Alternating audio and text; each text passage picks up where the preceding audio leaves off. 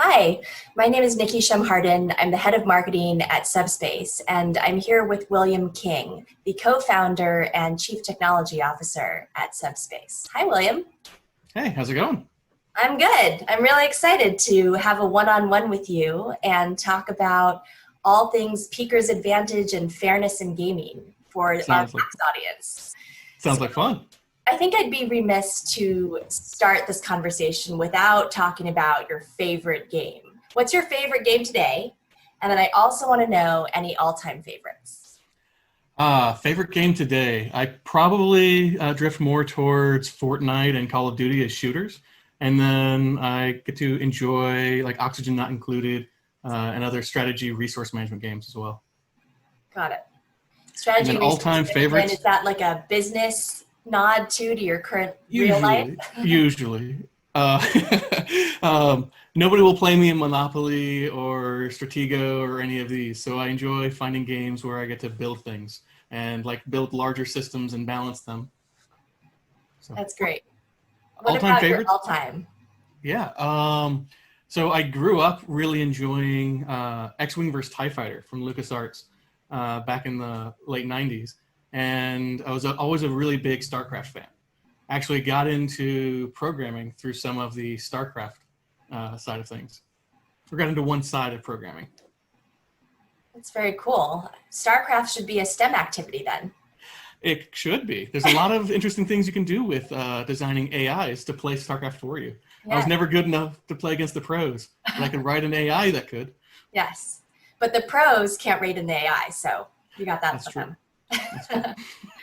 So you're co-founder of Subspace. Tell us a little bit about how you came to found the company, your career path, and what's your current focus? Yeah, absolutely. I got started as a reverse engineer. So computer got hit by an early internet worm, and I wanted to dissect that worm. So I learned assembly from there, and then from there I was solving any kind of puzzles. For me, a lot of different technical systems were fun puzzles and games to try and figure out. You learn some of the mechanics in games. I was learning the mechanics of how computer systems work. And it turns out a lot of games at that point in time were just learning how to connect over the internet. We're just learning how to explore different connectivity options and different ranges. And so that's how I got started there. It eventually went into larger distributed systems and telecom, but then decided to, why can't we fix the internet for real-time systems like voice, video, like gaming?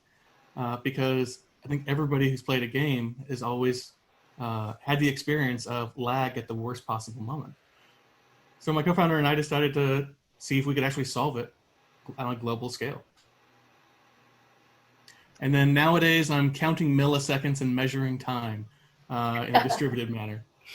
Got it. So when we think about latency and lag and playing the gamer experience, peaker's advantage and jiggle peaking and some of these other mechanics are automatically concerns or issues that might come up. What's the deal with those? How do those happen, and why are there still potentially issues with newer games? Yeah, absolutely. I actually have a great graphic for explaining a little bit about what peaker's advantage is, and it'll help. So peaker's advantage is a mechanic in games that one side, let's say this blue actor, moves around a corner, and you're able to see, the blue actor is able to see the red actor before the red player is able to see the blue player. And that's because there's packets in the game that go over the internet to the game server all the way to the red player. And so this player standing still, the blue side already knows about it, and before the actions can get over there, the blue one is able to take advantage. It's really, really apparent when the lag and latency for games are higher. Some games actually include this as a positive mechanic, but a lot of other gamers have experienced it as a negative thing. You've got somebody who's really, really good, and you suddenly die without ever having seen another player. So that's kind of what's known as peaker's advantage. And what are some of the games where one might experience peaker's advantage? I know Rainbow Six is a famous one. Counter-Strike, many of the Counter-Strikes are famous, where you'll see pros use this technique to a major advantage for them. Other games on larger, like 100-person battle royale games, you see it as well. But there they're playing off more of the latency between the server difference. If you live near the server, you have a much higher peaker's advantage effectively than others do. Right. Does this also impact other sort of mechanics, lag and differences in latency between players besides peaker's advantage? Yeah, it does. It does. A lot of game developers have worked really hard to be able to keep fairness in the game, but they're really trying to work around what the status of the internet. And so when the players are playing, there are input lags and a bunch of other things that'll add up throughout the experience. So a player who ducked behind cover could still get hit because the game server wasn't able to get that signal that they ducked behind cover before they got the signal from another player that they had taken a shot. And so there are a lot of these interesting mechanics at play when you're trying to think about how do you get hundreds of people in the same game, or interactive even. There are a lot of cooperative games that you've got to be able to coordinate with players. And you have the same thing where actions have to be coordinated and timed. Imagine trying to play ping pong in a VR set, where if there's any kind of packet loss or any kind of change in the network quality, you have to have a very, very tightly coordinated action. And that's where players will get that unfairness. Right.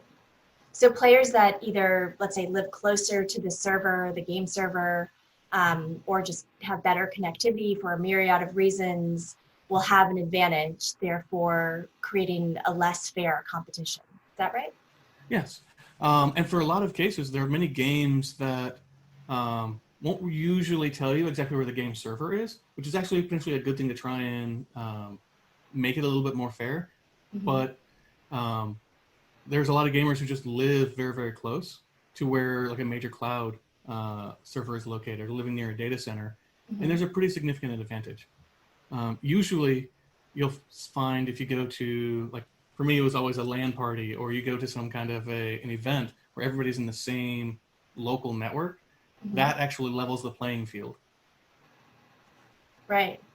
But certainly that can't be easy to replicate in today's shelter-in-place environment. I'm guessing that not a lot of people are able to get together in the same LAN environment. That's very true. You really can't. And so there are a lot of different companies and organizations and game publishers and developers trying to find ways, with this new environment, how do we invent new technology?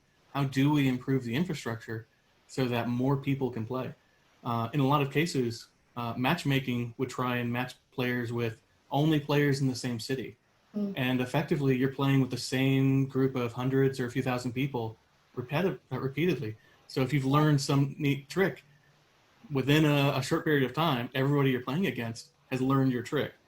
Right. Whereas if you're able to play with a larger set of players, it's a little bit more fun and a fair experience, because you get rewarded for having learned a new mechanic. So you might have that advantage there. Right.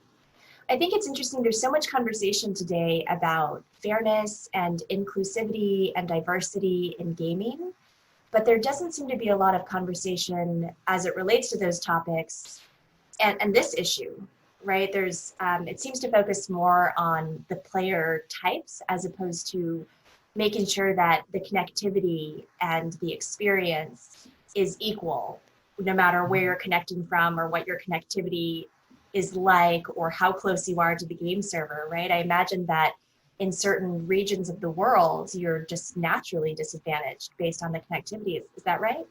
Yes, that's absolutely true. The internet wasn't all built at one time globally, and it's not all the same type of a build out everywhere. There's a lot of infrastructure that's very, very different. And I think a lot of people look at the internet and how gamers are able to interact electronically as too hard of a problem to solve. But that's actually one of the fun things for myself and for folks here at Subspace, where we're actually taking on the hardest of these problems and saying, how can we actually level those playing fields so that we can play against more people, so that we can enjoy with new different communities. Having that shared experience across language boundaries, across geographies, is a lot of fun. So this is selfishly motivated. You just want to have a more competitive Fortnite experience. Is that what you're saying? I can't say it's not a part of that. You're building a company for you. Okay, I got it. So how do you think that Peaker's advantage is impacting gaming culture and lag more broadly and these sort of similar issues and the resulting mechanics? What's the impact on culture for gaming? Yeah, I think what I have seen personally is many different people, from developers and gamers, didn't really know about these concepts initially. Like, nobody really talked about it several years back, but as technology progresses, as more people are playing, as there's more variety in skill sets, some of these mechanics are coming to light and getting names. Some games have said they can take mechanisms to keep a level playing field, making it more enjoyable or engageable for casual gamers.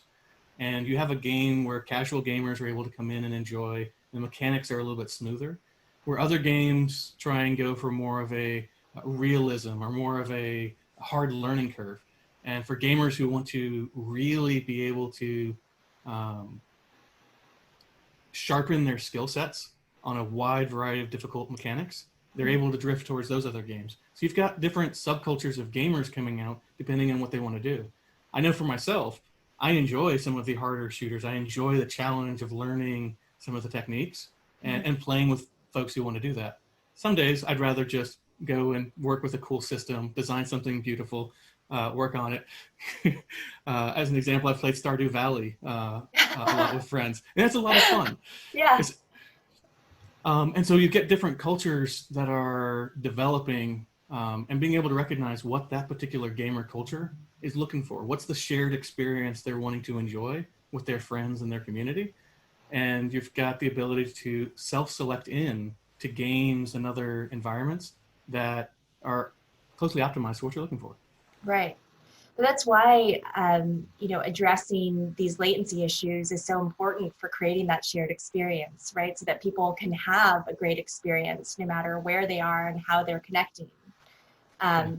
Otherwise, there are too many silos, right? And there's too much of limitation based on skill.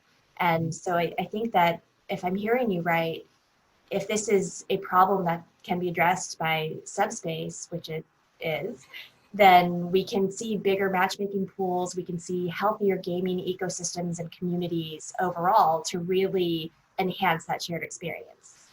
Absolutely, absolutely. And there's a level of predictability that we're trying to bring. If you're able to enjoy a game with good quality on one day, we'd like to be able to make it so that every single day it's the same high quality experience. Because a lot of people can think of times when there's been a major internet event which suddenly degraded their experience. That might be the only couple of hours that they can play that week. And if something unrelated happened, well, that's unfortunate. And so, Right. so we actually have fun trying to building out solutions to it, where whenever you want to play, you can, and everybody's kind of on a level or a deterministic playing field. What are some of the ways that other companies, as you referenced earlier, are trying to address this issue of fairness? So from there, there's many different companies along the different ecosystems. So ISPs have been trying to solve this by building out better infrastructure. But they're looking at not just games, but all kinds of different content. A lot of video content actually gets in the way of games. Games are usually super sensitive, where video content's not. Video content's usually gigs of traffic, where games is a lot of little tiny bits of traffic. Game publishers are changing some of the mechanisms, trying to be able to help tune it and be able to work around it. But a lot of times you feel you don't have much of a budget to be able to help try and solve some of these pieces. And by budget, I mean a latency budget. Other companies have gone through and tried to accelerate and fix some of the problems of the internet. And they've come out and realized it's a very hard problem. It's a fun challenge. It's an amazing adventure, but it's a hard set of problems. Right. So I think that a gamer who's looking to participate in a more fair and more competitive experience should seek to get their game on Subspace, right? It wouldn't hurt. So what we actually found, so I look at it as a game of actually how can we find all of the interesting places where the internet has not been amazing, has been unfair, and how can we actually level that? And it turns out there's many, many more places around the globe and more points of time, et cetera, where the internet just super changes. And so for gamers, games that can come onto Subspace, we're basically able to flatten out and keep a nice, level, clean, LAN party style quality. I love that. Fairness in gaming, brought to you by Subspace. So let's imagine, last question, let's imagine that we're in a world where there is that fairness in gaming. What does that look like? Oh, for me, I'm actually hoping that we move towards something that's kind of a Ready Player One, or a Sword Art Online type of a capability. I'm really interested in a lot of the VR side of things. Right now, I'm a big fan of what Survios is doing with their suite of fun VR games, or Iron Man VR that just recently came out. But there's a lot of fun VR games that could come out and really be able to drive a fascinating experience in an interactive way. Mm-hmm. That's what I'm hoping for. Yeah, I'm ready for a Ready Player One world. Me too. That sounds great. Well, thank you so much for your time, William. It's been great chatting with you. Thank you. We'll talk to you later. Bye. Game begin. What on earth is a global digital event, I hear you ask? Well, allow me to enlighten you. This event is a gathering of hot gaming content that you would have been able to see at PAX West in Seattle, PAX Australia in Melbourne, or EGX in London in September, before COVID changed the world in what, let's be honest, is a storyline from a video game. In fact, it's bound to spawn many post-viral games in the near future. We'll be hunting through the city streets, crafting masks from animal hides, and all while still on furlough. Instead, you can sit at home and take in all the delights of a truly global event, enjoying the food from your kitchen at a reasonable price, and have a seat guaranteed, all day. Amazing! At this event, you'll be able to poke around over 200 booths on the show floor, and have a deep dive into some great curated content you might not have seen before. And it's all in one place, like a show. Just have a click around and discover stuff, then click further and discover more stuff. The show floor, or Expo Hall if you're speaking American, is just part of the event we're presenting. On top of the Expo Hall, we also offer you some of the highlights of any PAX or EGX show. Tons of brilliant panels. You'll be able to visit the site, paxegx.com, and navigate your way via the show floor to the massive schedule. It's like a Glastonbury festival of gaming, with massive headline acts and loads of interesting things to watch in the meantime. There will always be something great in there just for you. The Daily Wrap from Virgin Media, presented at 5:30 UK time each day. This will be brought to you by a mix of the brilliant teams at Outside Xbox and Outside Extra, Eurogamer, and Rock Paper Shotgun. They'll highlight the hotspots from the show day that's just happened and look forward to what's coming up next, all using boss-level broadband for gamers.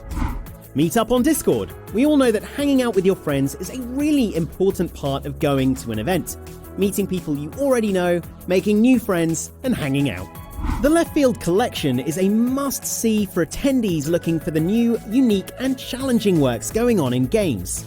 This is a platform for titles and projects that like to do things a little differently, and promises to always have something interesting to check out. With over 100 indie titles at this year's show, there's going to be tons to discover. There are loads of other features, including speedrunning, cosplay, some interesting limited edition retail opportunities, and board games, with loads of videos from our partners at Dicebreaker. Exclusive event merch! What with this being the first time we've done a standalone digital event, this merch will be very limited edition. Show off to your friends with a fetching new hat at a distance of 2 meters or greater, or grab something special for a loved one or hated enemy.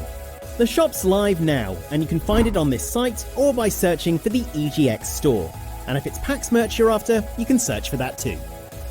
That's a taste of what to look out for while you're strolling around the digital show floor. There's loads of hot gaming content to come over the next few days. Some of it's live now, and some will be going live later, so be sure to check out all the booths to find out more. Oh, and don't worry if you miss a panel. Everything is going to be uploaded soon after to the EGX YouTube channel. But, you know, always better to see it first, right? In the meantime, here are some of the things to keep an eye on.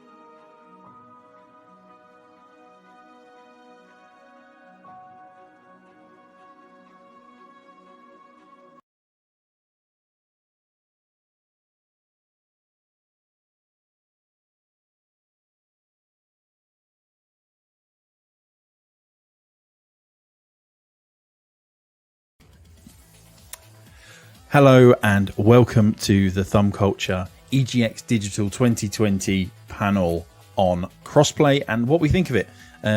Basically, let me tell you a little bit about us. We are a game website. We primarily focus on reviews, and we do dabble in news and opinion pieces, but reviews is where we generally sit. We also have all of the social medias, Twitter, Facebook, Instagram, YouTube. We also have a Twitch channel, and we are on your screens now as a great achievement, really, and a great sort of honour to be asked by the EGX team to host this panel on crossplay. So who you're seeing on top of in your screens at the moment is roughly around a third of the team that we have at Thumb Culture. Myself, Stuart, or Marvel. You can see all of our Twitter handles if you want to find us on Twitter, apart from Jason down in the bottom right of your screens, who doesn't use Twitter. He uses our Thumb Culture Twitter. So let me introduce everybody that is with me this evening. To my right or left, or whichever way, depending on how it's come out on the recording, is another Stu, or Darth Vader 666 UK on Twitter. Stu, how you doing, buddy? I'm doing very good, Stu. How are you doing? Yeah, I'm very good. I'm excited for this. I am too. So down in the bottom left on your screens, we have Jay, or MM Designs UK, the man mountain himself. Jay, how you doing? Howdy, howdy, howdy. Yeah, I'm not so bad. Thank you very much. Good. And then bottom right is my second in command on Thumb Culture. He is the one main person that I go to when I need to rant about one of the other two corners of the screen. Jason, how you doing, buddy? I'm doing awesome. Keep it quiet. Shh. Yeah, sorry, I shouldn't really have said that. But what we're on your screens to talk about today is crossplay. We all have different varied consoles and different gaming histories, but one thing that does combine us is our love of games. And we all have different thoughts and everything about crossplay. And we want to talk to you about it, and we want to see if we can sort of instigate some kind of conversation out there in the Twitter sphere, on Twitch, wherever this is going out. And I mean, I'll start first off. I think crossplay is a great thing. I am a convert to crossplay. If you would have asked me maybe 18 months ago, I would have been dead set against crossplay. I am a massive believer that crossplay, it either needs to be all or nothing. But we'll get the rest of the panel's sort of opinions and thoughts on crossplay, and then we'll move forward. So Stu, crossplay, yay, nay? Hell yes. Basically, I think it needs to happen. Maybe not so much FPS, because that's a grey zone of trying to balance it right, but almost every genre, like your sports genres, especially like racing, like your FIFAs, just stuff like that. It shouldn't even be a thought. It should just happen, because there's no excuse. There's no excuse not to have that, you know. And of course, you got the other side as well of it doesn't matter if you're on PC, PlayStation, Xbox. You just pick up, play your friends, and you don't have to worry about where you bought the game. You don't have to buy it on multiple platforms. You've got multiple friends scattered everywhere. That's always the case for a lot of people. Oh, I'm going to pick it up on here. Oh, I'm going to pick the game up here. Well, that's double the amount of money as well. I can't afford that. So yeah, I'm definitely for crossplay. Definitely. I'm a big believer in it. Excellent. Jason, initial thoughts on crossplay? I think it's a good thing. As you know, I've only just joined the kind of PC, as you guys like to call it, master race. I've always been PS4, a little bit of Xbox in the previous years. Coming to the PC, it's been an eye-opener for me to see actually what games I can play and can't play still with my old buddies back on the PlayStation. I enjoy all the time that I do, and obviously my friends base is growing slowly on the PC, but I've got so many friends on the PlayStation. I think my bugbear is there's not enough games out there that are crossplay now. So, yeah, hopefully that's something that going forwards will become more of a thing. Yeah, absolutely. And finally, Jay, your initial thoughts on crossplay, bud? Yeah, so I am a multi-platform owner. I have Xbox, Switch, PlayStation, PC. I game on whatever I can get my hands on, really. So for me, yeah, crossplay, very important. Given the nature of all those sort of different gadgets, I know various different gamers. But also for me, it's about the cross progression Having one account on a game, something like Rocket League, that's introducing cross progression. So I can have a quick match on the Xbox. I can then boot it up on the Switch and continue playing. If I have to pop out or whatever. There are pros and cons. Stu alluded to first-person shooters. I tend to play things like Rainbow Six Siege on the PC because mouse and keyboard's a nicer way to play that game. If you go against people on a console, I don't know. They might struggle.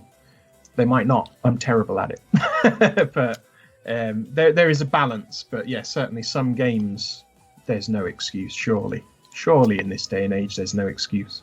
Yeah, I think you're right there about the cross progression, though. That is a big key to the cross play. Like you say, you said about Rocket League in the Rocket ID that they're bringing in, or they've brought in the Rocket ID, and then they're bringing in the cross progression.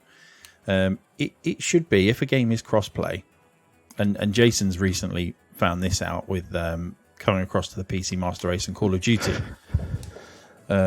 He made progression on the PS4, got the PC, installed it on PC, and his progression, after a few little teething problems of getting his accounts logged in and linked, but then he's got the cross progression.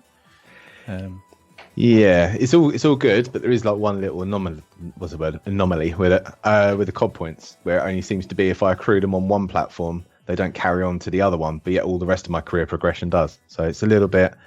I mean, though, once you've gone PCMR, why would you go back? Let's be honest.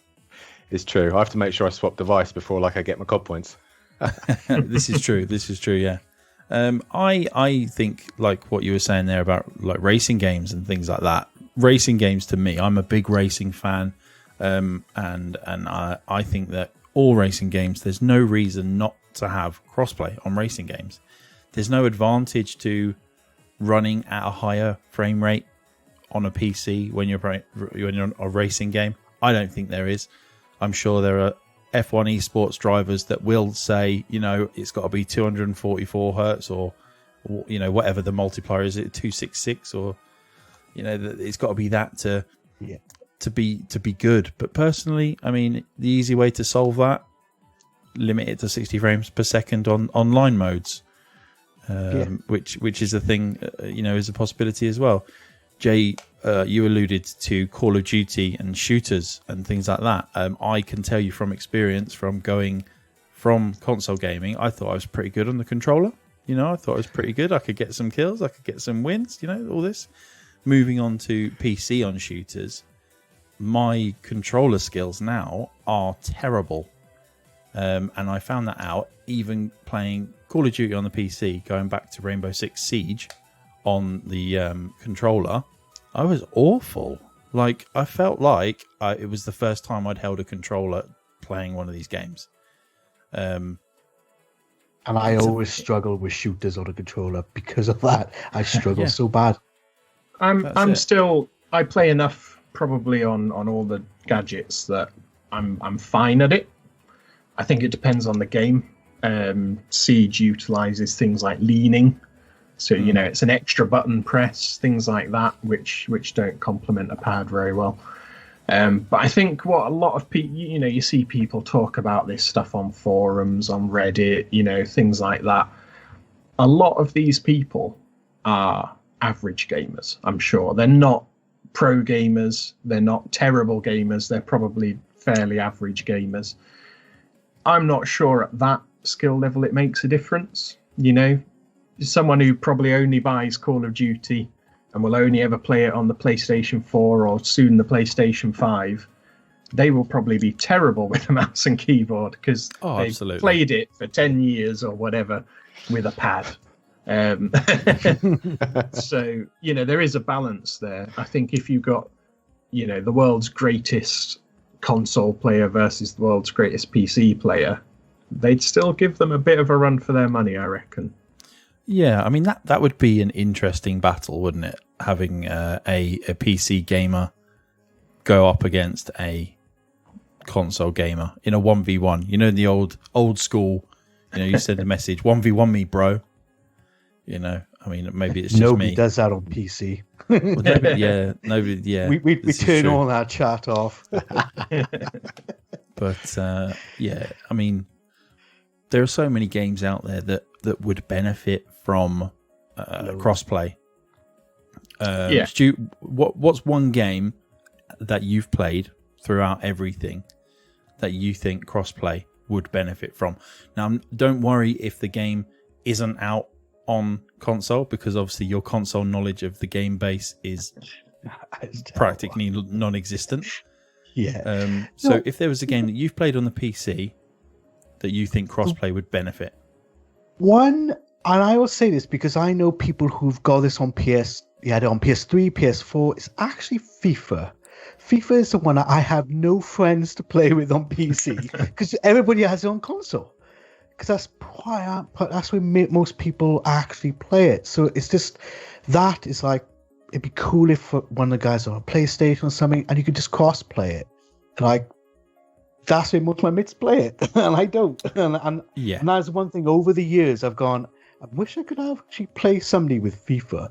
You know, I know FIFA's a weird one to choose, but it's just one of those games you play, which you know is on your own. You know. Hey, we're all friends here. We're all friends here. Yeah. There are no right or wrong answers. Yeah. You know, no, I would agree with you. I think FIFA is, and like you said, any sports title, FIFA, Madden, NBA, NHL, Madden, I League played for a Baseball. few months, and I know two people had it, and they were playing with each other, and I'm like, I can't play with you. Oh, Yeah. and I'm not buying a console just to play Madden. Yeah, I mean, That's a yeah, bit extreme, isn't it? it's a little bit. Yeah, I mean, Jay probably would. Yeah, it's the kind of thing I'd do. Yeah, I don't like missing out. yeah. Go on then, Jay. How about yourself? One game that would really benefit from crossplay. So it's kind of all the rage at the moment. Fall Guys. Currently out on PlayStation 4. It was free on PS Plus. Yeah. Obviously, it's on PC as well. I think they're planning on things on Switch and Xbox and stuff like that. So I'd imagine, this time next year, for argument's sake, it will be on everything. I think today there's a mobile version coming out. So, but it's all siloed off. So I play it on the PlayStation 4 because it was free. But I know a few people that have it on Steam, so I'm not able to play with them at the moment. But I think that game, there's no skill in terms of frame rate or aiming or things like that. It's, you play it with a pad on PC generally. It feels better with a pad. It's terrible on keyboard and mouse on PC. Yes, even I would even accept that. It's actually better on a pad. The keyboard and mouse. So yeah. But that's the kind of game I can imagine, on xCloud, on Switch, just lounging about at the end of the day in bed or whatever, just jumping on for a few matches. Again, cross progression would be key there, I think, because you have the battle pass type mechanic. But it would be incredible crossplay, that game. It just suits it so well. Do you know if that was crossplay, they would have to release some platform specific outfits? Yeah. Could you just imagine running up the hill on the crown level, and you've got like a guy in like a blue PlayStation suit or something like that, running up against a guy dressed up as a mouse or something like that? Yeah, you want like Mario versus Master Chief versus Kratos. Yeah, exactly. Just those costumes. And that's where you can have fun with that stuff. Yes. I mean, I would definitely grab hold of one of those people and just hold them back. I think I would forego potentially winning a round just to jeopardize somebody else on an opposite platform. Yeah. Because let's be honest, who doesn't like a nice bit of friendly competition? No. So Jason, moving on to you. One game that you think would benefit from crossplay? About something like Wreckfest. I reckon. Ooh, good shout. That's a good shout. See, for me, obviously, I've got access now to Wreckfest through the Steam library, but predominantly all my mates have got it on the PlayStation. So that would be pretty awesome to be able to play across. Also, thinking long term with gaming, how many times have you gone onto a game like I don't know, a year after it's been out and you see that the servers are starting to dry up, there's not enough people that you can go join in a lobby with? So surely if you go crossplay for the developers, that still gives them a fan base, something to keep working on. We've got so many, hundreds of thousands of people playing our game still, therefore we're going to support it for longer. Absolutely. So surely that must be beneficial. Yeah, absolutely, 100%. There would be no reason. Look at GTA, for example. I know that it's not crossplay, but the amount of people that play that game online regularly, and that just gives Rockstar the impetus to continually develop its updates for it. Basically, I think that is a very, very good shout, saying about the helping the developers and the publishers almost milk their games more, but not milk it in a bad way. I mean, obviously Rockstar are starting to milk GTA 5 online now, with it becoming one of the big releases of the PlayStation 5, bizarrely. But that's another game that would really, really benefit from crossplay. Yeah. Would. Yeah. I haven't played it in a long time, but again, you'd have this grey area of controllers. I think it's because I know Red Dead, for example, because if you have a controller on Red Dead on PC, it automatically does auto aim for you. You can turn it off, but I guess you'd have to have something like that as well for Grand Theft Auto. See, I think with GTA, don't you lock on anyway? I think you lock on to a head or a torso to shoot. Not when I play with keyboard and mouse. Okay. Well, I mean, maybe there might be a button, to be honest. There might be. I've never used it. I've gone through game. I've not played it in a long time, but I thought you sort of locked on anyway. It locks onto the chest, and you kind of just move up slightly to get to the head. See, for me with GTA being cross-platform, I think my bugbear on that one would probably be how do you govern mods? Because obviously PC has got a whole stack of mods, where console you can't mod it. You could. Online you can't mod, or you're not supposed to. Yeah, you're not supposed to, but it happens. You could incorporate a server browser. Yes, classic server browser from or like old school games. Remember the old days of Battlefield 1942, where just all sorts of crazy servers. That was cool. That was some really random servers. That was. That's it. But I mean, I think if you're going to look at crossplay, this is my opinion. I think you either have to have all or nothing when it comes to crossplay. Yeah. I think it needs to become an industry standard. It doesn't have to be crossplay between PS4, Xbox, and PC and Switch, if depending on the game. It could just be console crossplay.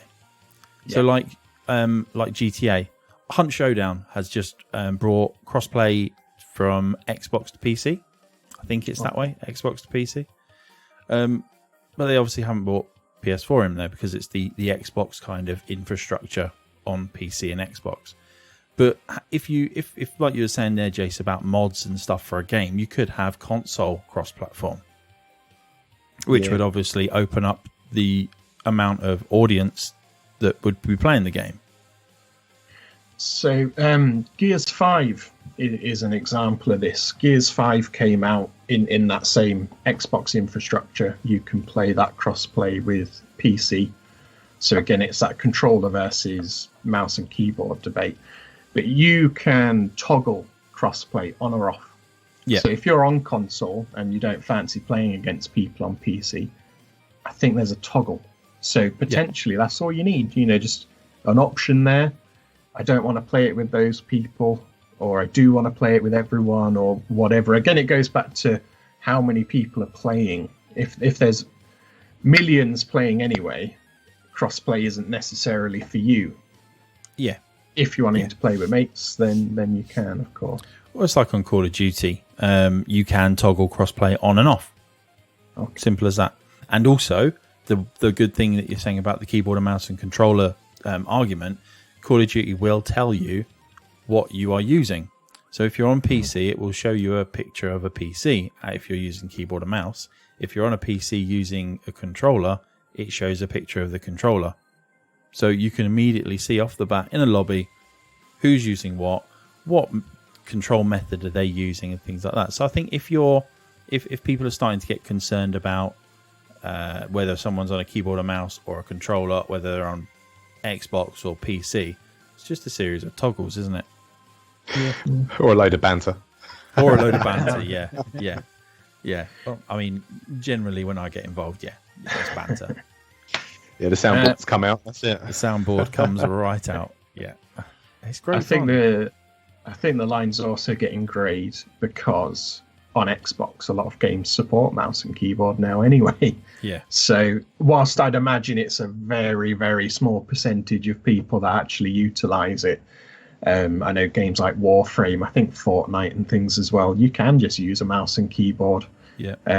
I'd imagine, like, say, tiny chunk of the player base doing that, because that's not really what people think of with consoles. But, you know. Yeah, you kind of move the console from being a casual kind of sitting on the couch system to then needing a table of some description, which, Yeah. I mean, it's okay if you like. For me, I've got my PlayStation set up behind my monitor, so I'm already in that kind of area. But if you only have a console, you need that bit of space. Yeah. So I think it's Corsair that has that lap keyboard and mouse setup. Have you seen that? I think. Is it Corsair or was it Razer? I think Razer do one. It's Yeah. basically like a big, like the old school dinner trays that you used to get. Yeah. It's like one of those, but with a keyboard and like a little like square area for your mouse. Yeah. Yeah, so it's kind of funky, to Interesting. be honest. Which is all right if your sensitivity is really high, but if you're like someone who doesn't have their sensitivity really high, you're going to end up falling off it. Yeah. Or just doing this a lot. Yeah. Yeah. Basically, that's well old school doing that. Yeah, there's the old style when you used to roll it too far and see how far your cursor could stay on the side of the screen.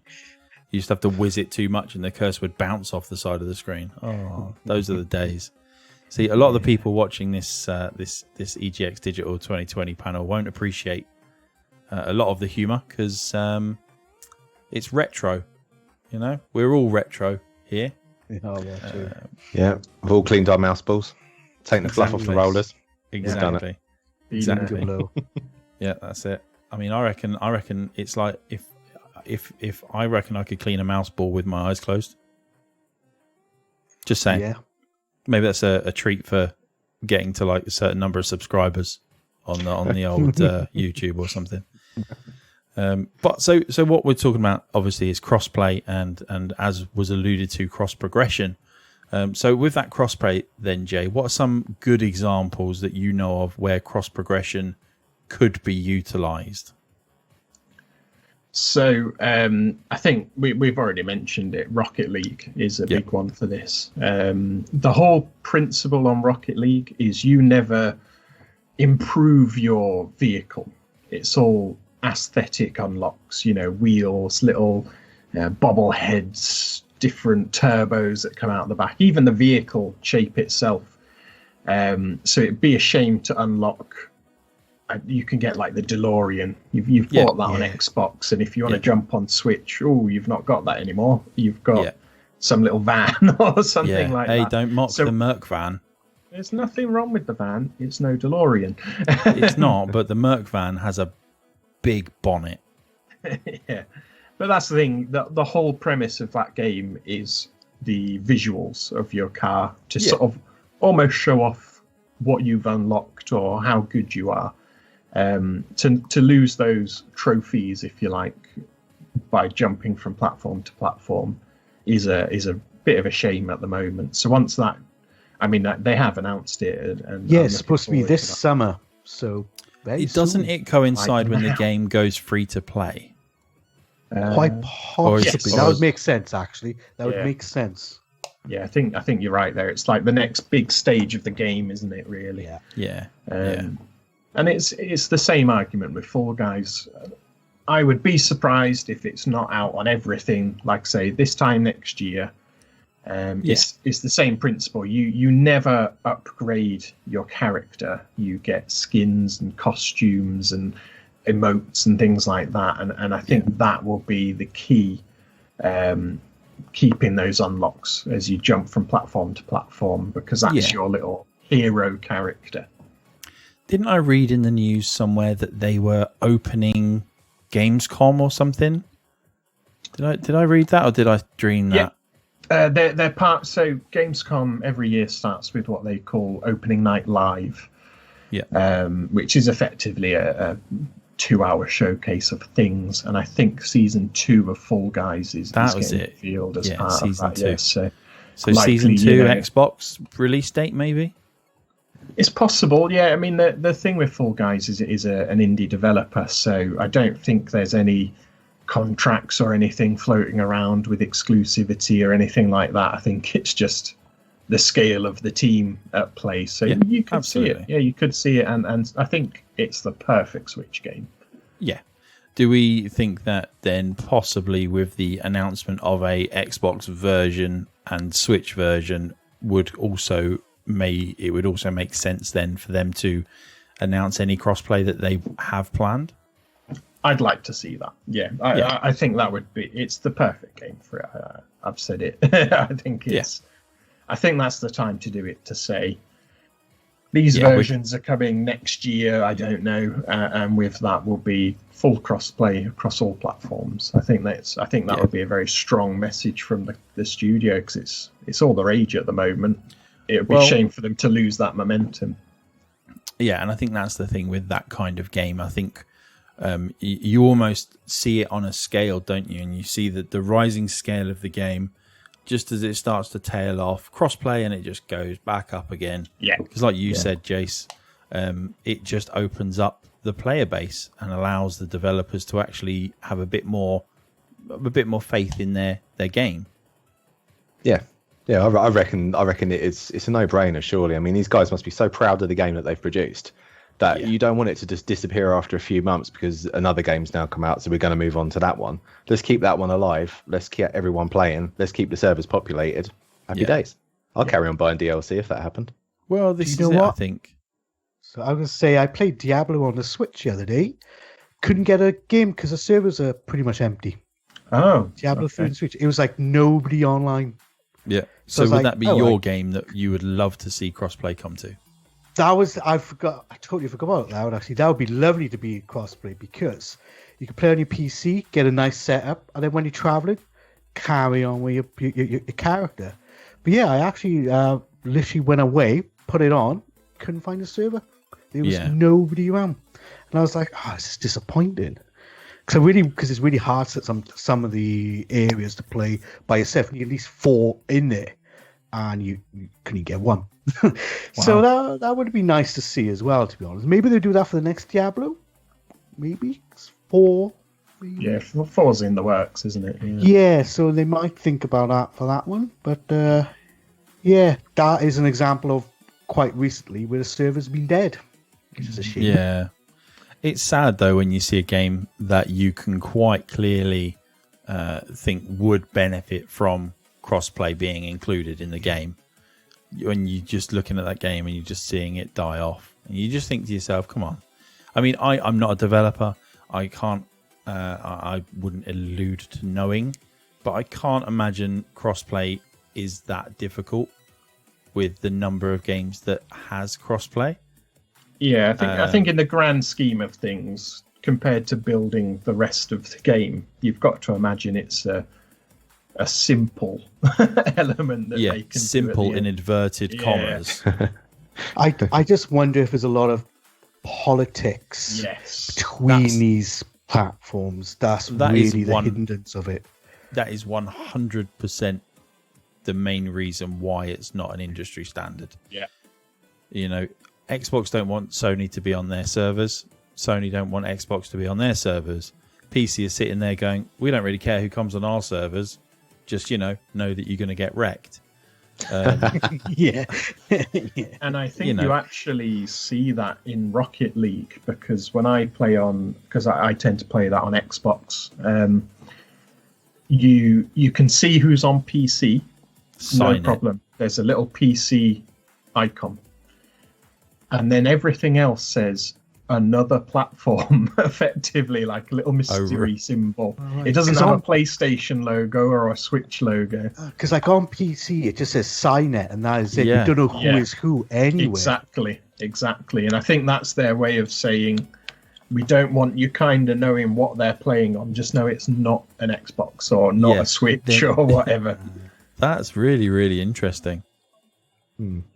Especially for a company like Psygnosis, who don't really have any affiliation to the thing. So that's obviously a great example of the politics of the different platforms coming out and saying, you know, look, we're happy for you to have crossplay. Just don't make it aware that what other people are playing on. Yeah, because I'd imagine if you saw on, you know, you've mentioned Call of Duty being crossplay. I'd imagine if you saw that MVP every match had a little Xbox logo next to their name. Never happens. Sony would be like, "Ooh, this isn't looking very good for our copy of the game, is it?" I wouldn't see that when I'm playing it because I'm usually top of the leaderboard. I mean, it ain't Jason, that's for sure. Oh, it's lies. But no, I've got to say, when I was playing on PlayStation on COD, if I saw the little Blizzard icon coming up with the mouse, I'd be like, oh, here we go, I'm going to get wrecked. Because just knowing how, I don't know, I wouldn't say it's an advantage, but coming across to PC sort of new, I have found now that the mouse is it's a better tool than an analog stick ever is. I find myself a lot sharper, a lot quicker, and I do wonder now, are the people on PlayStation and console, when they see the Blizzard sign come up now, thinking, "Oh, crikey," you know? They all probably hackers. do it first. They probably do it first until they see Psycho Sparky next to it, and then like, it's fine. Oh, good jokes. Yeah, but no, you're right. It is the mouse is such a better tool in terms of aiming, because it is. I mean, once you get used to where your mouse is, you know how far to move it to each corner of the screen. Like I've got 3 screens in front of me, and I'm literally got the mouse in the middle of the screen, and I'm literally flicking it to the edge of the screen, and I'm not, you know, that's easy. It's straight lines. Whereas when you're on the controller, unless you're super efficient with the controller, it is a lot more difficult to find those corners. So is that an advantage then if you're playing crossplay? Yes and no, because on console you have a slight auto aim. Obviously, some people turn it off, whereas some people don't realise that it's got auto aim, and that does give you a slight advantage in terms of your controller methods. I think if you're on a PC and you're a really, really good player, I think you will 9 times out of 10 win a one-on-one gunfight with somebody. One, because there's more frames. You know, I run Call of Duty Online, and I'm running at roughly around 100, 110 frames per second. If I'm playing against a console person, I'm not even sure if they're 60 frames per second. It might be an adaptive frame rate at around 60. So I'm seeing them not before they've come around the corner, but because of the way that the frame rate works, I'm seeing them slightly earlier than they get to see me. Granted, it's only milliseconds. You know, you're talking about just double the amount of frames. So, you know, but there is an advantage. And then if you've got a monster rig where you're getting 250 frames per second and you're playing on a monster monitor that can display those frames, then you are going to get a big increase in performance. So there is, I think there is always an advantage on first-person shooters when you're playing on PC against the console person. Personally, I think all you guys nodding sort of in agreement as well. But that doesn't mean that crossplay shouldn't be included in those, because at the end of the day, I'm a casual gamer. I've said it. I'm not a hardcore gamer.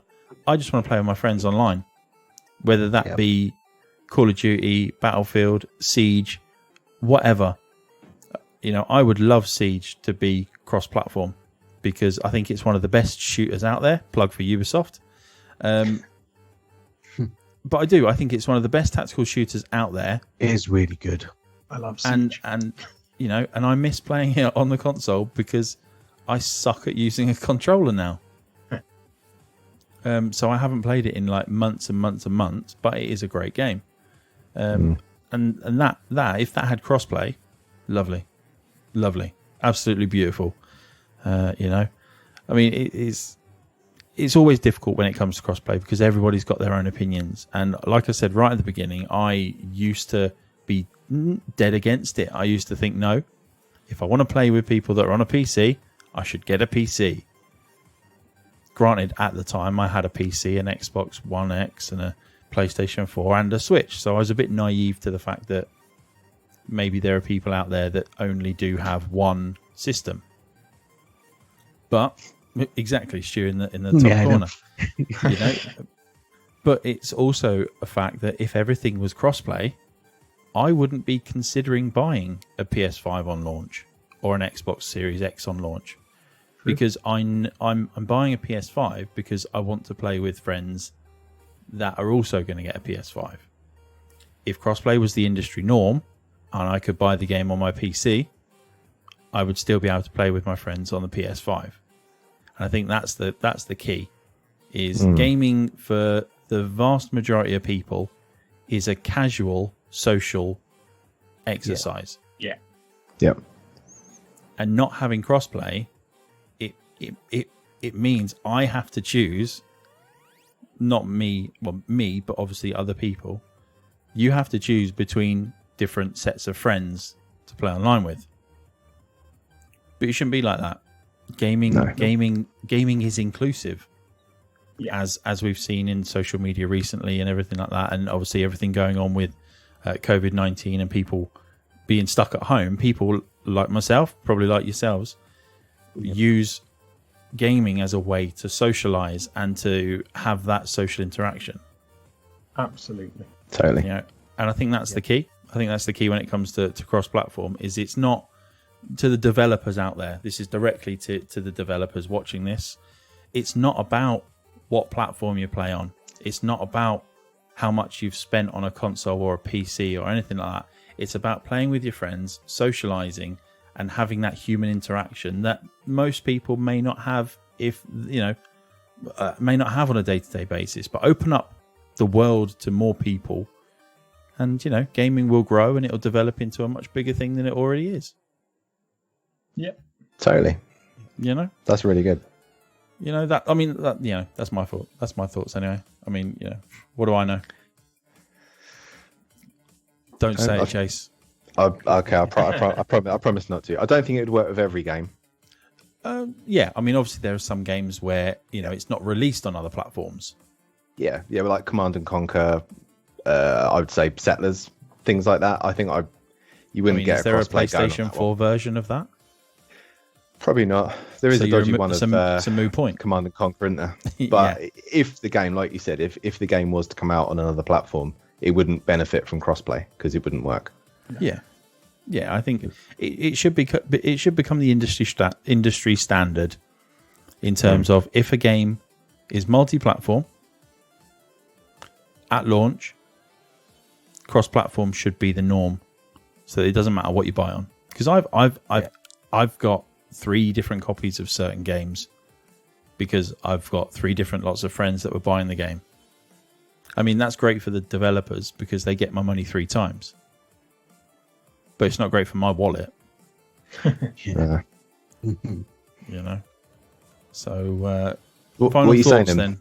What am I saying? What? Do you buy like one license then that then enables you to be able to play on any device? No, you just buy the game. It's cross-platform. Just buy the game. But if you want to do cross-play progression? It should come hand in hand, really. It has done on Call of Duty. For another day. Yeah, it has done on Call of Duty. Yeah. If you link up your account, it comes... Again, it's probably hidden politics why your communists didn't come over as well, Jace. So. Oh yeah. At the end of the day, there are elements of cross-play and cross-progression that do leave a lot of questions that aren't necessarily as straightforward as we make it sound to be. But this is an aim. We're coming into the next generation of consoles and not just consoles, but the next generation of PC hardware as well. With the NVIDIA chipsets being released. So we are moving into a next generation across the board to a certain degree. So why not start that next generation off as it means to go on, with allowing everybody to play against whoever they want to. And like was mentioned before, you can switch it off. Yeah. If you want to stay on your own system, just switch it off. That's fair. That's more than fair. Yeah. Crossplay, good. Absolutely. Yes. Closing thoughts there by Jay. But guys, thank you so much for joining us. We're coming up to around 40 minutes of this EGX 2020 digital panel. And we just want to say a massive thank you for joining us. If you've enjoyed what we've been talking about, stay tuned to the rest of the digital showcase that is currently running on, because I'm sure there are some great topics to be out there. Get involved in Twitter and the subject. Where everyone's always around on Twitter. You can see our tags below us. Feel free, if you've got any closing thoughts, to drop us a message. Obviously, Jason hasn't got his Twitter handle at the bottom, but send me a message. I'll pass it on to him. It's fine. But I think all that's left to say is, as Jay put it so succinctly, crossplay good. Good. Crossplay good. So, guys, thank you very much for joining me tonight, and hopefully we will see you all soon around the internet. Take care. Bye. There's Game begin. What on earth is a global digital event, I hear you ask? Well, allow me to enlighten you. This event is a gathering of hot gaming content that you would have been able to see at PAX West in Seattle, PAX Australia in Melbourne, or EGX in London in September, before COVID changed the world in what, let's be honest, is a storyline from a video game. In fact, it's bound to spawn many post-viral games in the near future.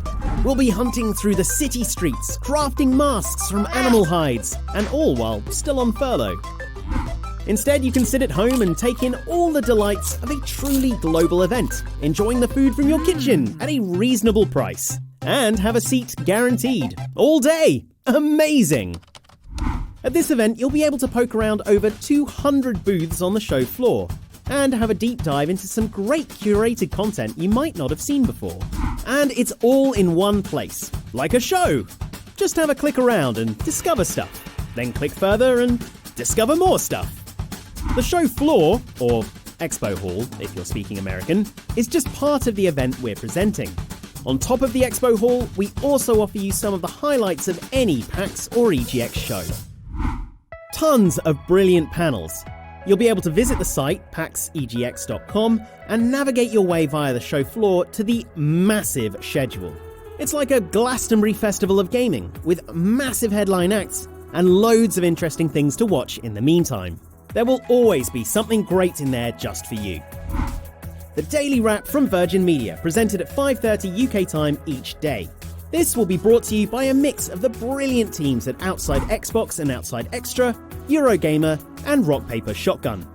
They'll highlight the hotspots from the show day that's just happened and look forward to what's coming up next, all using boss-level broadband for gamers. Meet up on Discord. We all know that hanging out with your friends is a really important part of going to an event. Meeting people you already know, making new friends, and hanging out. The Left Field Collection is a must-see for attendees looking for the new, unique, and challenging works going on in games. This is a platform for titles and projects that like to do things a little differently, and promises to always have something interesting to check out. With over 100 indie titles at this year's show, there's going to be tons to discover. There are loads of other features, including speedrunning, cosplay, some interesting limited edition retail opportunities, and board games, with loads of videos from our partners at Dicebreaker. Exclusive event merch! What with this being the first time we've done a standalone digital event, this merch will be very limited edition. Show off to your friends with a fetching new hat at a distance of 2 meters or greater, or grab something special for a loved one or hated enemy. The shop's live now, and you can find it on this site or by searching for the EGX store. And if it's PAX merch you're after, you can search for that too. That's a taste of what to look out for while you're strolling around the digital show floor. There's loads of hot gaming content to come over the next few days. Some of it's live now, and some will be going live later, so be sure to check out all the booths to find out more. Oh, and don't worry if you miss a panel. Everything is going to be uploaded soon after to the EGX YouTube channel. But, always better to see it first, right? In the meantime, here are some of the things to keep an eye on.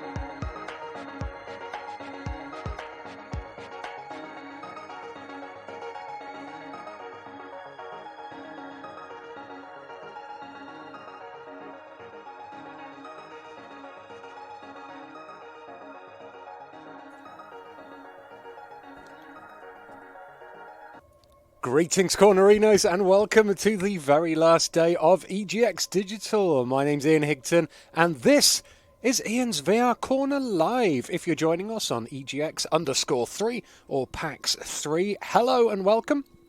I'm Eurogamer's Ian Higton, and I am Eurogamer's resident VR enthusiast. I absolutely love VR games. I try to share my love for VR as much as possible, but I do it regularly every Sunday. And for EGX Digital, I've been doing some very, very Yelp-filled live streams of The Walking Dead Saints and Sinners, the PSVR version, if you hadn't guessed already by the big light box on my head here. Now, the PSVR version of The Walking Dead Saints and Sinners is pretty awesome, actually. I played the Rift version when it first came out, and I was really impressed with it. It was one of my favourite VR games to play. And the PSVR version is a really faithful port. There's not too much downgrading in terms of graphics. I mean, there is downgraded when you look. You can tell when you look at the NPC character models and stuff. But the world and stuff seems pretty much exactly how it is, and the gameplay is identical. It's a really good port, and I will be playing 2 more hours of this for you today, following on from the first 2 hours that I played last Sunday on this channel. It started off quite slow because I was at the very beginning of the game, and it eases you in quite gently, but by the end of it I was absolutely terrified and resorting to killing zombies with spoons because I'd broken all of my weapons. So you can guarantee that today's missions that I undertake for the next 2 hours are going to be even more crazy. I was hoping today to stream the PSVR version of Minecraft for you, by the way, but that, unfortunately, that version, the update has not launched yet. The update is due to launch sometime in September. I was hoping it was today, but it's not. So hopefully next week, maybe, if you're interested, come back to youtube.com/Eurogamer next week, and hopefully I'll be able to get a Let's Play of Minecraft PSVR up for you then, if it has been released, of course. We got 100 people watching over on youtube.com/Eurogamer, and we got people on EGX_3 and PAX 3 as well, so I better get going. I hope everyone is well and is having a good Sunday. I will be kind of cut off from the real world once I'm in here, so when I start playing, I'll play for about 5 minutes, and then I'll have a quick look at the chat just to make sure that the audio levels are correct and you lot can experience the game without me either being really quiet or the game being really quiet, you know. But otherwise, I'm going into the bayou. I'm going into New Orleans, the apocalypse, and I'm going to try my best to survive. Thank you very much, Spidiog FOH, for the super chat, by the way. You are an absolute legend, Spidiog. But anyway, let's carry on. So we're carrying on, by the way, from where I left off last stream. The last stream ended with me putting some info into a Dropbox, which is a crypt. I had to put that info into the crypt, and then it said pass some time until the lamp is lit, which means the resistance has got my intel. So that is where I'm restarting from. I had a little sleep, and we are now going to find out what happens next. I've got a situation. Please. Okay, so the voice on the radio has a situation. What's going on here? Crescent Tower. Oh, I'm going to take this food with me as well. But let's tune into the radio and see what Tower Friend wants. Oh, this better be good. Cutting Not straight sure to I it. want to waste my time. Yeah. Yeah, I got spooked the other day. The crash rattled me. I'm The sorry. lantern is lit, by the way. I don't know who to trust. There's not many decent options out there, but I'm getting desperate, so I need to take a chance on you. What do you think? Can you help me out? I guess so. Please? Go on. You've got my attention. I've been hearing things from the tower radio chatter. They found something, and I need it. Back. Okay. Problem is, I have no way to get my hands on it without help, without you. Now, I'm willing to give up what I know about the reserve in exchange. Does that sound fair? Yeah, well, the reserve has loads of loot in it, so I'm up for that for definite. What do you need? A pump flow regulator. Oh. A tower patrol found. Keep your hands off my Memorial pump Lane, flow Garden regulator. District. It's just another useless piece of junk to them. The Mm-hmm. problem is there's a potential showdown brewing over there between the patrol and a reclaimed camp. You mean I get to Could be play blood. two factions off Quickly. against each other? Hooray! Let's do that. All right, I'm in. I'm ready to do this. The pump regulator is a piece of industrial equipment about the size of a coffee maker. Pipes, switches, knobs. You'll know it when you see it. Now, the Tower Patrol has it at their camp. Okay. Red House on Memorial Lane. Red House, And remember, Memorial Lane. reclaimed are nearby, so you might get caught in the middle of a scrap between them. Now, once you have it in hand, hustle back to the radio and contact me. Time is not on my side. If you pull this off, I'll spill everything I know about the reserve. You have my word. Okay, so Yoldi radio voice wants me to make my way to Memorial Lane. I could do that via the little, the crappy little boat we've got. But before I do that, I'm going to head back to the tomb and see what has been left in place of the intel, the information drop that I hid in the coffin. I'm going to have a quick look just to make sure. Doesn't look like anyone's shouting at me about the audio levels, so I think we're good to go. My stamina and my overall health has taken a bit of a knock. I wonder what will happen if I eat this. Yum. Oh, there we go. Look, my health and my stamina is now completely full. Okay, yes, they've dropped something else off. What is it? I know Henri is dead, and I know that for the time being you stepped into his shoes, whoever you are. I am not in the habit of trusting people these days. Trust gets you dead when it's given to the wrong person, and there is a lot of wrong out there. But I am willing to set prejudice aside for a few moments so we can have a little chat. Okay. See if we can work together. I'm assuming you scored a few useful things out of that last tower cache. Well, there's more where that came from. As long as nothing happens to me. Understood? Get yourself to the churchyard. I will unlock the gate so you can reach the area. Stay out in the open. If I am satisfied you are alone, you will see me. Where's she reading that bit from?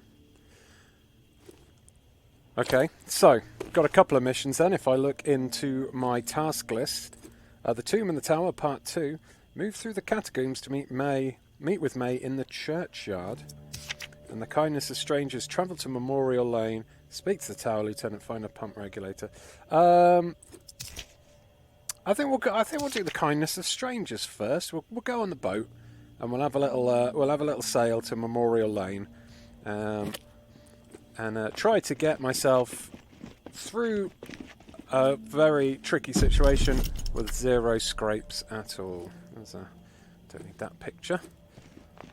Okay, now, what I do not have is anything. Like, I've got a bottle of medicine, I've got a dragon bar, but I have no means to defend myself at all. So, let's see. I've scavenged quite a lot of stuff recently.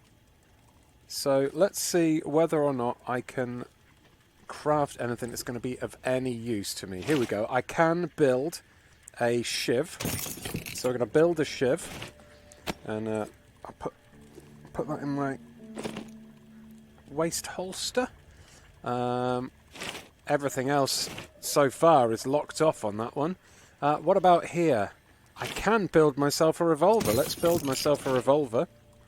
I'll put that in my side holster after I teabag the floor. Can I build ammo though? Doesn't look like I could build any ammo for it yet, which is not cool. I guess I need to find some more things. And I can't build a Nutri-Steak or Nutri-Stew because I need some more proteins, but I did just eat one, so I should be okay. I'm a bit worried that I'm going into this situation with zero ammo for my pistol. No, hold on, I've got 5 ammo. So I need to open. Is it already loaded? No. Why can I not? Wait, is it loaded? Maybe it is loaded. Oh, it was loaded. Okay, it was loaded. I was like, why has it got 5 ammo, but I'm not picking up any ammo pouches? It's because it was loaded already. Okay, so... Oh, have I lost it? 1, 2, 3, 4, 5. There's 5 in there. Why does that say 4 now? Oh, screw it. Okay, I don't want to drop all my ammo on the floor again. Alright, let's go. Oh no. This zombie mission is just not going to pay off, is it? It's going to go terribly, terribly wrong. I could never be trusted in a real life emergency. I'd have the right intentions, and I'd be like, yeah, let's do it. But my plans always go to shit. They always mess up. Memorial Lane, please. Toot toot. Classic Ian moves as a retro futurologist. Yep. If you can, if there's something that can be messed up in a really ridiculous way, I'll do it. I will do it. Just going to take a little sip of Coca-Cola while this is loading.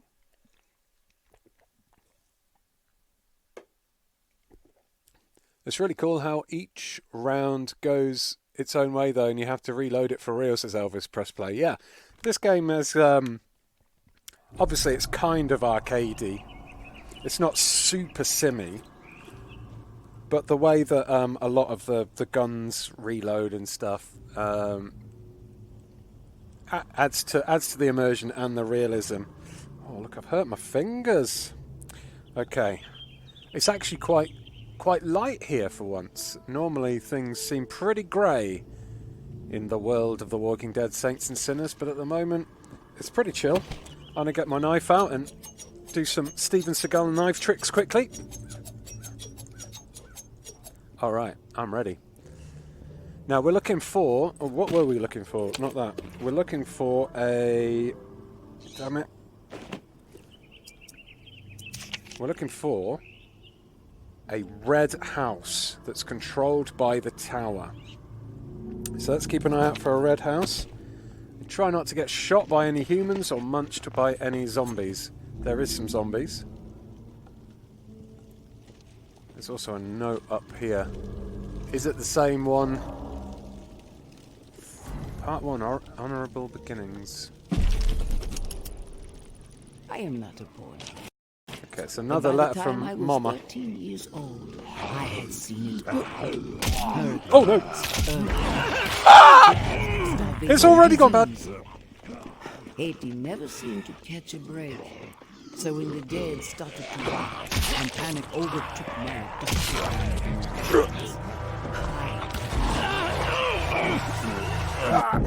Oh no, I died already. There. Oh. Christ. X and start. Let's pretend that never happened.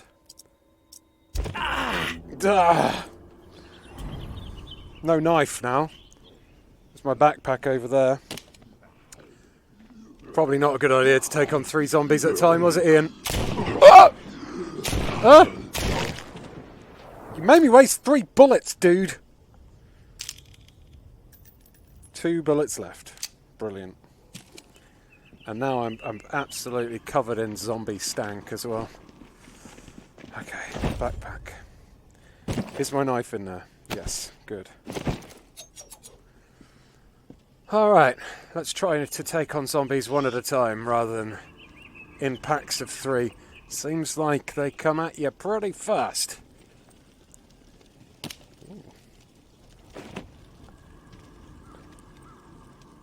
East, oh fuck.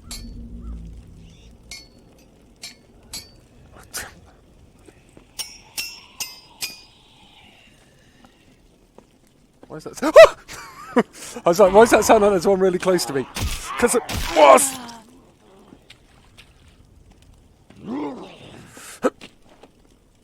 Oh, I do some dental work on him. You've got a bit of brain in between your teeth there, mate. Up!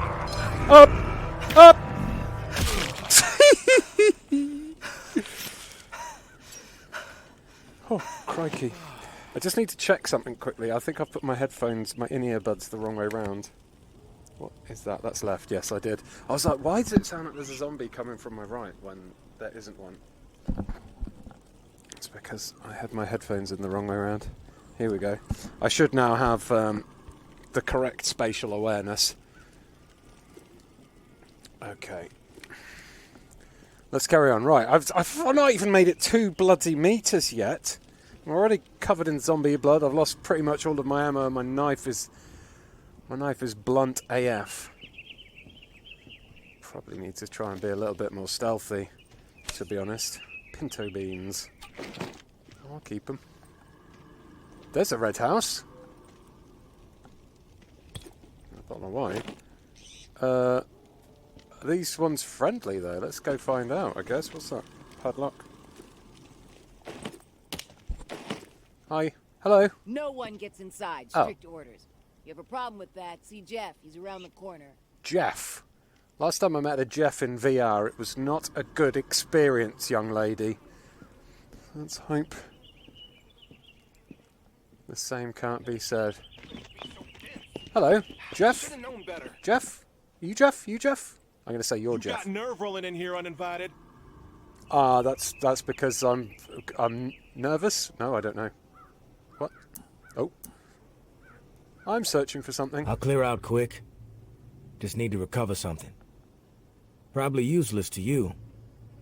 Mind if I take a look around? Yeah, we mind. We have enough problems to deal with right now. Not gonna let some stray scrounge on our turf. Oh, bloody hell, Jeff. What's the problem? Maybe I'm the solution. You know what? Yeah, you might prove useful. Okay. My brother is in some deep shit. Right. Pack of reclaimed scum snatched him. Anthony's a good kid. Bit dim. Feel that. But he doesn't deserve whatever those freaks have in store. Okay. We can't get anywhere near where they're holed up. Light Blue House across the way. Right. They'll gut him immediately if they see us coming. But you?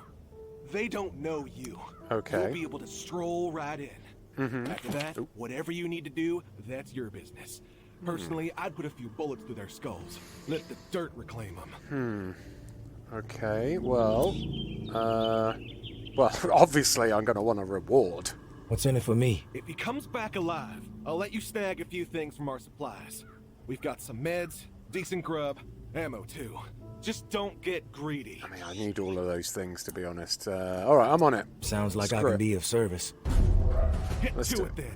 Knowing how those savages operate, you might not have enough time before they execute him.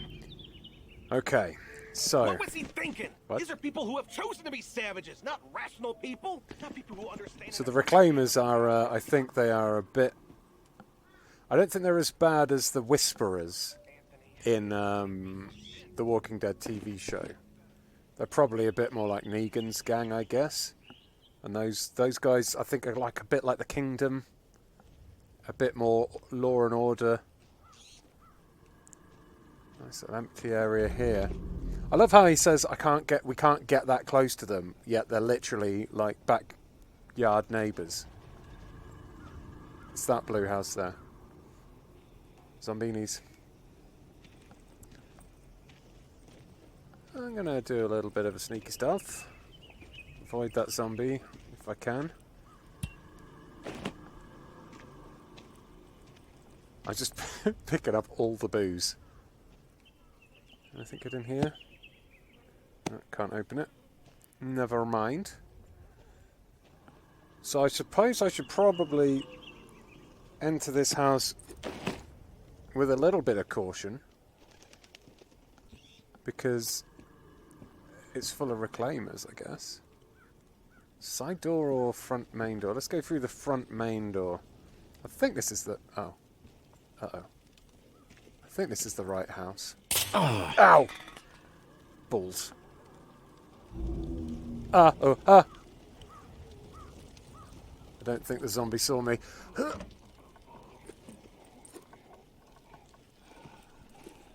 Is there a zombie in here? Oh my, what's... Hold on. Let's close that door. What on earth has been going on in here? Got a brand new top hat to wear. Did that stay on me? No, it didn't. Can I wear this? I want to wear it. Guess I can't. Well, let's shine some light on the subject here. This doesn't look like the most sane of places. They've got some kind of zombie early warning system here, and a murder table. Every good house needs a murder table, I guess. It's a kitchen island. So that's matches, that's not ammo. I'm having a quick schnaffle for ammo, just in case. There's a lot of cupboards to go through. I can't be asked to go through all the cupboards, because that'll be the side door entrance. Right, fine. It's pretty quiet in here, apart from that zombie. I feel like I shouldn't let it live. I'll put it out of its misery.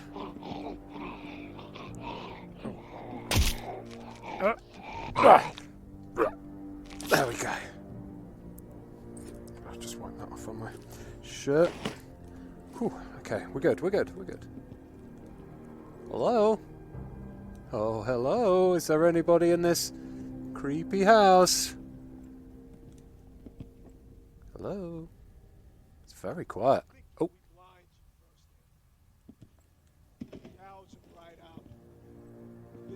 Fucking hell, they've gone full Blair Witch in this place. And I'm sure I will be.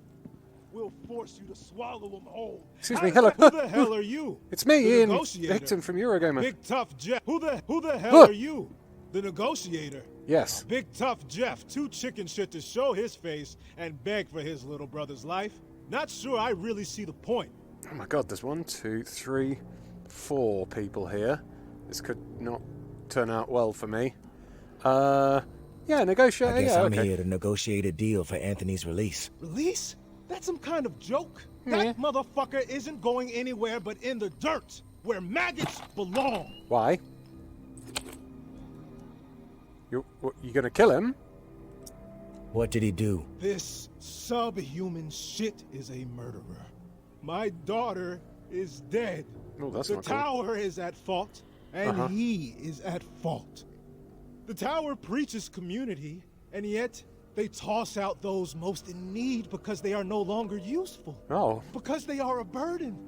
Violet was not a burden. She was a human being, but this fucker treated her like trash. I mean, he could have disobeyed orders, but he did not. He forced her out, left her to die. Anthony, that doesn't sound cool, man. Where is your head at, stranger? Exterminate this tower fuck right now, and we won't have a problem.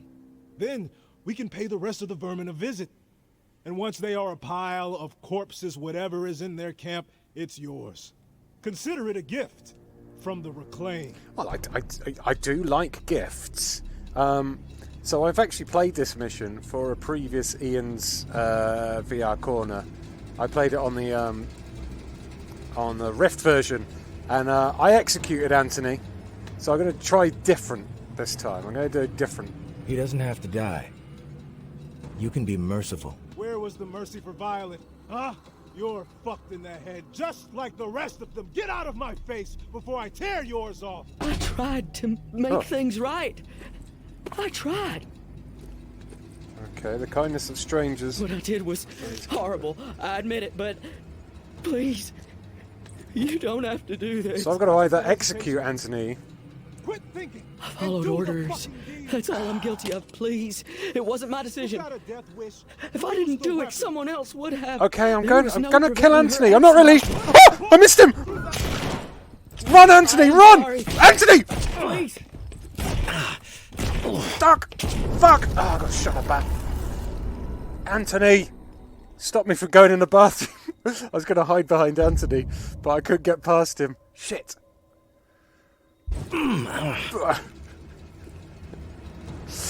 Fucking Anthony. Fucking Anthony and his invisible walls. So, well, I've lost my gun. I've got a knife. I've got to take on the knife peoples with the gun people with a knife now, I guess. I need to get Anthony out of there now, because otherwise I'll have pissed off both factions. Hopefully Anthony isn't dead. I can't believe it.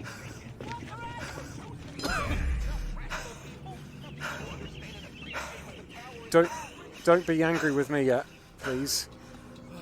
I messed this up in a different way last time. Can't believe I've done a double mess up. And I ran out of bullets. I have to stealthily kill these fools now. Let's try going... Alright, well, they're expecting me to go up the stairs, so let's try and get in from a different way.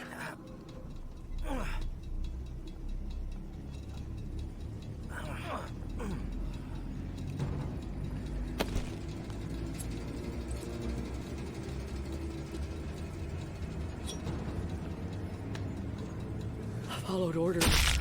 Sorry! I'm so sorry! I didn't mean to. If I didn't do it, someone else would have. There was no preventing her exile. He doesn't know I'm there. What I did was horrible. I admit it, but please, you don't have to do this. I threw a couple. Oh, fuck. I am sorry. Please. Say thanks, you bastard! I just died and got resurrected for your fucking nonsense. Wow. That is some ungrateful bullshit right there. Just straight up murdered 3 people for that guy. And he just sauntered off. Is that my gun? Well, Anthony. Wish I'd murdered you like I did the first time now.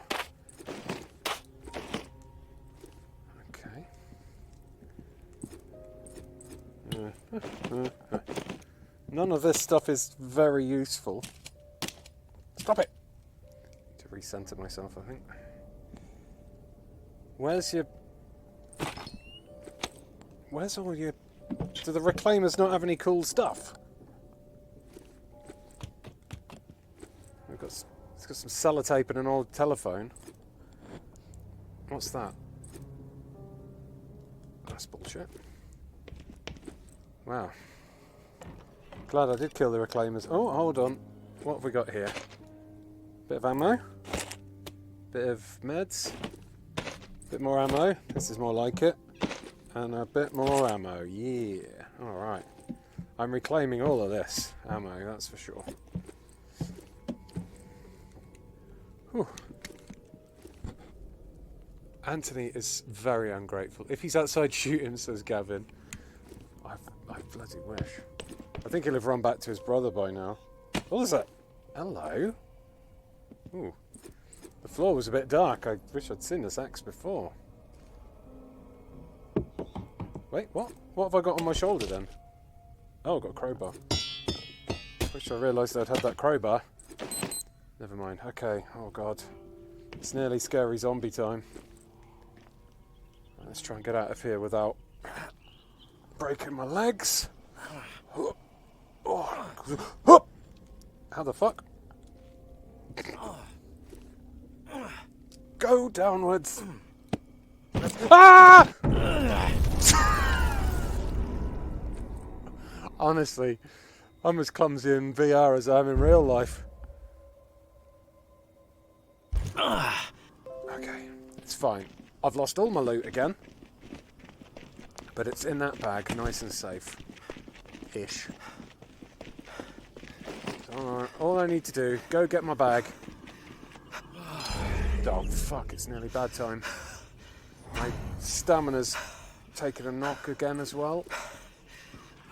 I'm so unfit. Oh, piss off! Help me! Help me! Help me! Oh, you are the worst. Ah! Thanks, did you enjoy the show? Bastard. Oh, task updated. My brother's keeper. Speak to the tower lieutenant. Hello, you the tower lieutenant? Oh, hello. What?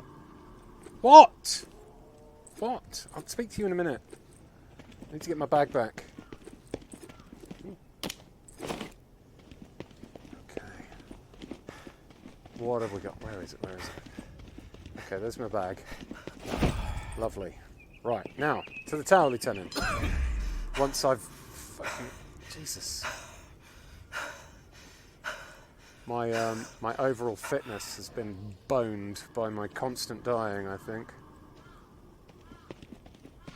Hello there, Tower Lieutenant. I was skeptical, but you pulled it off. Thanks. I didn't think I was ever going to see my little bro again. You have my thanks. Anything you can scrounge up in that house is yours, as promised. No hassle from us. You did a good thing today. Thank you. I'm not sure about that. I murdered 4 people in cold blood by stabbing them in the face. You know, I'm gonna have nightmares about that for the rest of my life. I'm gonna see them every time I close my eyes. You don't care? No, he doesn't care. He doesn't care. Hello. What's going on? Mate, I'm fucking... Oi, talk to me. You've given me a second chance. Thank you. I promise to make the most of it. Better do. Finally said thank you. I'm schnaffling all your stuff now, Anthony. That looks rubbish. What's that? Twinkle toe? Oh God, okay, I didn't like that. Where's all the good loot, Anthony? Hello. I've got permission to be here. Probably another zombie that you're going to ignore. Where's all the goodies? Shit, someone's close. It's me. I'm close. That's the place to be. Oh. Hello. What's this here? It's like a hidden door there. Who's sneaking around? Wonder where I can get a key for that hidden door from. What was that? It's me! I've got permission to be here, it's fine. Who's sneaking around? I think I'll find it's me, Eurogamer's Ian Hickson. Hey, don't push the door in my face. Oh, damn it. Everyone's so on edge. I think there's a zombie apocalypse going on or something. What was that? Oh, fucking hell, I've got smoker's cough as well now. Hiya!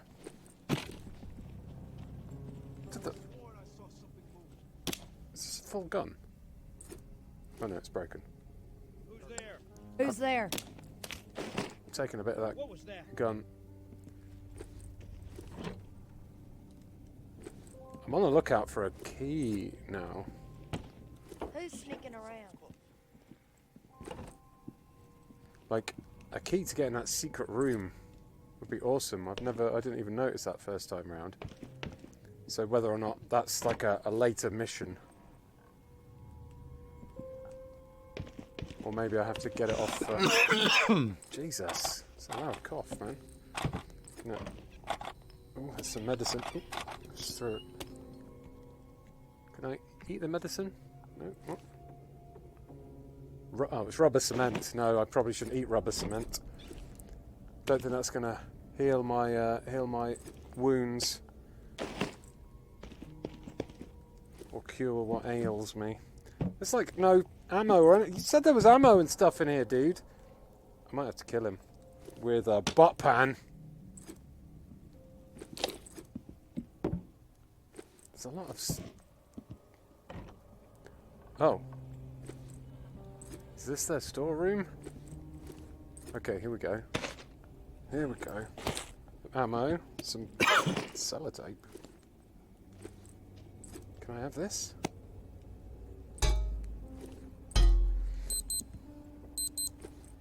Is that medicine? Yes. That is medicine.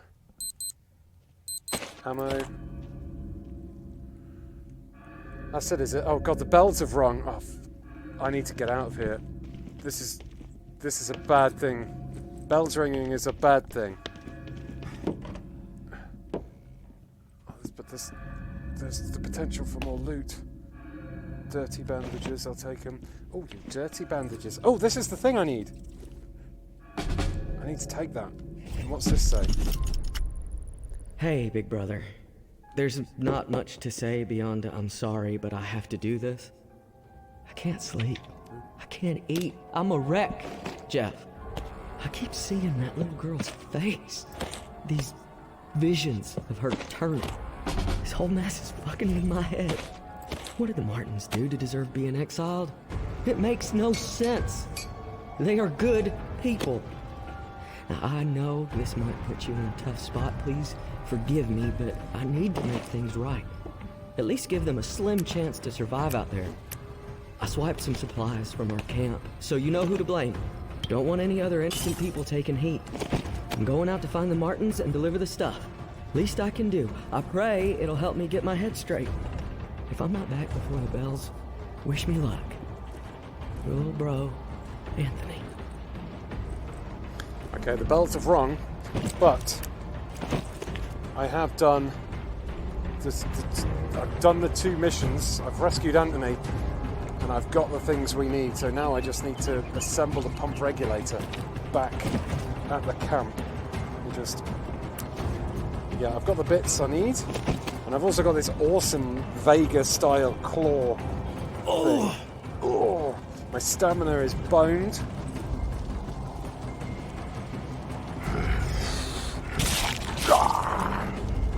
Yeah! Come at me, zombie bros. Don't come at me. Please don't come at me. Oh fuck, they're really fast. I've got to kind of tease my stamina out a bit, because maybe if I walk backwards really slowly, that'll do. I'm in love! Oh fuck! Ah!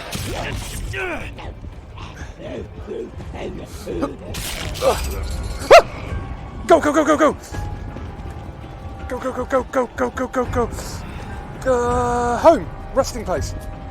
Sail! Sail, you fuck! Oh, that was close. Oh, it's exciting music still going on. Oh, Jesus. That was not fun. I mean, it was fun, but it was terrifying.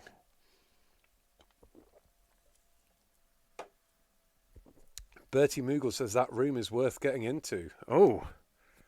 Well, I may have to head back there at some point. The good thing about this game is, you know, if you're running low on supplies, you don't have to follow the main story. You can go back to an area you've already unlocked just for the scavenge. Just to maybe like try and find out if you can go in other buildings, see if you can find some more bits and pieces to unlock crafting recipes, see if you can get into secret rooms like that. I'm going to guess, I don't know, if I had to guess where I got that key from, I'd probably have to kill Jeff. But who knows? Who knows? I did like that claw thing I had. The claw weapon was very cool, but it broke very quickly. Twisted Gamehead said, by the skin of his ass.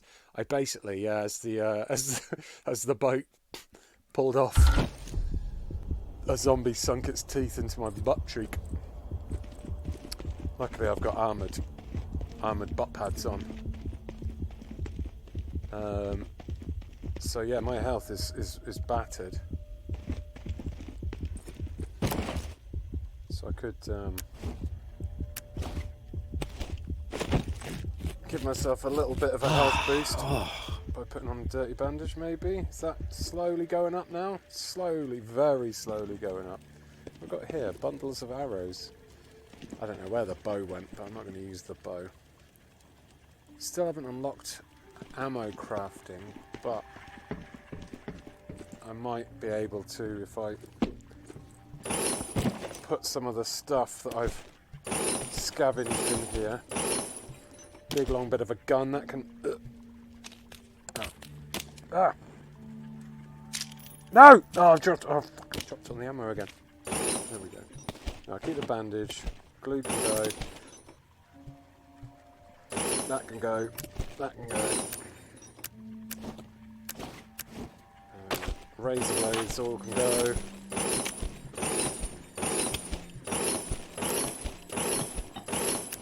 Look how much crap That's... Wait, is that better than... Sorry, knocking my mic a bit. Is that better than my gun? Is that two full guns there? Oh! I keep... Oh no. I keep pressing the wrong button and dropping all my ammo on the floor. Getting there. Wish I'd drunk that now.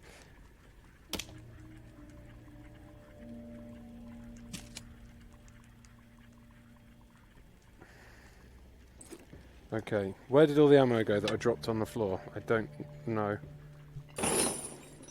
Let's pretend it just wasn't there in the first place. I need to build the thing.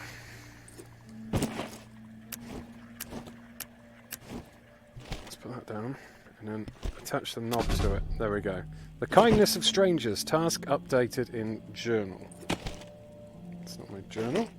That's not my journal. There's my journal. Speak to Casey.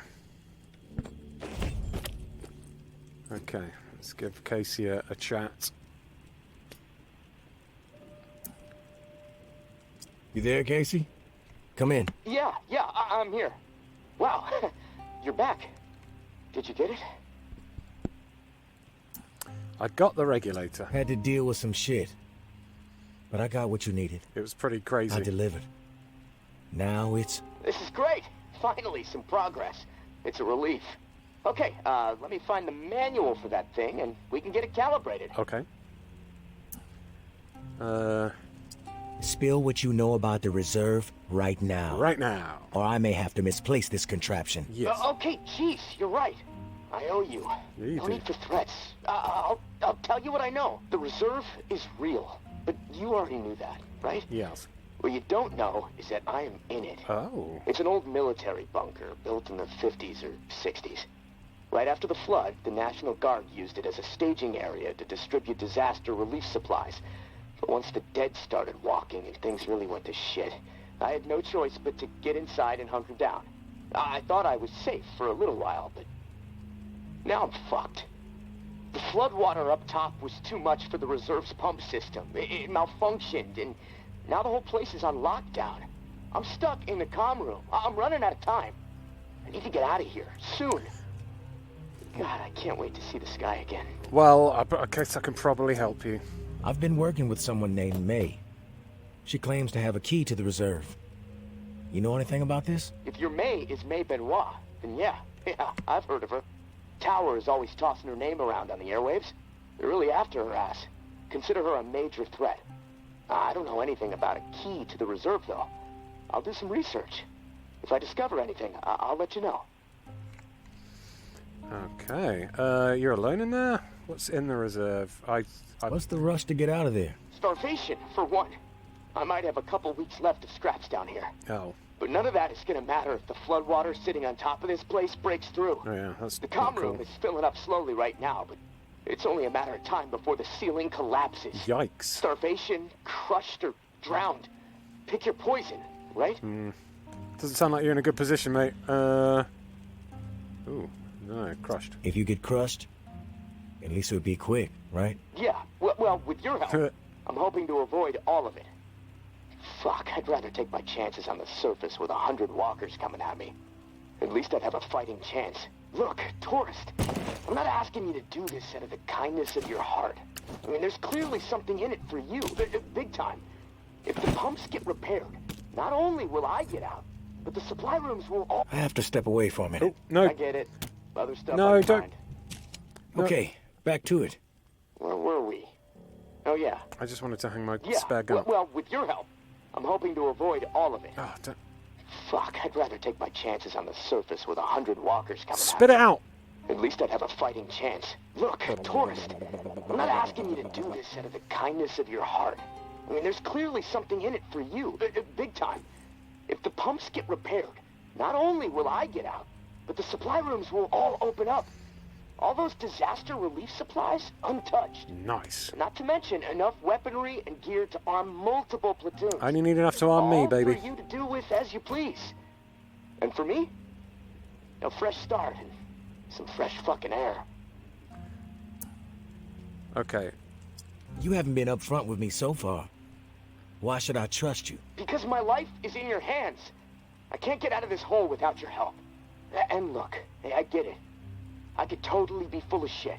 What? But one thing I know, no one else can offer you what I can.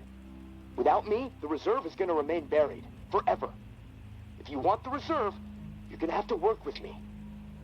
It's a chance you have to take. Okay, then, I'm in. I'm willing to take the risk. Oh, fantastic. You won't regret it. I bet I know. It's been a long night, but I'm too wired to sleep. I'm gonna turn this place upside down until I find the manual. You should get some rest, though. I'll contact you in the morning. Good night, tourist. Okay, so I could go to bed, wait for Casey to reach out again, but let's move through the catacombs to meet with May in the churchyard. Why the hell not? Have I unlocked anything else to craft? I still can't craft any ammo. I might build a new one of these though.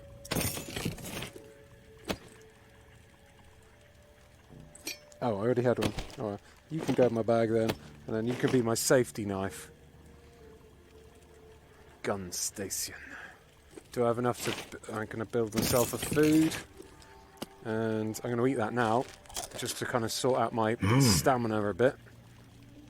Oh, some more bits of ammo there. Excellent. Right, let's go meet May Benoit. So she's in the catacombs, which we've already been through once, but I think she's in a different location to where I went to before.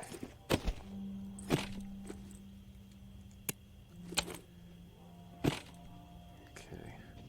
It's a little bit scary down here, friends. It's very dark. Be warned. Takes you by surprise. Zombies around the corners and shit. Yeah, there we go. Oh, there's two of them. I'm gonna try and get it really hard. Yep. Ah, double kill. I love the way you can push the zombies' heads off with the torch. Okay, so I think the churchyard. Yes, this gate was closed before. So this is a new route. It's down here. I've got to meet May Benoit, and it is very claustrophobic in here. Very dark. The torchlight does not reach very far.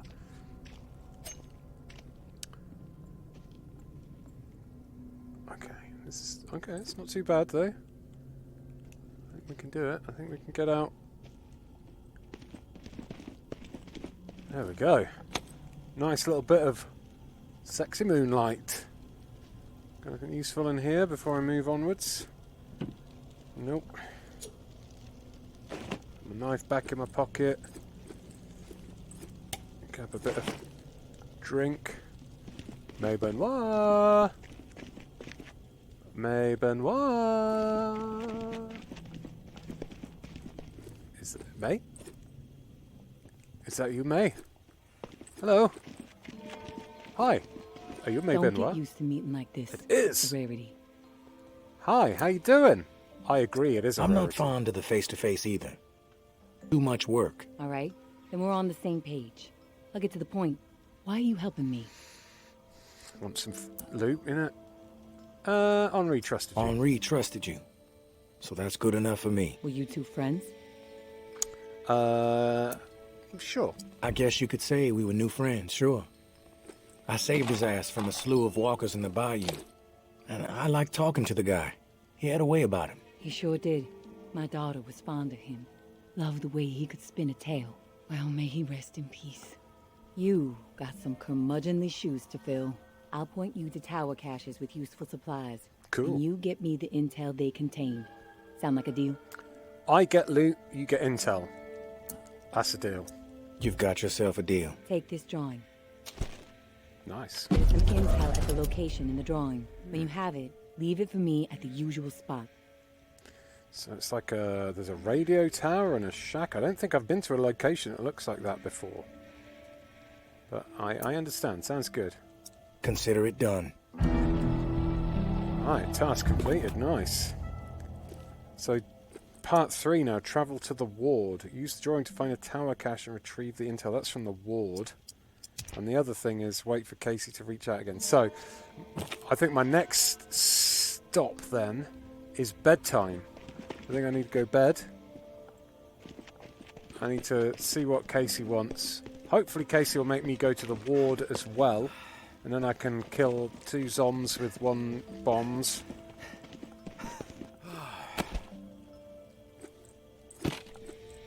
Just in case any zombies have spawned again, I better get my knife out.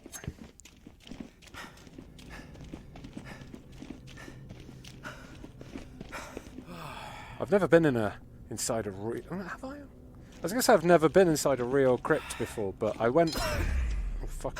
Oh, that's me knackered. I've been down the Paris catacombs, which are like a crypt for like millions of people. That is quite a place to go.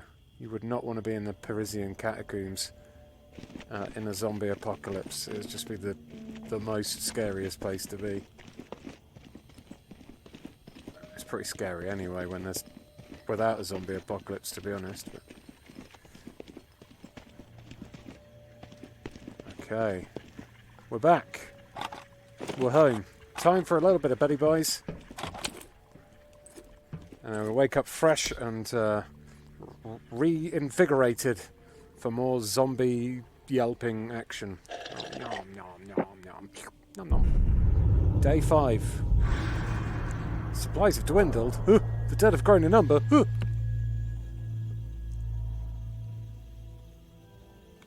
Hello? It's Casey. Okay, Casey. Try not to speak for 10 bloody minutes this time. Is the ward opened up? Bastion, Old Town, the Shallows. Where's the... Oh, the ward's all the way over there. See, there's Bastion to go to, Bywater, Rampart. I've not been to Old Town yet either. I've been to Shallows, Via Corolla and Memorial Lane. Let's see what Casey wants. Are you there? Yeah, glad to hear your voice. Ready to get started? Yeah, sure. I'll get started, yeah. Let's do it. Ready as I'll ever be. Okay, good. So, I found the manual for the pump flow regulator. Oh, okay. It looks like we need to calibrate it before it can be installed. Right. Each of the pumps has different flow requirements, and that component tells the rest of the system where to route the water. Okay.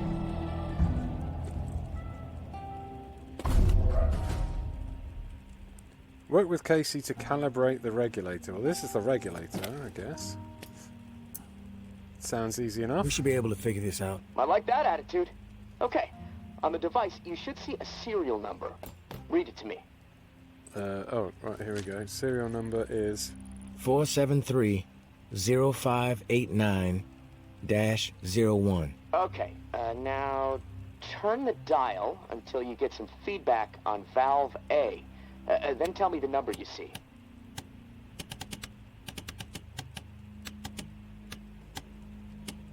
Ah! My wrist!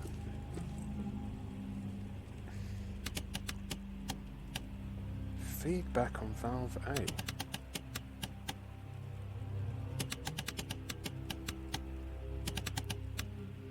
Nothing on 1.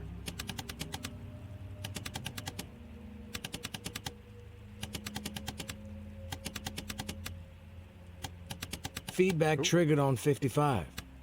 The numbers turn green. Ah, Okay, good. 55. According to the manual, valve B should be tuned to 28 degrees. 28, okay. Valve B Cool. to 28. Got it. Got it. Perfect. Okay, last valve. 1 second, 1 second. There we go.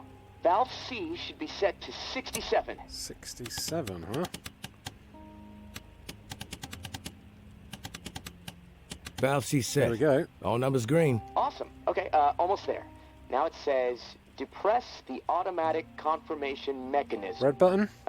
Looking at the diagram here, it's a big round button. Did it? Should be obvious. Done it already. All right. Big round button pressed. Yes! Okay, we're calibrated. Now you need to install this sucker into the pump. Oh. The pump, it's located outside of St. Vincent's Church. Beacon lights will be on to help find it, so that's good. Of course, it'll probably attract walkers, so that sucks. Just be ready. The systems down here will Let me know when you've installed the regulator. Mhm. Oh, and one more thing. Yes. A little tip that should make life a bit easier and scavenging more fruitful since, you know, we're colleagues now. Uh-huh. Right?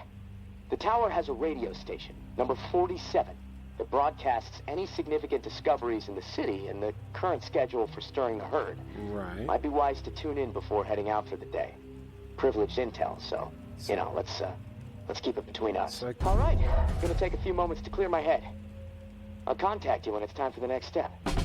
Good luck, and thanks. So I guess if I tune to 47, I should be able to find out where the busiest zombies are. Scavenge Prospects High. Via Corolla.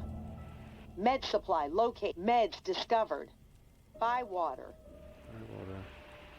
Valuable supplies. So valuable Old supplies in Town. Bywater. Where do I need to go? Repair the pump by the church.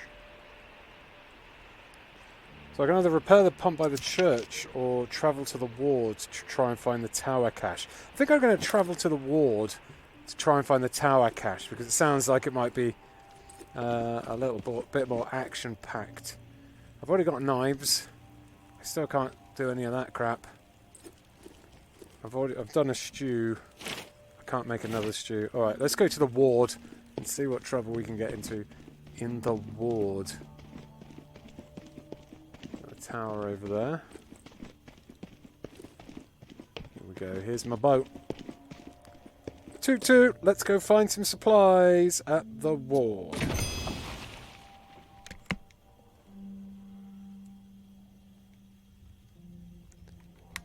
Wow.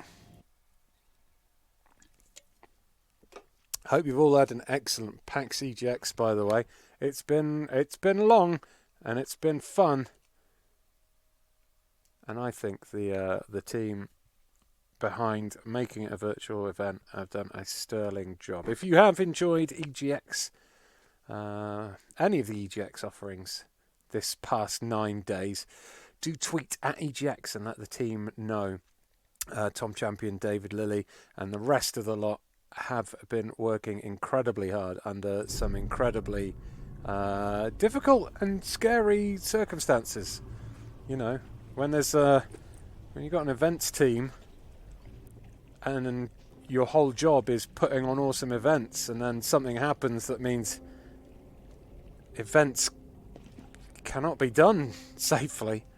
You know, things like that's worrying, but they've all come together and created something wonderful that has allowed everyone to celebrate video games from the comfort of their own homes. And it's been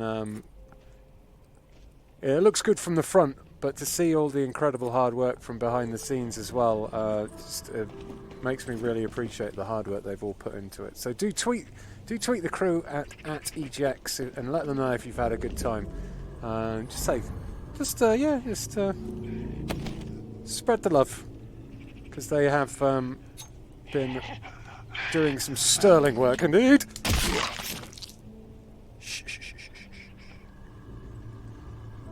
Okay, right. Fuck.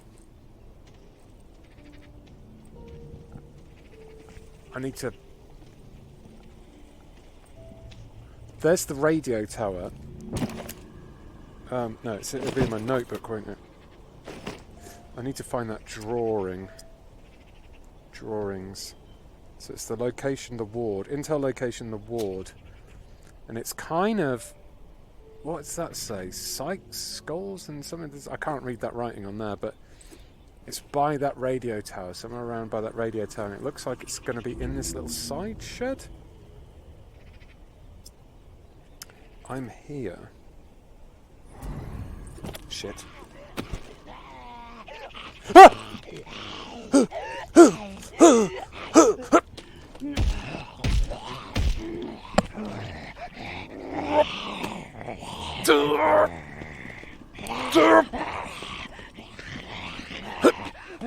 I'm weaker with my left arm. Holy fuck. Okay. Already knackered. Not a good sign. I've never been to this area before, so I really do not know what to expect.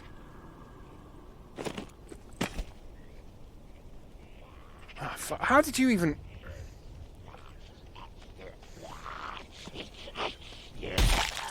Oh!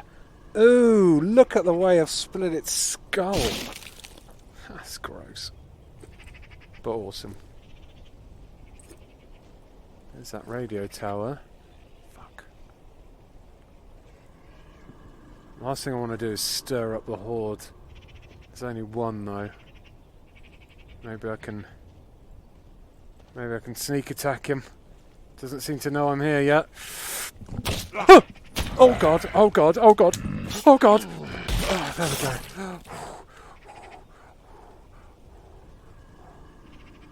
Not panicking. I'm not panicking, people. It may look like I'm panicking, but what I'm doing is I'm trying to draw the zombies into a false sense of security, make them think they're scaring me, when really they are not. That building has some unreadable writing on it, so I think that might be where I need to be heading. Just one. Let's see if I can... I like that. I like that you can draw them to you by banging on a wall. Okay, I changed my grip a bit to get a better strike. There we go. Wonderful. So if that is the building I need, Schleisinger and Ingelheimer. Wait, there's a person on it. Oh. Oh, there's a bunch of... Okay, there's a bunch of humans here. Oh my god, this is... Hello. Is this not going to aggro me or what? This is our turn. Leave. I'm leaving! I'm leaving! I'm leaving! Jesus! Everyone's so pissy in the apocalypse. Alright, let's have a... So hold on a minute. So this is right? If I bring my notebook out, go back to the drawings. It's behind that truck. That's right. So I need to get inside their compound without them noticing me. It's not... Alright. Does not seem like a very Ian thing to be able to do, get into somewhere stealthily.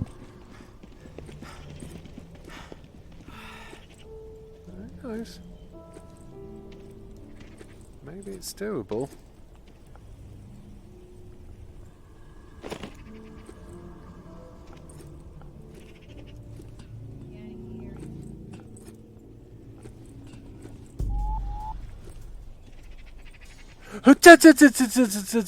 Hi. What?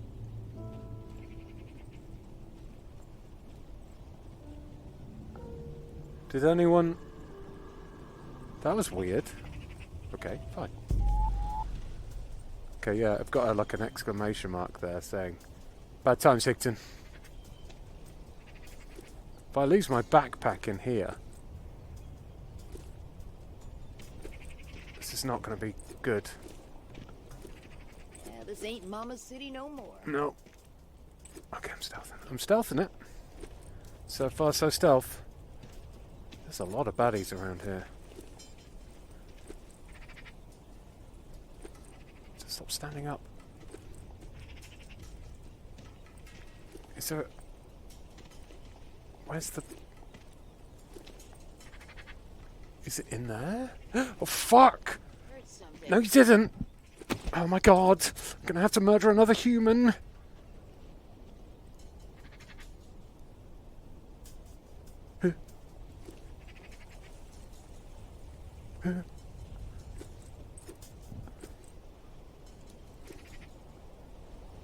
Oh no, it's over there. Okay.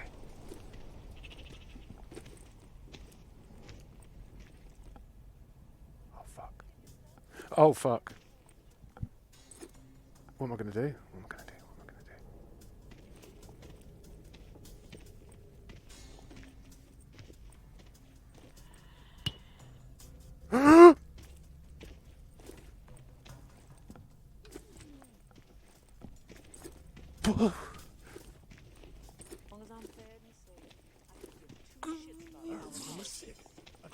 Shit.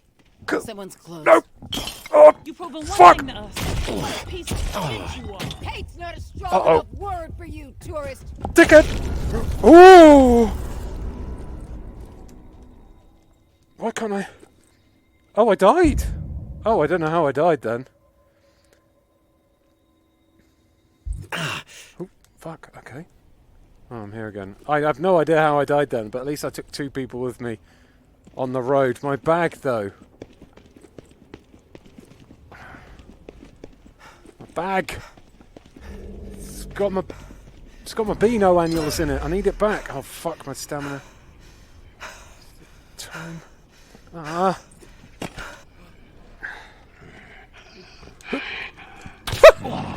Nope.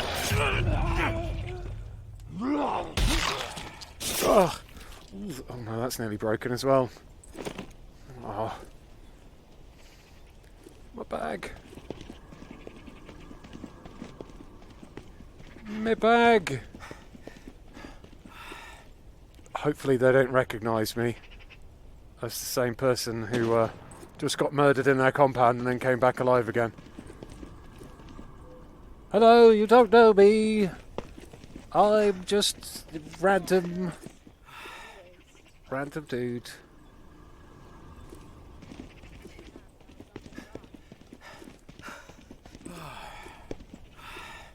Random dude with the stamina of a baby. Slowly walking towards your compound.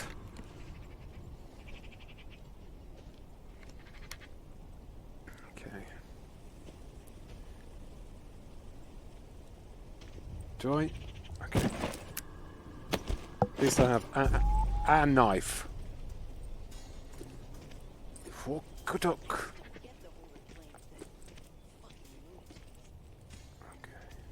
No.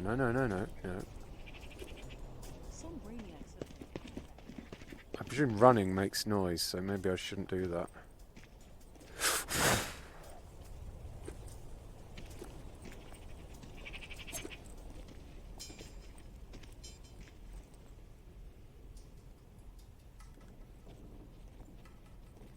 At least there seems to be fewer people now. I did multiple murders.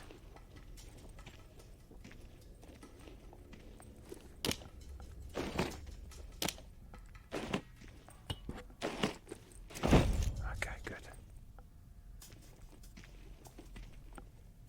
I'm guessing if I get my torch out now, that's going to attract people to my location as well, but I kind of... It's very dark.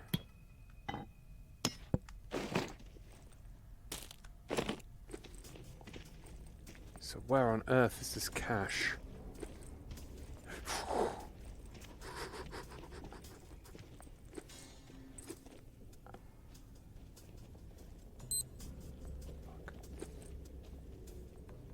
Okay, they're going that way.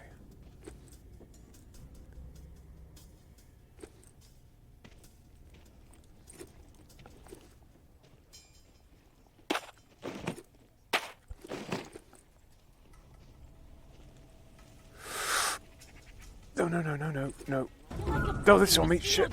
Oh, fuck. Okay, I found the intel. Oh, no.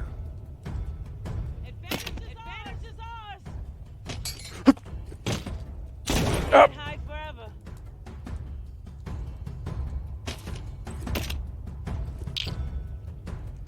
No. Ah! Some people just don't realize what a scumbag they are. Ah! Oh, fuck. I did not know. I didn't know how to load the gun. Bollocks. Ah, indeed. I was like trapped in a corner, and I've never found that gun before. I had no idea how to load it, and I thought there might be one more bullet in there than just the one I'd accidentally fired, and there wasn't.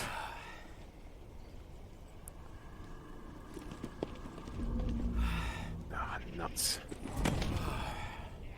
Okay, one last try.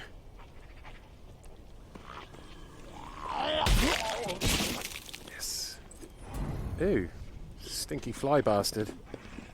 Oh, fine. Whoop. Nuts! My knife's not there. I've got the intel. Oh, wait, what? Oh, I got the... Up! Nice. So how do you... Ah. Okay, there we go. Okay. Listen, I didn't want to have to do this, but I might have to murder everyone. I like this gun.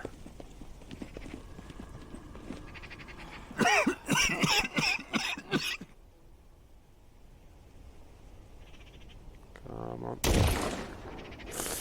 No, backwards!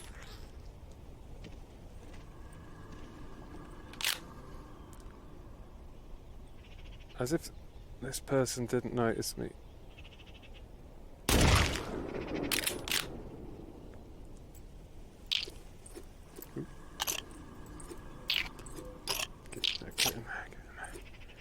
Okay, it's one of the sentries taken down.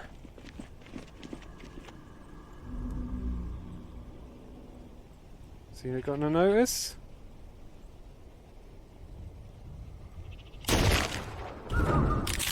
That's two of their sentries taken down.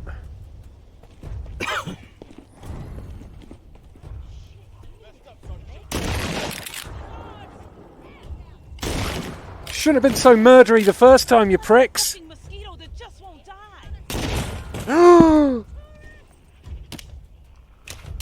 Gonna find you eventually.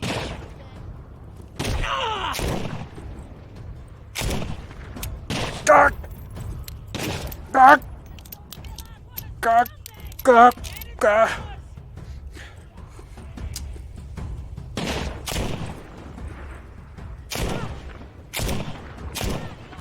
Fucking hell!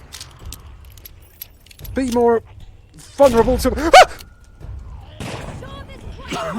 No! It's definitely not what I want!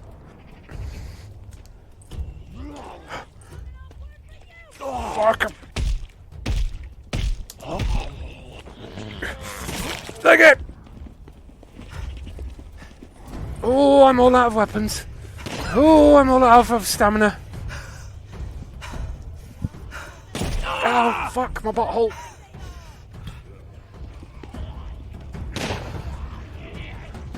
Oh, no. Oh! Ah. When you get yourself in a sticky situation, there's literally no way to outrun it because the stamina is made out of a big bag of poo.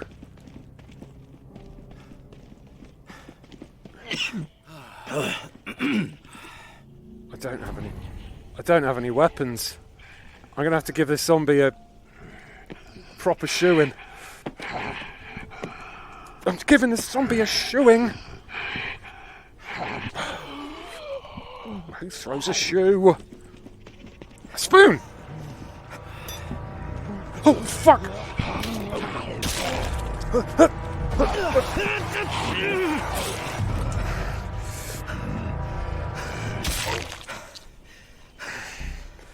Get off! Get off! God damn it! No, fuck. No, fuck, fuck, fuck, fuck, fuck, fuck, fuck. Oh, fuck, fuck, fuck, fuck. Oh, fuck, fuck, fuck, fuck, fuck, fuck, fuck, fuck.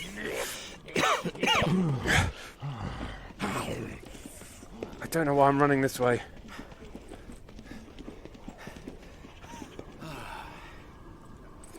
I don't know where I can get any kind of weapon from. Oh. Who are you, fly bro? There's a book over there. Read a book! Read a book, dickhead! Oh, fucking hell. Even with, like, zero physical fitness, fear would make you run faster than that.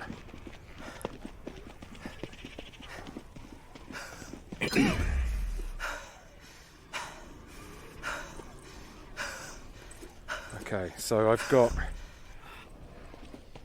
nothing.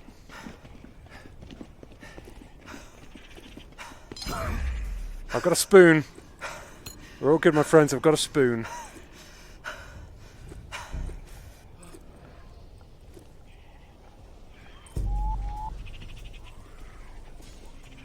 Oh, shit, no.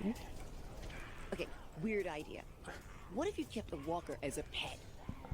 Think that's possible? Can you kill a human with a spoon? I know you can kill a zombie with a spoon. Who's sneaking around? No one! Fuck! Advantage is ours. Take this asshole down. Hi! Oh god, I killed a person with a spoon! Oh no. Oh, my parents are going to be so disappointed in me. Hiding, you sneaky little shit. Oh god. I killed the person with the spoon. You're like a fucking mosquito that just won't die. I'm like a spoon murderer. I'm going to kill you with a spoon! Oh, no, no. Damn it.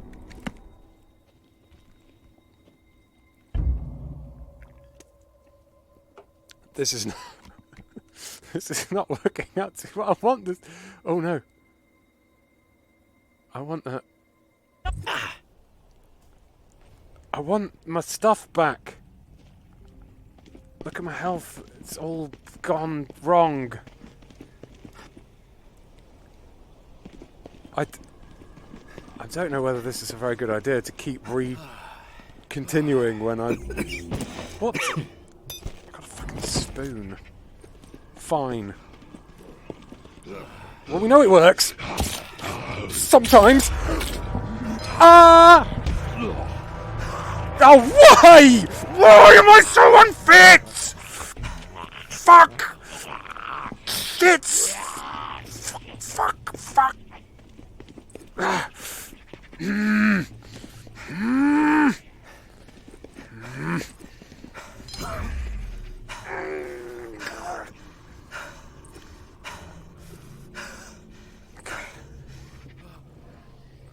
Can I pop? What's that going to make me do? Oh, a little bit more stamina, nice. Okay, what's that? That's a bit of swag. Because it's just... Is it just zombies roaming inside there now? Stop coughing!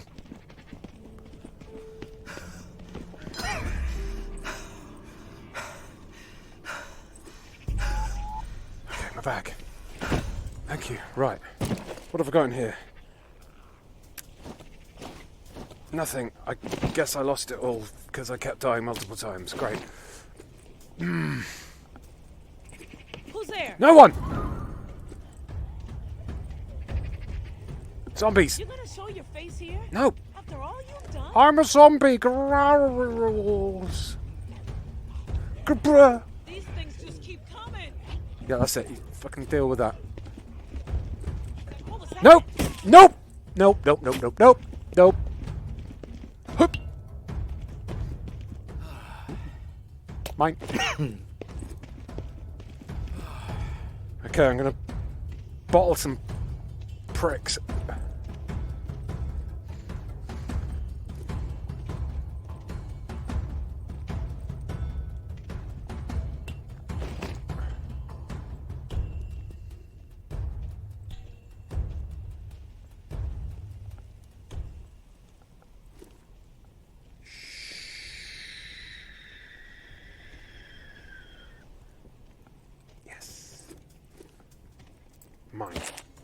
Mine. That is mine. That is my knife. My fucking bandage, yes. Okay. Feeling better already. Ah, learnings. Okay, now I know how to make lever action weapons. Nothing? Oh, it's Get in here. What's that? Bit of a gun. Oh no. No, you haven't! Stop shooting! Why is my... This watch is the least stealthy piece of equipment I've ever seen.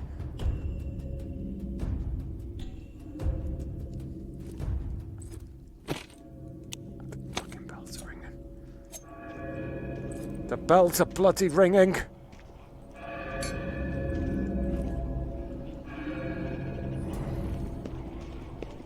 Mine. My spoon. My phone. My bits. My bits. My fucking zombies! My bits, my bits, my bits. Schnaffles. All the bits. How much stamina? Very low, very low. What are you doing? Auditioning for Thriller. Let's do this. Go, go, go! Go, go, go! Go, go! Go, go, go! No, don't! You fucking... Oh, God! Oh! Backwards! Backwards! Backwards! Go, go! Go, go! Go! Go! Oh, fuck! Go, go! Go! Go! Go! Go! Ah, fuck! Fuck! Fuck! Fuck! Fuck! Fuck! Fuck! Fuck! Fuck! Fuck! Fuck! Fuck off! Fuck off! Fuck off! Ah! No! Ah! Fuck off! Oh, shit! Fucking nommed on my nipples. They're my nipples, not for you to eat. Oh, it's fucking... Oh! The lack of stamina really... And it makes me get the horrible, like, I'm being chased by a monster feel. Like, you know those dreams where you're trying to run away from something and you just can't? You're just, like, stuck in the mud. It's like that. It's just...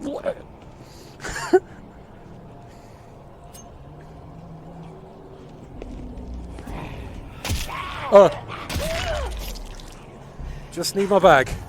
Just leave it. I just need my bag. All I want is my bag!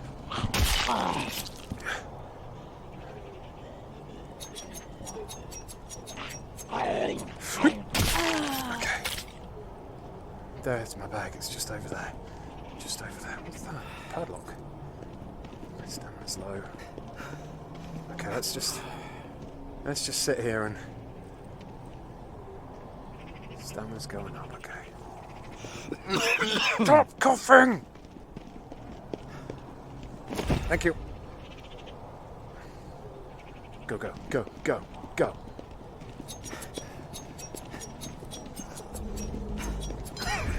Shit.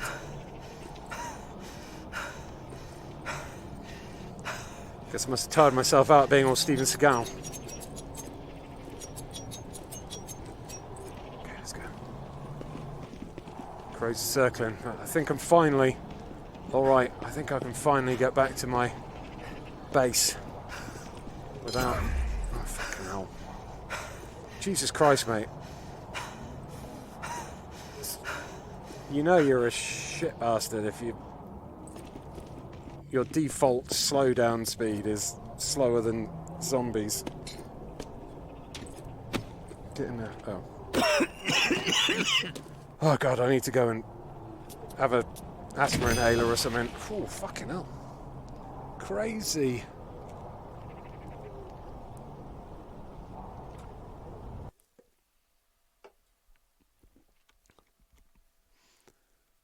Hey, Leon Wynn.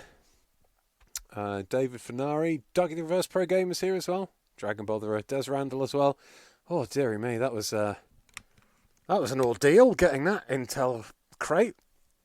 I think I murdered more humans than I did zombies then. They asked for it. They were asking for it.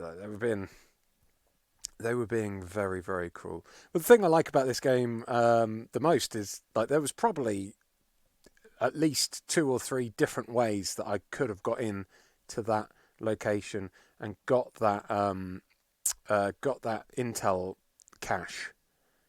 You know, if I'd have spent a little bit of time maybe casing the joint, I might have found a different entrance. Maybe there'd have even been an NPC I could have talked to that had given me a little quest, and then I could have got in there freely. Who knows? I don't, because the way I chose was a shambles. But I made it back in the end with only 4 deaths, maybe? Do I have any medicine in my bag now that I've got my bag back? I don't think I've got any, no. Don't have any medicines. Alright, well, we got the cash. And that thing I picked up. Did I learn how to make a long rifle now? Here we go, yeah, look. I can build a lever action rifle now. Lovely. No. Wear that on my shoulder. Still need to learn how to make the ammo for it if I can. Let's I still need some proteins. Let's drop my stuff off that I've scavenged. Let's see what other things I can craft with all this jazz. Get in there.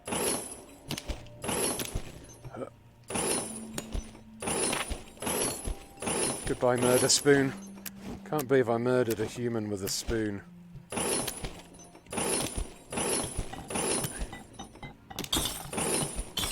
I wonder how many humans in real life have been murdered with spoons.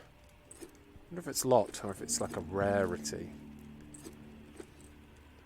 Check station 47 for intel. Okay, Bywater. Why has Bywater got a question mark on it? Well, the next step was to go to the... Come on. Oh, I need to put the intel in the coffin. Okay, I can do that. And then this one I need to go back to the church and install the pump regulator. Okay, so they're both this way, which is good. I like that in the churchyard you can run around and your stamina doesn't get affected at all. Like you're able to move around like a normal human being. But as soon as you step outside the grounds, you turn into old man emphysema.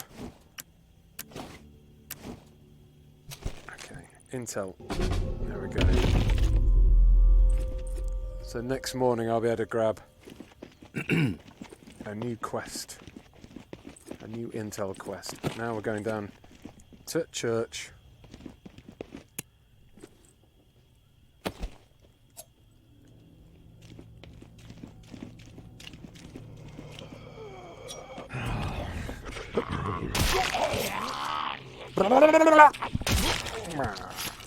Sucks to be you. Huh? Right. Thought my knife had broken, but I just got puffed out again. Okay, we're fine.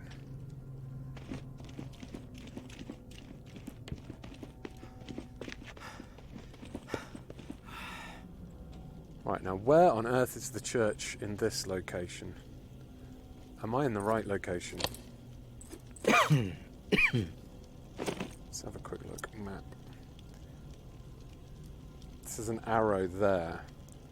So I think that must be the church. So I've got to get through all these cars and then get to this area here. It's a water pump. I wonder what the water pumps do. I've really not explored too much of this game after my Ian's VR Corner,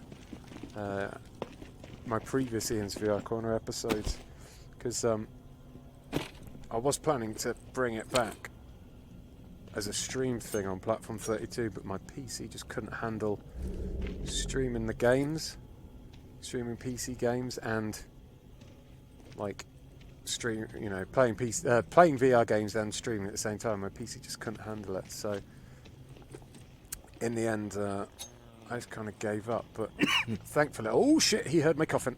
Thankfully, with PSVR, it's just streaming an image and the PS4's doing all the processing power, so I don't have to worry about it. Oh, what's that? Walker innards. Cover myself in these and walkers can't smell me. Wait, fuck. Ah. Okay. Stab the gut back in the stomach to extract the Okay, I don't know how long this lasts. Feels like it's already worn off. There's a big church. Holy moly. Roy and Roy overalls. Stop coughing!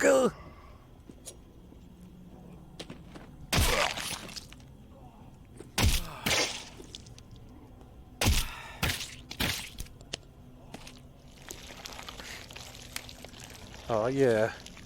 Splurpy splurpy. Take a little bit of that. Does that run off pretty quick? Do you have to... Maybe I've got to walk to keep the disguise up or something. Okay, why can't I...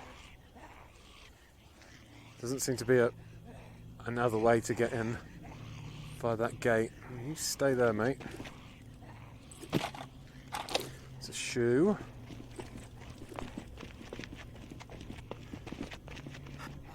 How the Okay, there's something I'm missing here, and it's not just physical fitness.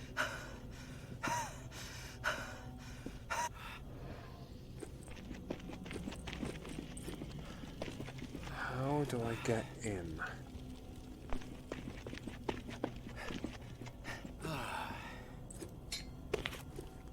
Jesus Christ. Jesus Christ!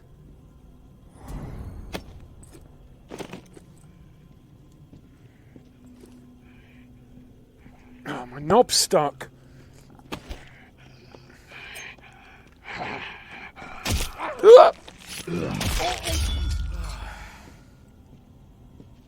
I'm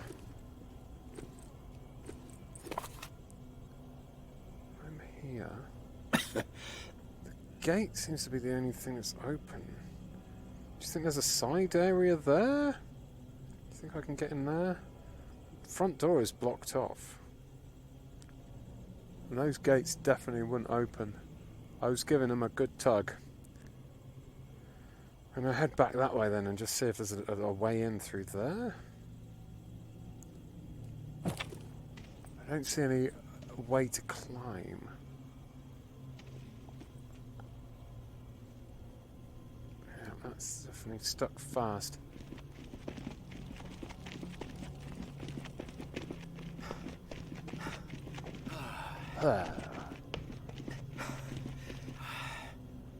No.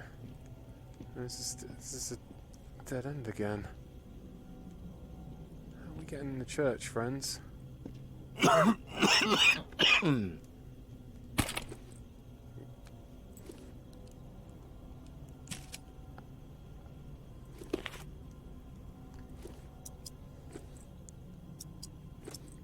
Install the regulator into the pump outside the church. Next, what is going on with my hands? That's past the time, okay, so... Why... Oh, can I... no. Can I... climb that? No. Oh. Oh. Nope.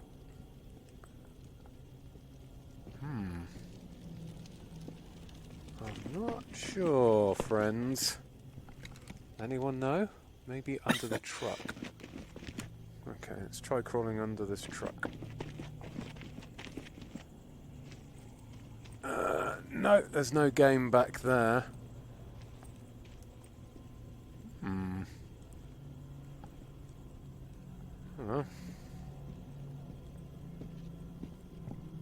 I mean, can I climb the gate? No, can't climb the gate.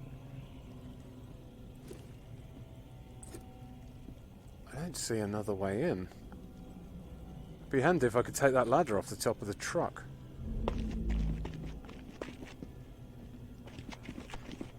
I definitely can't climb up. There's like a section where I can grab hold, but then I can't go any can't go any further than that.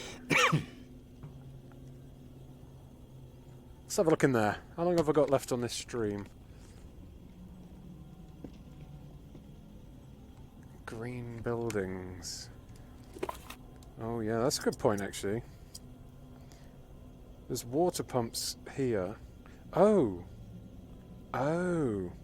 So he asked me to install the things on the water pumps, didn't he? And the pump outside the church. There are 2 pumps outside the church. So I thought, by pump outside the church, I thought it was that arrow there. But now I'm thinking, now someone said green buildings, I'm thinking maybe it's one of these. So this one's closest. Oop. No knife, huh? No gun, huh?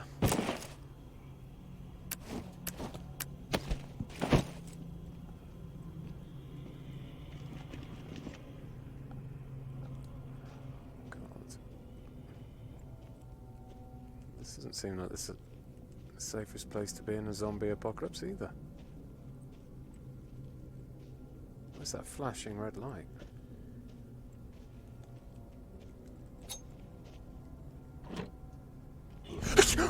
Fuck! That's an incredibly bad thing to have opened the door to. Oh my god! Oh fuck.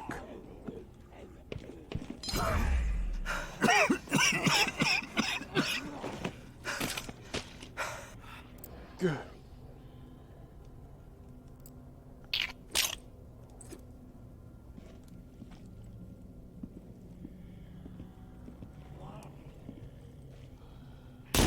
Fuck. Didn't mean to do that. Oh god.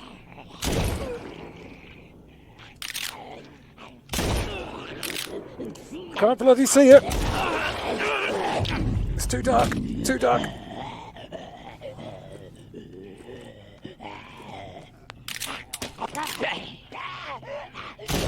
That's better.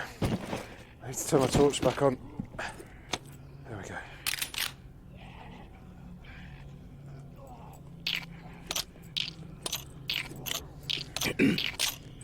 Okay. Headshots. Headshots, Victon. Headshots. I could not see that zombie in the dark at all.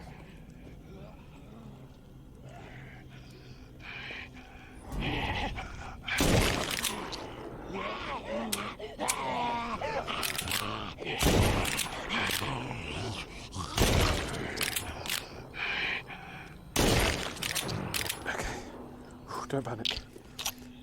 Don't panic, he says, after spending the last 2 hours panicking. Load! Fuck you!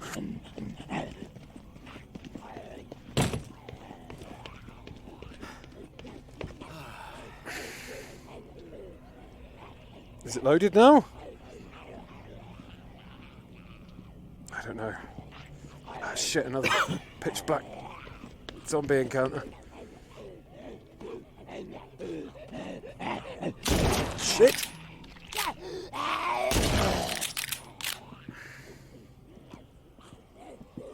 How many more are there? Oh my god!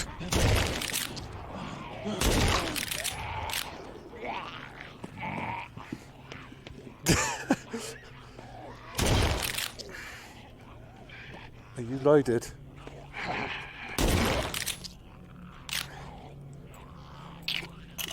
I can't believe there's still more fucking zombies. Oh, God.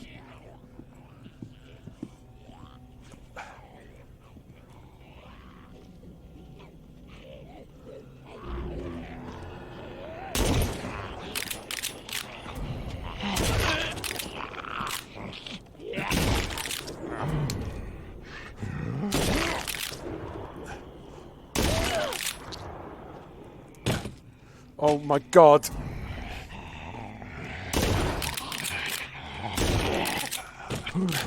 We're in... Why are there so many zombies in here? I don't like it. Don't.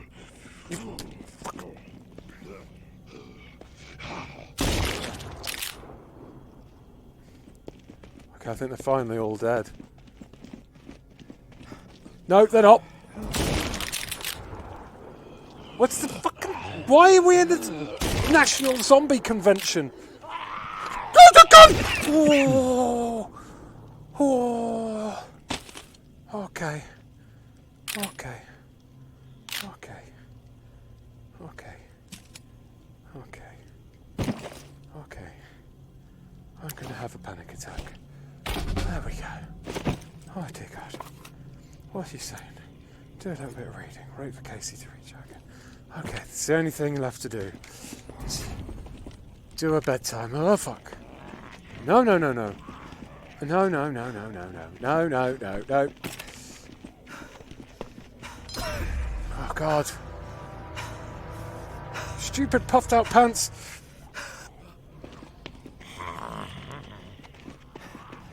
Am I in the right place? Get your gun! Get the gun!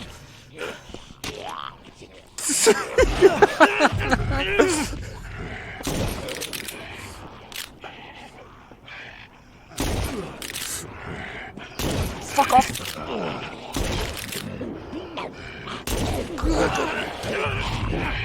Oh no! Shit, the gun exploded! Oh no, my gun exploded!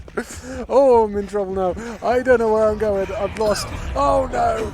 Oh, fuck off! Oh God, no! Oh no, I'm dead. Once again, I'm dead. Ah, shit. Hello.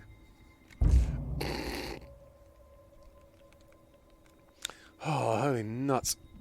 Oh. God damn it.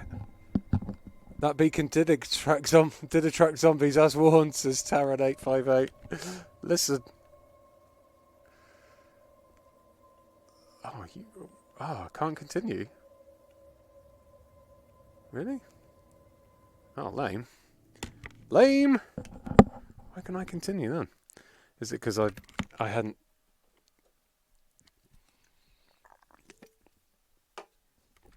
Is it because I hadn't sailed off anywhere? Didn't have this trouble with the fucking spoon, says Dragon Brother. No, we did not. No, we did not. Jesus. Oh, my word. Oh, that was terrifying. That was absolutely terrifying. There was like 32,000 zombies then.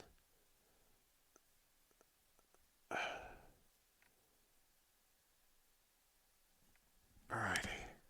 How long do I get? I got 17 minutes. Well, at least I know where the water things are now. I know where the pump is. I know where I'm meant to be heading. Maybe I'll try to go to the other pump and not the one that has the fucking zombie. The zombie fucking friendship zone.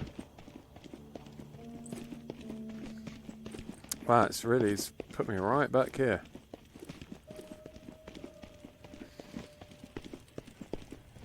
Okay, give me a... Wait, give me one of them. That turned out to be very useful. Can I do one of them as well? I'm having a pistol too. Give me a food. Damn it, not enough for a food.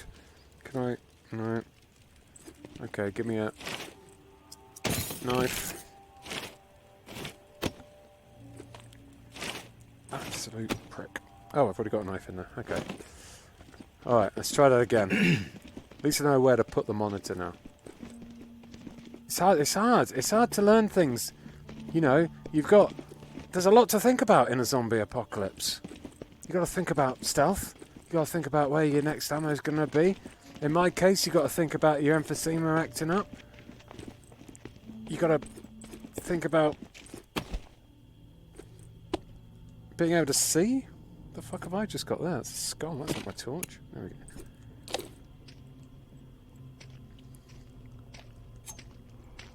You gotta be thinking on your feet a lot. And hello.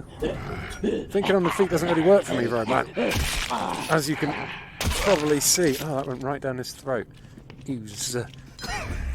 Come on, I only did any running at all then.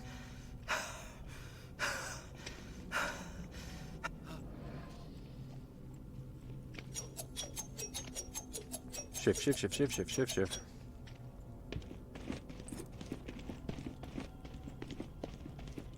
Okay, at least. Now. Map. I am here. There's an orange building there. There's a pump there. So let's go through the orange building to the pump. Absolutely nothing will go wrong. This will be smooth sailing.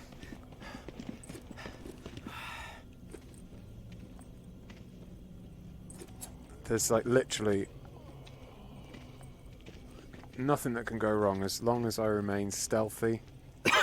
Shut up. Why did he cough at that point? This game can hear me.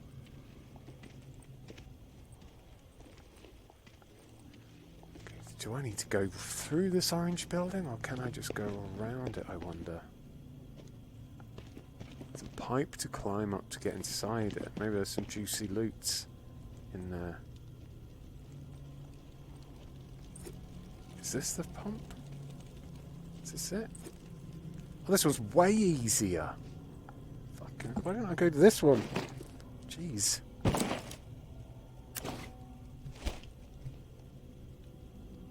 Oh. What? I guess I can't go to this one. Brilliant. Guess I do have to go to the one with the zombie convention.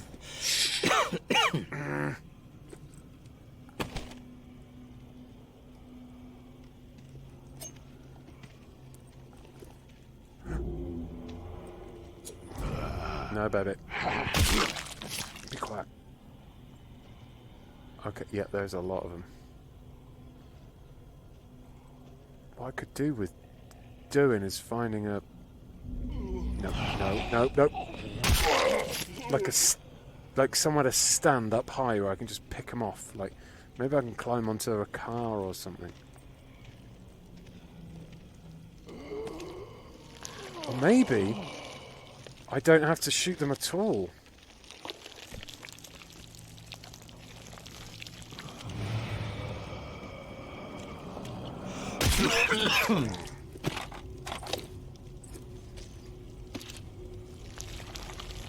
Maybe I can just zombie my way through the crowds and take him out a little bit at a time.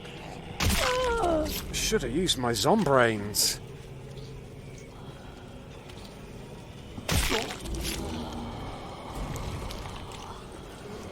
Hello.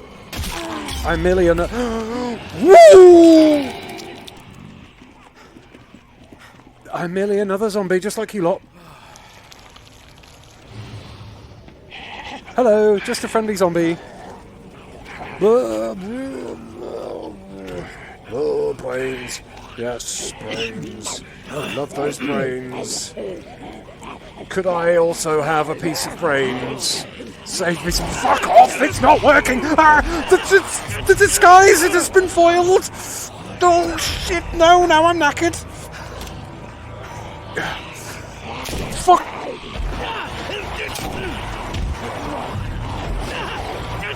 I'm flailing! Now I'm dead. Now I'm dead. Oh, it almost worked. At least I know what I'm doing now.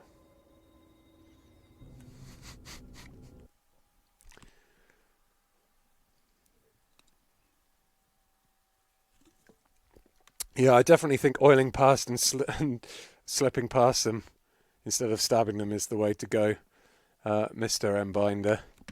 I thought maybe I could thin the herd a bit because I didn't want to be right at the front and then, like, I suddenly find out that my disguise is worn off.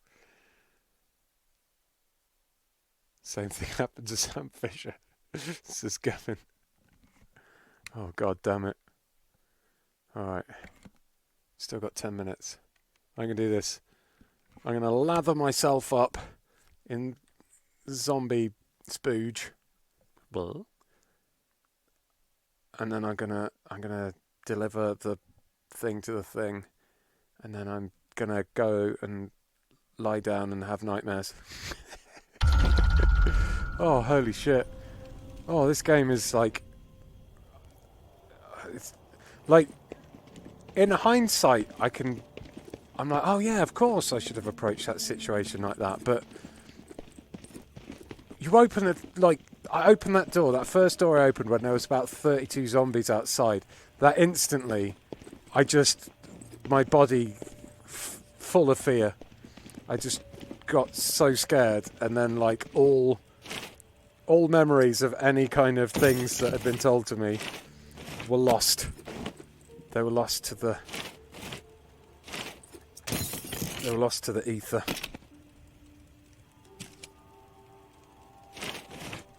I don't need guns, do I? Not if I'm going to lather myself up. Not if I'm going to be up to the nuts in zombie guts. Shut up. I wonder if coughing attracts the zombies when you're lathered up.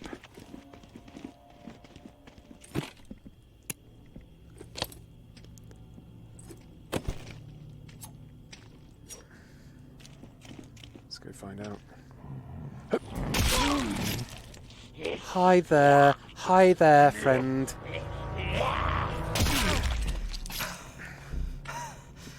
It's fine, it's fine. I guess stabbing zombies in the head knackers you out as well then, does it? Yeah, let's just get out of this horrible pipe.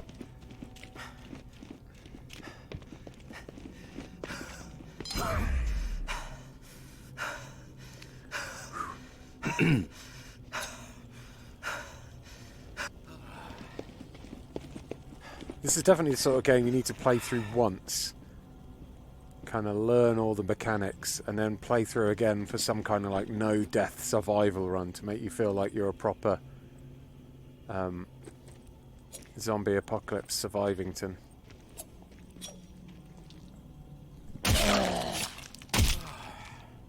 Okay, this is one of the Guts boys, right? Oh, is that Guts on the floor? I think that might be zombie Guts on the floor. Okay, right. It's time to get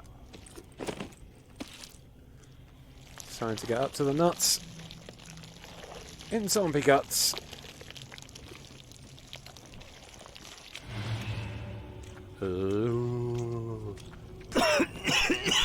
Stop coughing!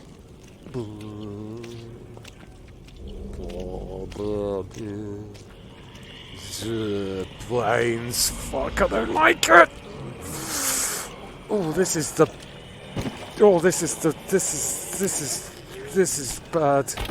Bad times. Oh, zombie. Oh, that was setting off all my primal fear buttons. I'm a zombie. Be my friends. Oh, I got like being in the middle of all those zombies then and hearing like multiple like groans behind me. That was Panicsville, USA. That was population me. Okay, my disguise is slowly wearing off. Brains. Okay, yeah, and then if you run it kind of kills the disguise instantly. Oh, holy crap. That was a lot simpler and quicker to do when I knew how to do it. Oh, fuck. I don't know what was scarier then, like having to murder 20 zombies straight up or having to walk through the middle of 20 zombies pretending to be a zombie. There's different kinds of fear. Right. One game, two very different kinds of fear. Ah, the full moon. Okay, we're back at the base. Hopefully, what's his face will be happy with me. Oh, I do need to go and chuck the what's it in the box it. That goes in there. Now I just need to go sleeps. Or maybe chat to Busman Jim whatever his name is. Holy crap.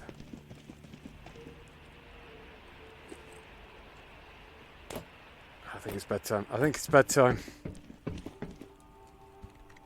How long have I got yet? Oh, perfect. Alright, let's have a drink. Nom nom nom nom nom nom. Day 6, early morning. Available supplies have dwindled. The dead have grown in number. Great. Thanks for the 2 bits of good news there. Uncovered. Old Town. Are you there? Medicine cache found. Old Town.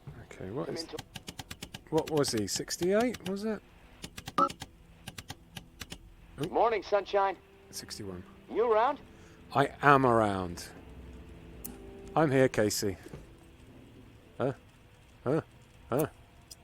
I'm here, Casey. What's up? I've located another flow regulator. Oh. We need it to repair the second pump. Oh, God, and no. Guess what? I woke up this morning with water up to my ankles, so that sucks. Mate, you just didn't Time go what is I went slipping away through. from me faster than I expected. Right, well, there we go. There's a second pump regulator that needs to be got at some point. But right, I think I've Ian's VR cornered enough for today. That was a lot of fun. It was very scary.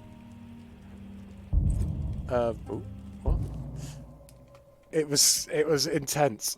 There was a lot of emotions there, but most of it was fear. I really love the freedom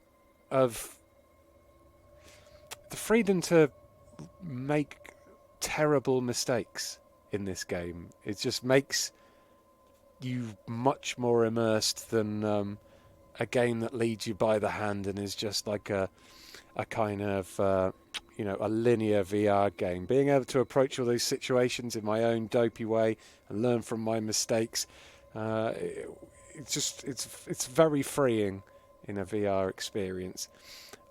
I really, really rate this game. There are some issues occasionally with the motion controls, especially on the PSVR. Sometimes you'll try and grab things and you grab other things, but in general it works really well. And if you do have PSVR and you're not terrified of zombies, I could highly recommend this game because it does a very good job in making you believe in the location that you are. If you did enjoy this, then maybe I'll do some more on my my own YouTube channel, Platform 32. But every Sunday here on Eurogamer, I do some Ian's VR Corner stuff. Most of the time it's Let's Play. Sometimes there's list videos or previews and things. But every Sunday, I try to I just try to boost people's knowledge about VR and show people how much fun being immersed in being right inside a video game can be. So yeah, thank you so much for watching. Do like and subscribe if you haven't done already, because we'd love to have more people here checking out Eurogamer's video game coverage. Thanks to everyone over on EGX_3 and PAX 3 for joining us. Hope you enjoyed the screams and the panic. I certainly did. That's it from Eurogamer, Team Eurogamer streaming shenanigans. Outside Xbox will be back in a couple of hours. What time is it now? About an hour and a half for the daily wrap. One last chance to find out about a competition. So do stick around for the lovely Outside Xbox team as well. Just one last thing. Do go over to @EGX on Twitter and say thanks to those lot. Let them know how much you've enjoyed this digital offering if you can. And also big thanks to John in the booth for doing all the vision mixing and stuff. It is time for me to go. It's 4 o'clock. So have a great night, everyone, or day, or wherever you are. And don't let the zombies bite. Bye.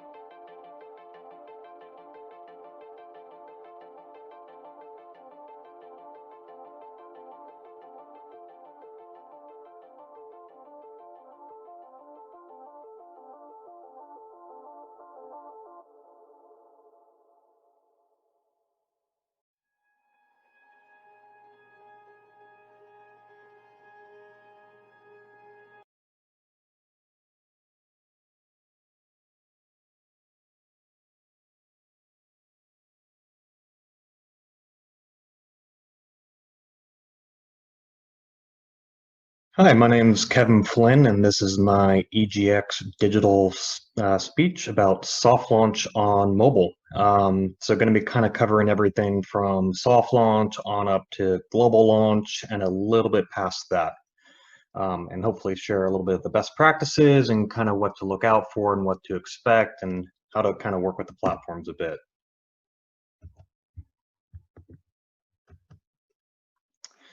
So about me and why I feel a little bit qualified to talk about this. I'm co-founder of Mobile Game Partners and recently Charge Up Games.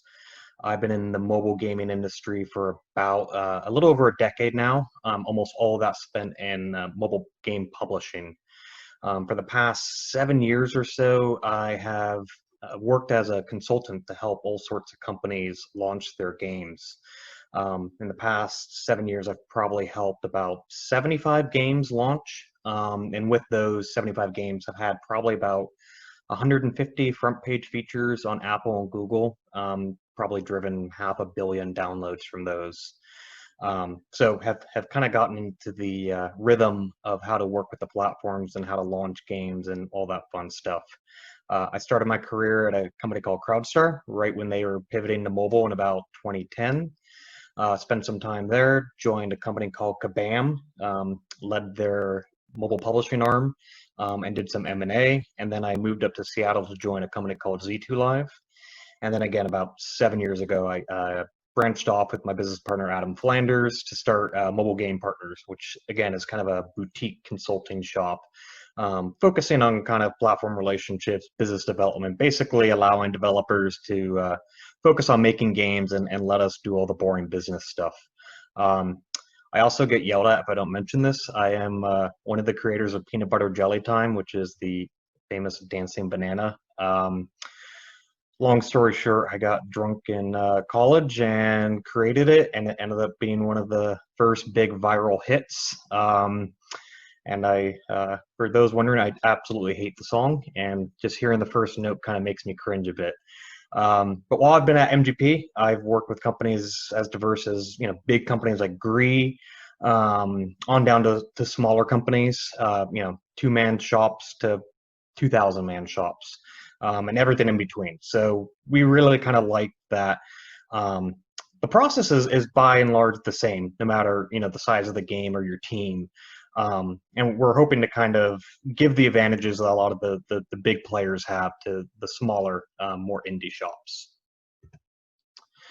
So what I want to do in this presentation is give an overview of kind of how platform features have worked over the years.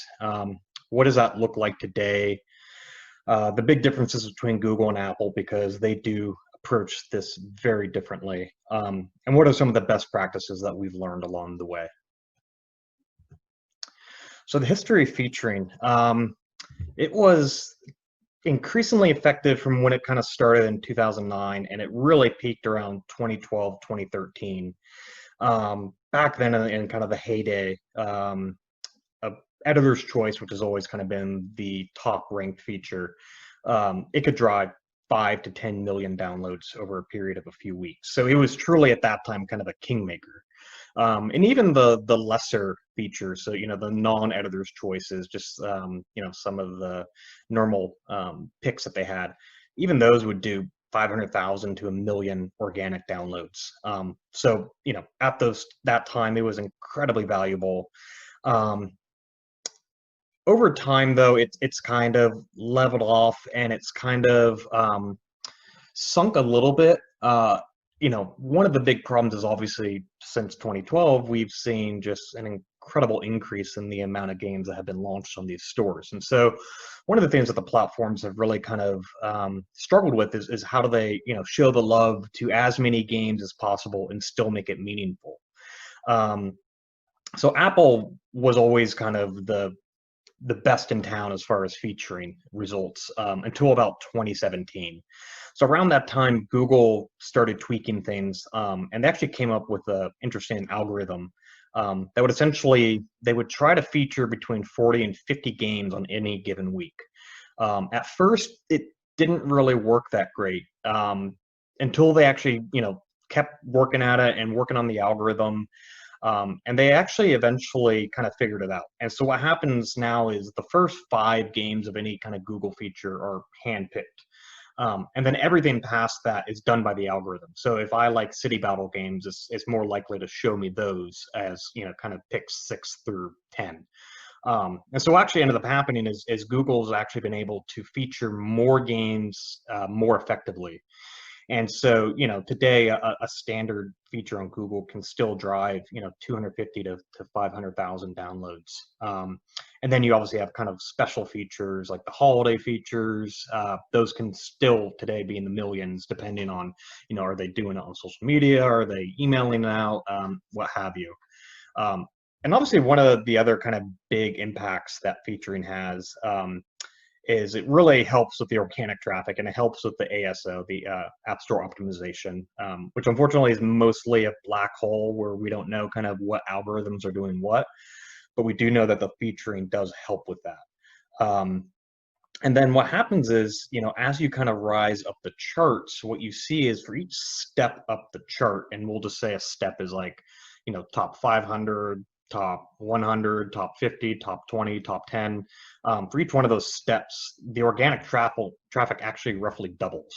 So people have always kind of been incentivized that if you are getting kind of that feature, and if you are kind of getting that big rush of organic traffic, to kind of supplement that with user acquisition to hopefully get you to that next level, and then you kind of get the benefit of that next big increase in organic traffic.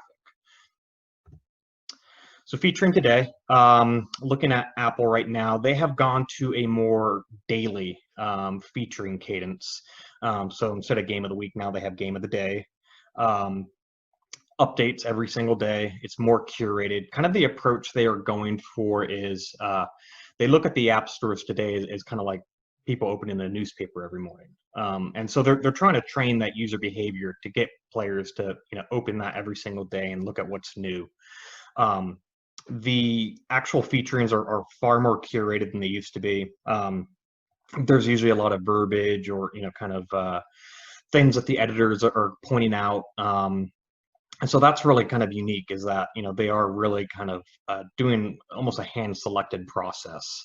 And so now they have these game-specific tabs. So stuff like new games, what are we playing, Apple text specific. So we've actually had really great luck with that. So one of the things that we always recommend is looking ahead to figure out what are the platforms going to be trying to show off when your game is actually launched. And sometimes it's difficult, stuff like integrating AR. That's not super easy. But integrating stuff like metal could be easier. And then we've actually seen it where we integrated the tech that some other companies or a lot of other companies weren't really doing, and it ended up being featured for literally weeks and weeks on end because the platforms are trying to show off new technology. And so they want to show off the games that are implementing that and using that. So that's actually been a really, really good tip that we would recommend is looking forward to, what are the platforms going to be trying to show off? And if you can implement that in a way that makes sense. And that's not always possible. But where it is, we definitely kind of recommend doing that. Pre-orders are phenomenal. Both Apple and Google have some sort of system for players to register their interest in a game. And then when that game comes out, you get notified. And the benefit of that is you can really kind of take months and months of these pre-order registrations, and then you kind of get them all in one day, hopefully. And that ends up happening is you kind of spike up the charts. And as previously mentioned, if you spike up the charts, you're likely to kind of get that step up in organic traffic that can literally be geometric. Although, to be said, Apple has now had less reliance on the top charts than they used to. I mean, top charts used to be the end-all be-all, and people would spend irrationally, even if the spend was not profitable, simply to rise up those charts because the increase in organic traffic was profitable. And so again, instead of the editor's choice that they used to have, it's now game of the day. That all being said, what we have seen is, I guess, due to the a little bit of a dilution of now this kind of daily cadence, is the results have decreased fairly substantially. So again, we used to see millions of downloads from an Apple top feature. Today, it's probably around 50 to 100,000 downloads for the top featuring the game of the day. Obviously, this also depends if the game is free, if it's premium, if the download is large or small. All these things will impact kind of the results of the featuring. So when people always ask, well, how many downloads can we expect? The unfortunate but true answer is it depends. It depends on a ton of different factors. We have seen very, very similar games get very, very similar featuring results as far as where they're placed on the store, but the downloads end up being off by a factor of 10. Simply, maybe it's due to the art, or maybe it's due to the download size, or just simply that day. So unfortunately, there's a kind of a lot of guesswork and a lot of just luck of the draw sometimes. But what we always recommend is, getting that first featuring is literally just kind of the first step. And ideally what you want is to get into a cadence with the stores. where you're constantly kind of updating your game and making the updates meaningful so that the stores will kind of refeature you again and again. And you can really get into a cadence of every, as long as the updates are substantial and meaningful, getting that refeaturing every 16 weeks or so. So you kind of get that constant source of new and meaningful organic traffic. So who gets Game of the Day on Apple? We kind of did a 30 random days and took a look, and this is outside of holidays and other random events, to kind of see who is getting the love. Apple really likes IP. IP is a very strong correlation to whether you'll be featured or not. In recent years, they've also kind of started to push premium more, obviously with stuff like Apple Arcade. They're kind of wanting to make mobile games more of a premium, high-end experience than in the past. So what we're seeing is, if you have for example, premium IP, that's, going to greatly increase your chances of being featured and getting that featuring. And then, on free-to-play, it's even more substantial, where, again, if you have this IP-related free-to-play, you're far more likely. I think in this data that we saw, it was something like 80% of the free-to-play games that were being featured did have some sort of IP attached with them. So featuring on Google, again, like I mentioned, Google is really interesting for a few different reasons. One is they are really using their algorithm to their benefit, because it does allow them to kind of feature, 40 to 50 games a week and still drive meaningful downloads to them. They also are interesting because they view new games and updated games as the same. So you can see here, it simply says new plus updated games. So with Apple, one of the concerns is always, well, is your game new or not? Because it's treated very, very differently. On Google, it really doesn't matter. And that's why, some people like to kind of launch on Google first, because it doesn't matter. They can launch earlier, but still get meaningful features down the line, just as long as they have a big, meaningful update. And again, the results are roughly the same. You can expect, whether it's new or updated or whatever, to kind of get roughly the same amount of organic downloads every time. The placement of features are, again, the first 5 or so are handpicked, and then everything after that is done by the algorithm. And luckily, like I said, the algorithm has become increasingly effective over time as they've kind of tweaked it and tuned it. And so it does allow them to feature more games with more downloads. Early access pre-registration, this is something we absolutely always recommend everyone doing for the previous reason. That's basically, a free spike in downloads, assuming you get accepted, because this is something you have to apply for. Updates are incredibly important, especially on Google. Usually we like to recommend every 12 to 16 weeks, not any more often than that. We've worked with developers that were wanting us to talk to the platforms every month, and that's just, too fast of a cadence. They have too many other games to work with, and eventually they'll kind of start ignoring you unless what you have is truly meaningful. So they look for, are you listening to the players? Are you listening to feedback? Are you implementing new content? Basically, they want to know, number one, are you listening to your audience? And number two, are you going to continue to support the game in a meaningful way for years to come? And a lot of this is simply, them over time learning that players hate it when they get invested into a game and the developers kind of, decide they want to work on a new project instead. And so both the platforms will tell you very, very strongly that, if you have a game that's out there in the store that's launched and performing well, keep working at that game.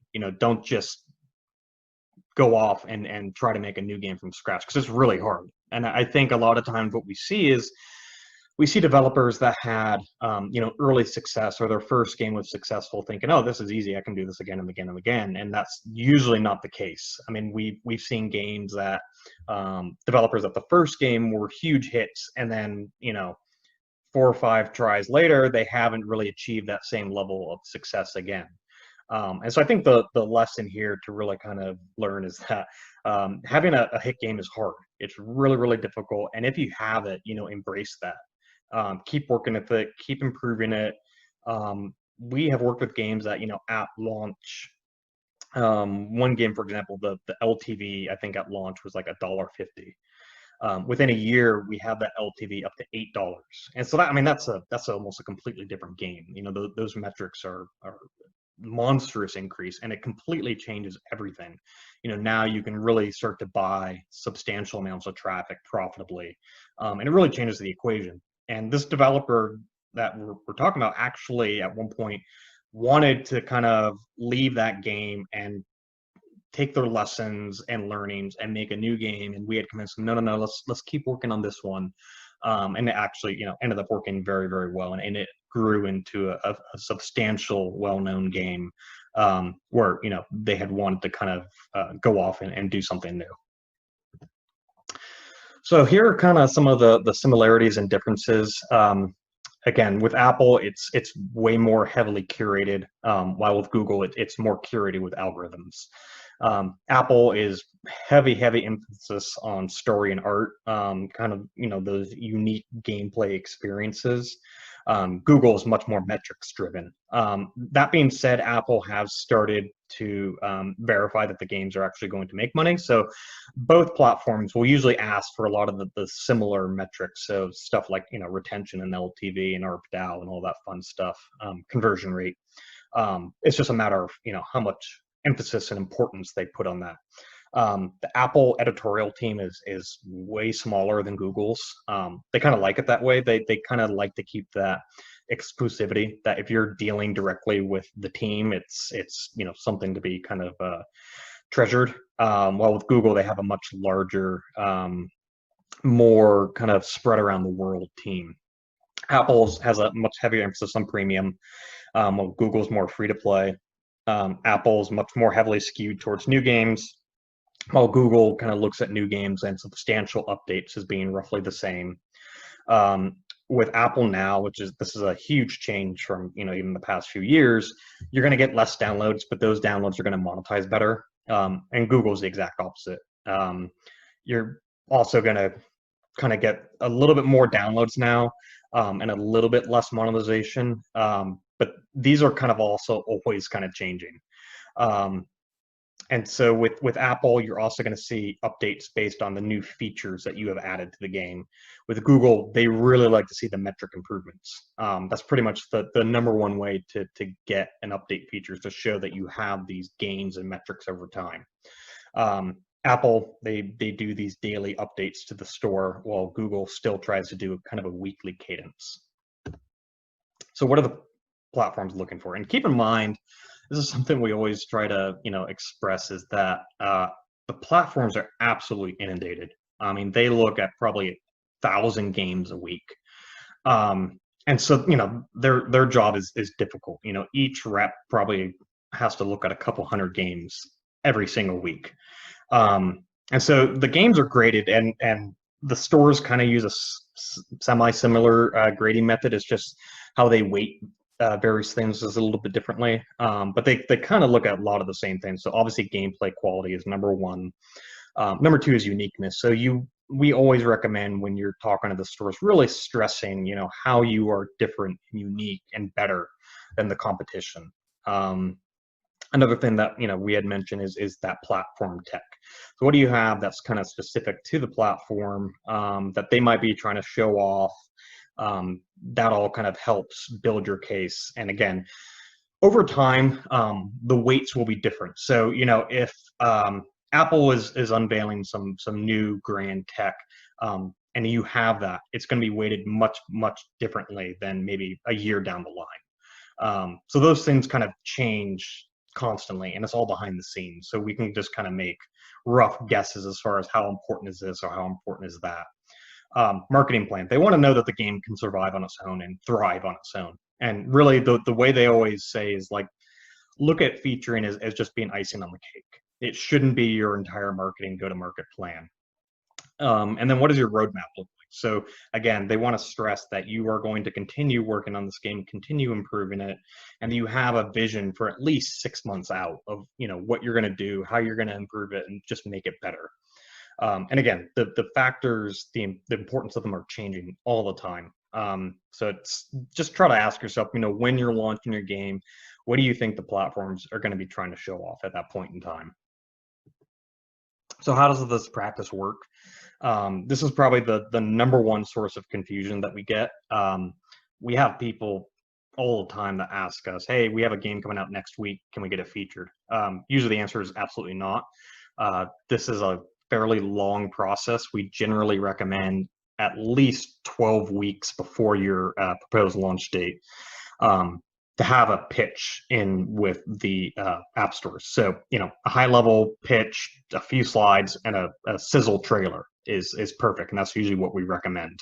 And that's, again, kind of 3 months before launch. 2 months before launch, we recommend kind of giving them the updated metrics and the roadmap as far as, here's what we're going to do at launch, and then here's what we're going to do a little bit past launch. And then 1 month out is the official presentation that you submit. Each platform kind of has a different sort of presentation that they like to see, and some different submission guidelines. But yeah, we usually recommend having that all submitted at least a month out, because a lot of times the platforms might kind of give you guidance. They might say, hey, the week you are trying to launch is really, really busy. We recommend, waiting or trying to move it up if at all possible. So it's something that, you want to give them as much time as humanly possible to kind of give you that guidance. And then, the actual launch week, make sure you turn the game live. You would be shocked how many times we have seen people that have forgotten to do that. You want to do it usually 2 days before your proposed launch date, and it's, kind of turn it live softly, because the platforms will check. They will usually check the day before the featuring is scheduled to make sure your game is up and launched and stable. And then just cross your fingers. I mean, I can't count the number of times where either we thought we were getting featured and didn't get featured, or vice versa. I mean, we've even had a couple of surprise, game of the weeks where we had almost no communication with the platforms, and then surprise, you got the top featuring. So it's really something that it's constantly changing and moving. And we always, always, always recommend, no matter what happens, no matter, if you got featured or not, just thank the platforms for their time. Again, they have a very difficult job, and I know from personal experience that they definitely get a lot of flack sometimes. And so just saying thank you for even taking the time goes a long way.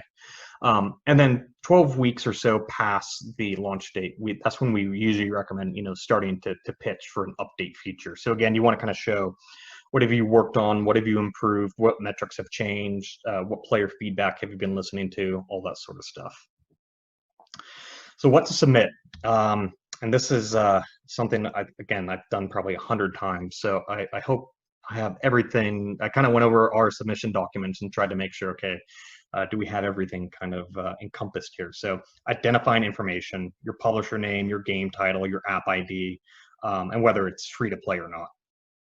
Dates, so your submission date, and then your desired launch date. Territories, the more the better. Usually they like worldwide games, like truly worldwide. That being said, they do usually make some sort of leeway for the Asian countries. So they usually kind of recognize that, especially China, it can be very, very difficult to do a true worldwide launch, including China, successfully. They recognize a lot of times it's probably better for most companies to go in with a partner in China, and then also Korea and Japan. So you can definitely get kind of exclusions. Just be very upfront about it. Say, hey, we're going to try to launch worldwide, but maybe not China. And they're usually okay with that. But again, the more countries you can launch in, the better. Content description, you want to have this all written out, the marketing text, the bullet points, and again, really try to stress what is the uniqueness, what is, kind of setting your game apart from everyone else. Languages. So this has kind of gone back and forth over the years. Probably 4 years ago, they were really, really stressing trying to do at least 12 different languages. luckily, over time, they have also learned that sometimes it just doesn't make financial sense. There are some languages it's like you're not going to make up the costs for localization. That being said, obviously eFigs Plus is important. So English, French, German, Spanish, Russian, Italian. Italian's kind of an iffy one. Obviously, if you can say, hey, we think we have a chance to make some money here, that's great. But essentially, it's the same as the territories. The more, the better, as long as there is kind of a financial case there. Apple specific info. So, does it have Game Center? Does it have Metal? Does it have Replay, 3D, watch integration, what have you? Google, they like to know if it's simultaneously shipped or not. So Google, for a long time, we're kind of seen as like the second tier. And so what happened was a lot of games would launch on Apple first and then like 6 months later launch on Google. It's not as much of a problem today as, kind of cross-platform developments become easier and easier. But Google does actually like to check and make sure that you are going to simultaneously ship on both Apple and Google at the same time. Apple, oddly enough, has actually cared less about this over time, which is definitely a reversal from their previous stance. But again, all of this is kind of subject to change. So with Google, also the package ID, and does it have tablet optimization, and what devices are supported, which obviously, for Google, that can kind of be a issue because there's so many devices. Usually we try to recommend that you cover at least 90% of the major devices. So, the Pixels and the Samsungs and all that. The metrics, again, LTV, retention, conversion rate at a bare minimum. The more metrics, the better. And obviously, if you can show that the metrics are improving over time, that's incredibly powerful. And then market information. How much are you going to spend? Do you have a trailer? And what sort of marketing are you going to be using? Again, a lot of this is simply, you want to show that you are supporting this game, you have a plan to support it for a long time to come, and that you're capable of kind of managing this thing and growing it. The platforms have had times, where they would give games literally millions and millions of dollars of basically free advertising through featuring, and the games would actually go out of business within 6 months. And this is obviously bad for a few different reasons, but mainly it's for the platforms, it's bad for their audience. It's bad for the consumers because, they are investing time and money into these games and the games just disappear. And that's not good for anyone. It's not good for the developers, for the players, or for the platforms. So they just want to really make sure that that's hopefully not going to happen. Obviously, things can happen, but they want to be as sure as possible. So after the submission, but before the launch, please keep a single point of contact with the platforms. Do not spam them on LinkedIn. Do not email, every person you can find. They absolutely hate that. They want you to have one contact point and keep with that contact point person. Again, we have literally seen features taken away because people are spamming everyone at the company. It's just kind of rude and bad practices. Changes, fixes. So Google will usually come back, I would say, probably 90 to 95% of times with requested changes. And some of the most popular ones are back button fixes, game services side, and then permissions. But Google will actually go through and usually give you like a bullet point of, hey, we need you to fix this, this, and this. And they do expect those to be fixed by the time the featuring rolls around. And maintain a 4-star rating. If you slip below 4 stars for whatever reason, they can and will pull the featuring, even mid featuring. I believe it's actually automated, where if it dips below 4 stars, it's automatically pulled back. And that's just because they don't want to feature something that is for whatever reason getting negative reviews. So we usually recommend obviously making sure that the servers are ready to go and can handle the big jump in traffic. But also, making sure that you are responding to negative reviews. A lot of times it's simply good enough to show the players that you are listening, you are responding, and you're trying to fix things. So we usually recommend, with your kind of launch date, having at least some sort of team in place to respond to negative reviews. You should be getting some sort of art requests, usually, not all the time, but the art requests are usually a good sign that you're getting some sort of important featuring. And the art request can be all sorts of things. So just be on the lookout for those. Again, if you don't get a response, that's not the end of the world. We have had many times where we got no response and got excellent featuring. And if you didn't get featured, again, I highly recommend still thanking them for their time. We have seen features pop up randomly. We have missed what we thought was the launch date, and then the next week it pops up. Again, they are super busy. They're trying to do the best they can usually, and try to service as many games as possible. So always thank them.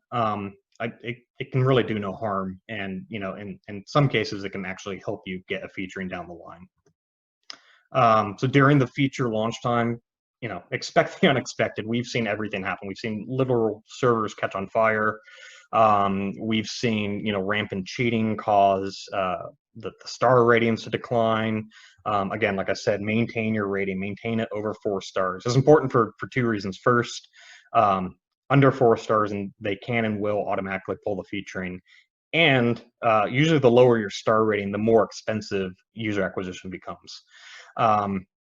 Make sure that you're proactively responding to bug fixes. You can even kind of let the platforms know, hey, we saw this, and this pop up.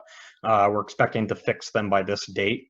And then we usually recommend doing some sort of user acquisitioning campaign during the featuring time. Usually you can actually make your user acquisition dollars go much further if it's on the back of a featuring. So let's just say you start your featuring on a Thursday. You might want to start that UA by Friday or Saturday to really kind of maximize piggybacking off the featuring. So post-launch, we've actually always found that the platforms appreciate when we kind of let them know what happened during the featuring. Here's the results we got. Here's kind of the traffic we got. They just kind of appreciate having those data points. Again, always thank them for their time and kind of try to do that both at the same time. Thank them, and oh, by the way, here's kind of what we did. Here's the downloads we got. And then looking ahead, here's what we're going to change and fix, and we'd like to talk again in 12 or 16 weeks. For the update planning, listen to your players. That's probably the number one thing. Roadmap for major releases every 12 to 16 weeks or so. So a lot of times what a lot of people like to do, they like to kind of do weekly or bi-weekly updates. But the problem is that really kind of decreases from the impact, what we would call a major feature. So a lot of times you want to try to bunch up a lot of the most meaningful updates into as big a single update as possible to make it as meaningful as possible. And then try to figure out, well, what are you going to add and why? Why are you adding this? Did you get player response? Are you trying to fix something? Are you trying to improve something? The platforms kind of really appreciate that sort of thinking. So in conclusion, launching games absolutely never ever goes to plan. You can certainly try, and that we highly recommend doing it as organized as possible, but always expect something to go awry, whatever that might be, and it could be both positive and negative. Featuring no longer makes or breaks games like it used to. I mean, it used to be we had seen games that literally had done no user acquisition and still had made $50 million in a year just based off of featuring. That no longer happens, but featuring is still a tremendous source of high quality traffic. Especially as user acquisition costs continue to go up. Looking forward with iOS 14, we're probably going to see user acquisition become even more difficult with the user tracking kind of going away. So I truly believe that featuring is going to be even more important looking ahead. And of course, it also helps build your ASO, which is a great source of kind of never-ending organic traffic. And it helps build those platform relationships because, if you can be proven to be a reliable developer for them, they're more likely to kind of think of you in the future. I mean, we've had many times where the platforms have contacted us going, hey, we have something coming up in 6 months, and we thought, this game might be a good fit. What do you think? Or, hey, we're thinking of debuting this new technology. Do you guys want to be involved in the beta? And all that's just kind of built off the relationships with the platforms. And yeah, if there's any questions or anything, let me know. I will attach my contact info, but it's kevin.flynn@chargeupgames.com. And yeah, looking forward to hearing feedback, and I hope this was useful for everyone. Thank you so much. Game begin. What on earth is a global digital event, I hear you ask? Well, allow me to enlighten you. This event is a gathering of hot gaming content that you would have been able to see at PAX West in Seattle, PAX Australia in Melbourne, or EGX in London in September, before COVID changed the world in what, let's be honest, is a storyline from a video game. In fact, it's bound to spawn many post-viral games in the near future. We'll be hunting through the city streets, crafting masks from animal hides, and all while still on furlough. Instead, you can sit at home and take in all the delights of a truly global event, enjoying the food from your kitchen at a reasonable price, and have a seat guaranteed, all day. Amazing!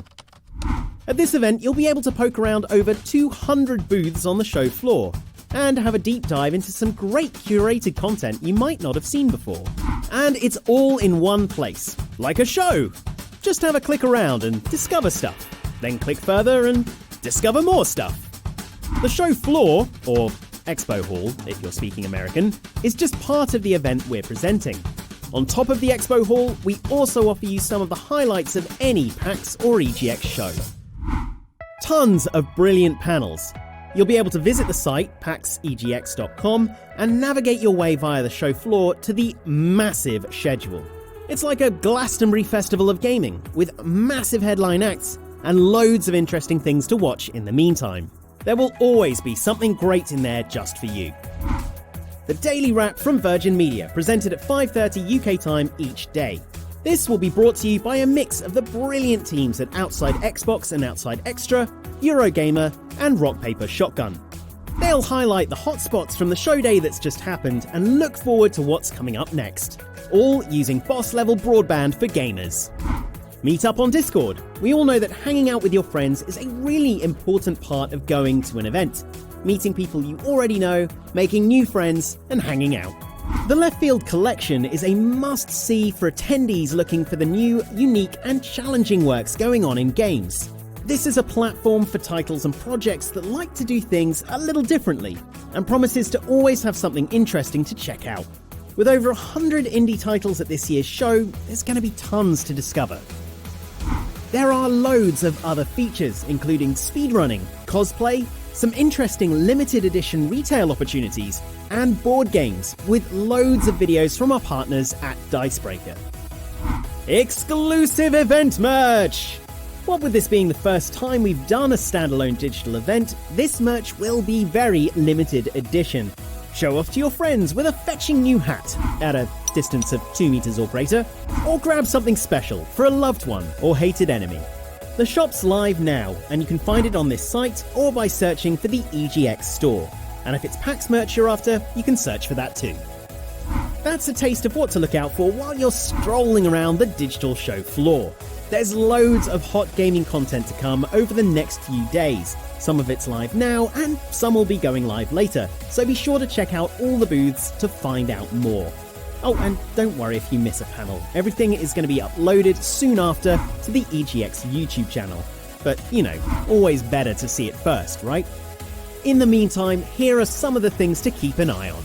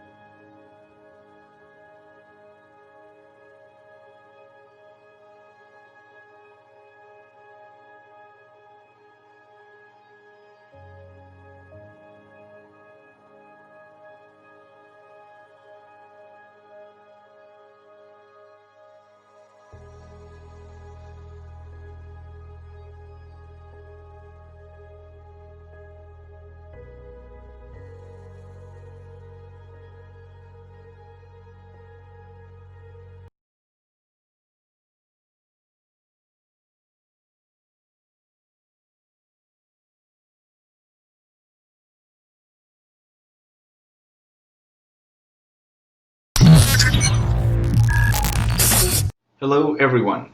I am here to talk to you about something very close and dear to our hearts.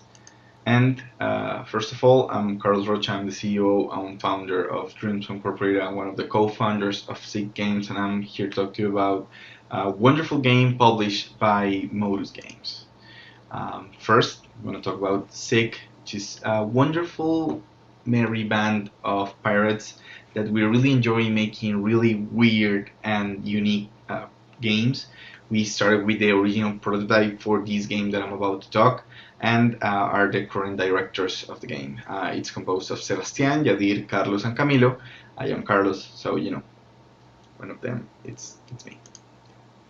And Dreams Incorporated, which is a wonderful company based here in Colombia, a studio composed of 30 people, and that it's doing everything we can to give you the best experience in the wonderful genre that is the RPGs.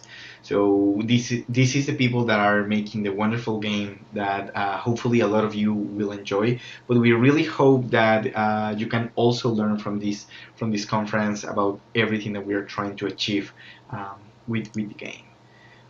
This is a wonderful moment that we also want to share with you guys. It was one of the most important moments of our lives. This was taken at the PC Gaming Show live in Los Angeles during 2019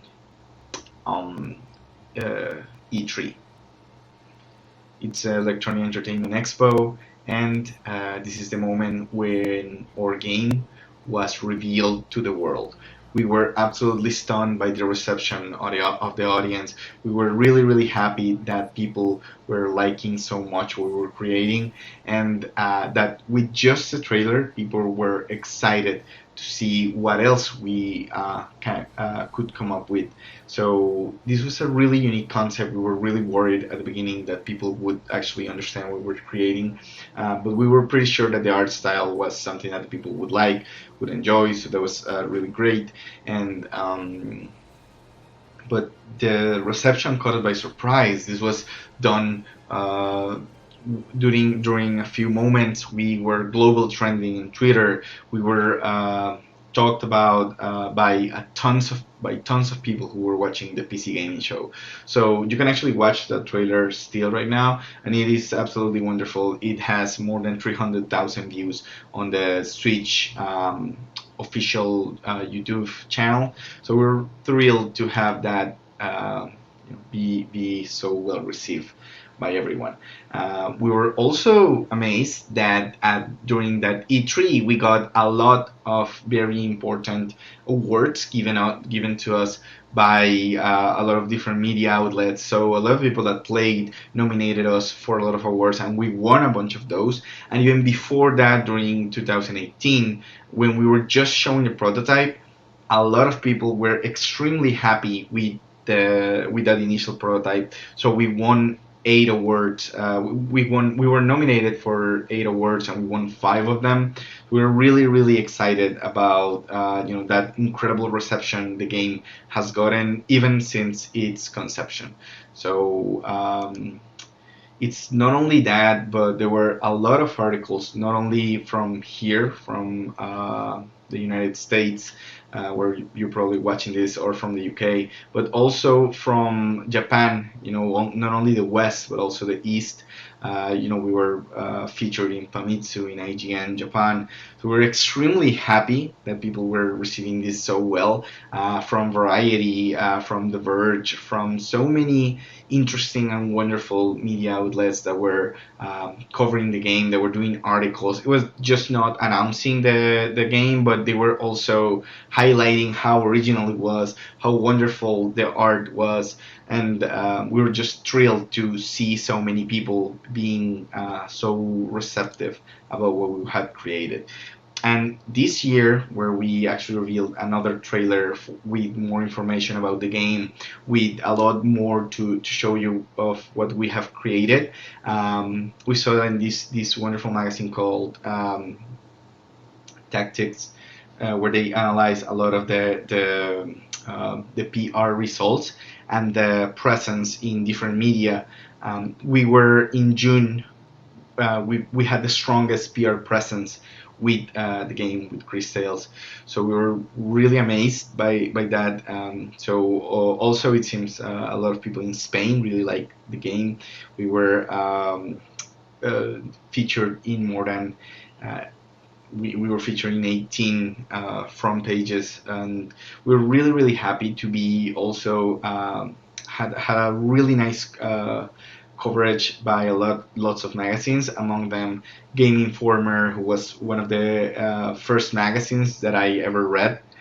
here in Colombia. So, I used to buy those magazines when I was little, and it was incredible that a game that a lot of us are working on right now was featured by this magazine.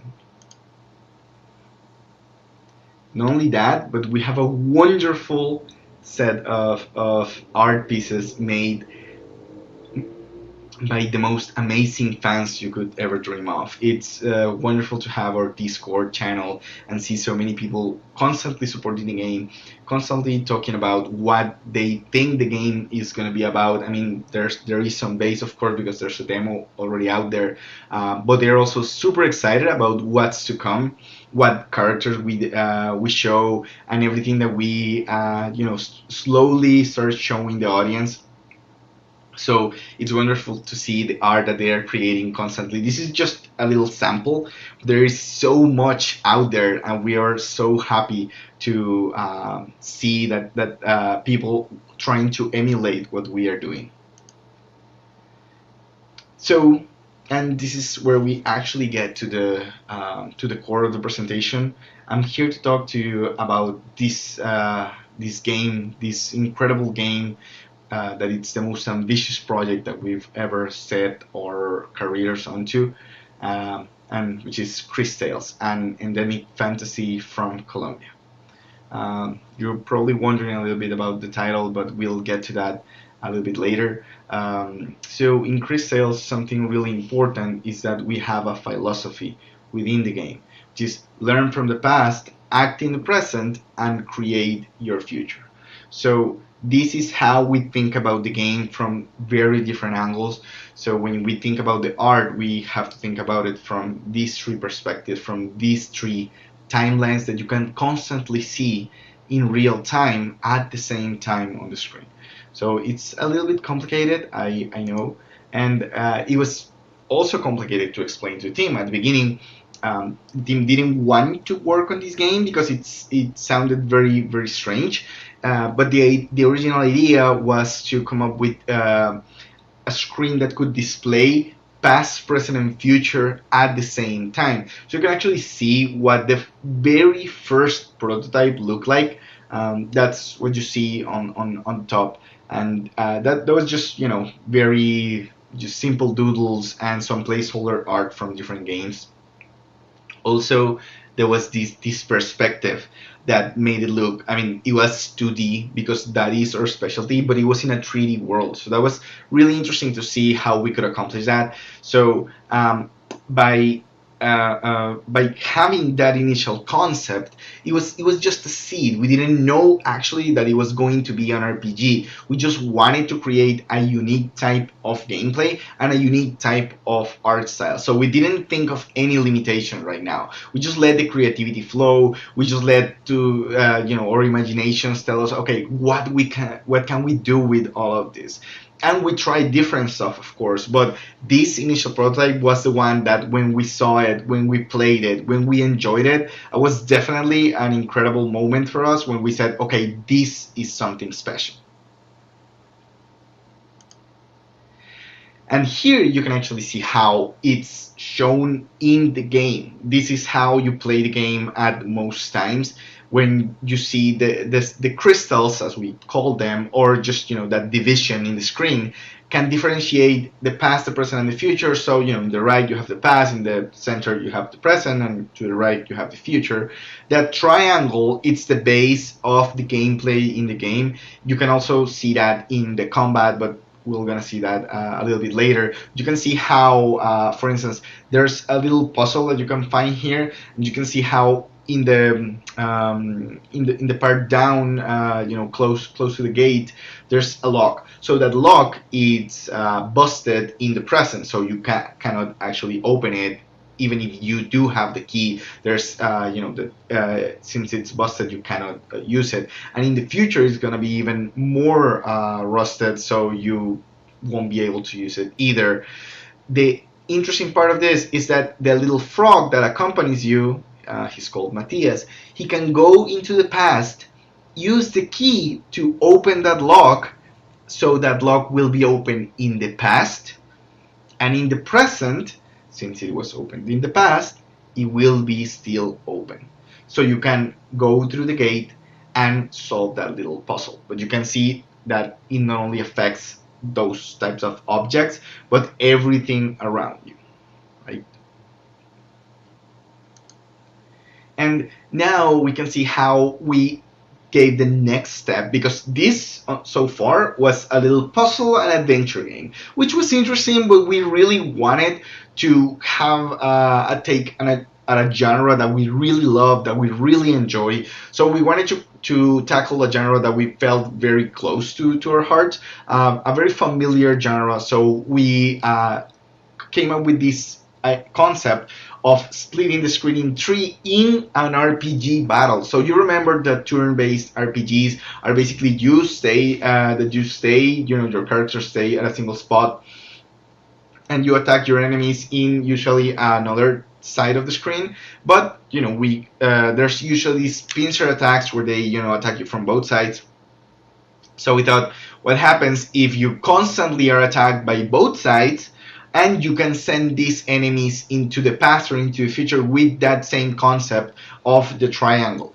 So we wanted to use that because the RPG, the turn-based RPG, is something that we really understand, that people also understand, but it's also allowed us for experimentation. It allowed us for that uniqueness that we were looking for.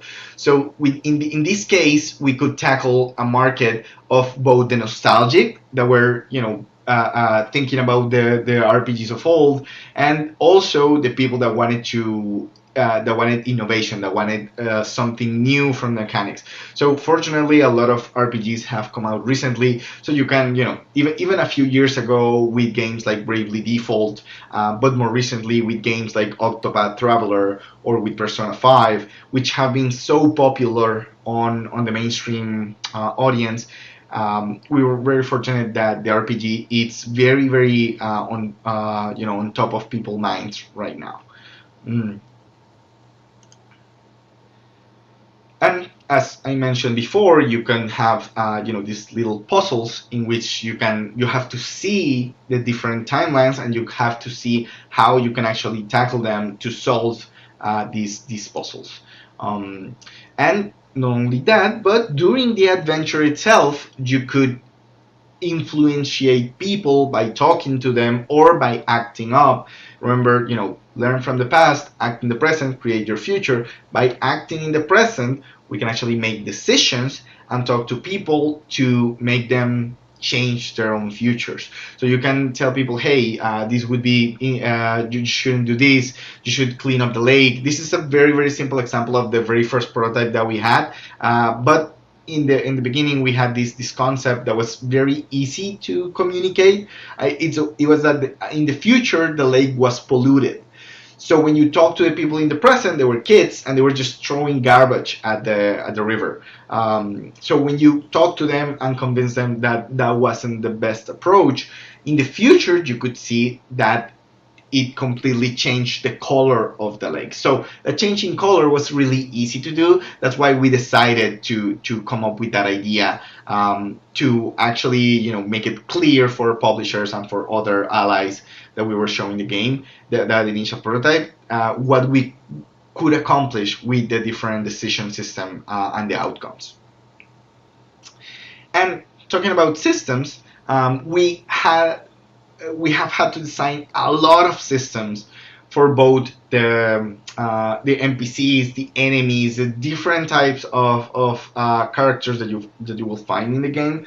So it's all built around that central mechanic. Remember the triangle. Everything is about that triangle. So when you talk to NPCs, you can see an NPC that maybe in the present it's a woman that has a little baby, but in the past that same woman was didn't have that baby and was just a teenager. But in the future she might have the little kid has grown and she's pregnant with another baby. So that's a little story. Or you can see this woman who's an apothecary. You can actually see her in the demo, and in the past she was a little girl who was learning from her grandpa, and in the future she is this old lady. So you can see these three timelines, in which we are actually telling a little story, which is really, really complicated if you think about it, because every character, we can't have the usual NPCs that you find in every other RPG, that it's basically a disposable character. No, we have to make every NPC matter.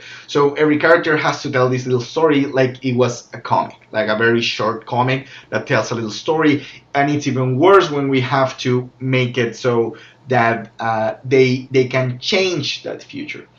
And it's a different story and a different system of design where we make the enemies, because the enemies cannot be just telling, they are not telling a story, a sort of a story. They have to have a concept, but that concept needs to differentiate itself from one timeline to the other. So in the past, that enemy could be a very fast attacker, could be like a very swift swordsman, but in the present it's a more experienced swordsman that attacks slower, but it's a lot stronger. So you have to be aware of those types of attacks.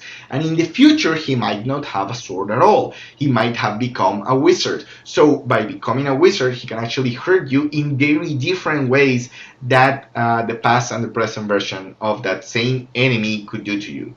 The same thing can happen with another enemy that could not just change the way they attack. It could be an enemy that was really big in the past, and in the present it's a little a little bit smaller, and in the future could be a little bit more small. So it's very, very small in the future, but what if in the future he can self-destruct?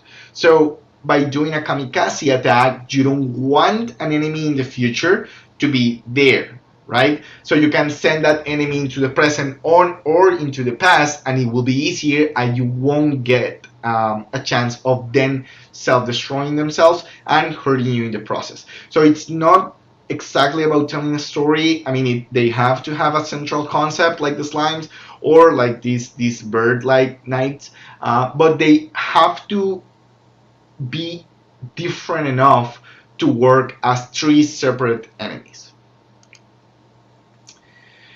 You can see other examples of enemies right here. You can see the goblins that are the first enemies that you find in the game. They are mostly fire-based, and they have this metal armor, which is another system that we have created for the game, that if it gets wet, it has effects of a wet metal armor going through time. But you have also enemies that are based more on plants. So if an enemy it's plant based, you can see how that enemy could be more akin to be inflicted damage, easier damage by fire, right? Going back a little bit to the NPCs, you can see a lot of examples here of the wonderful NPCs that we have created. Something very, very important is that the apparel, the clothes that people are wearing here, it's not a random wardrobe that we have chosen for the characters. A lot of the colors, a lot of the design, a lot of everything that you can see here, it's actually based on real clothes that people wear in different parts of Colombia. So some of those are casual wardrobe that people wear every day, particularly in the towns of Nariño, Pasto. It's the south of the country. It's a little bit cold, so you can see how you can actually look for pictures of that, and you can relate to how that actually works.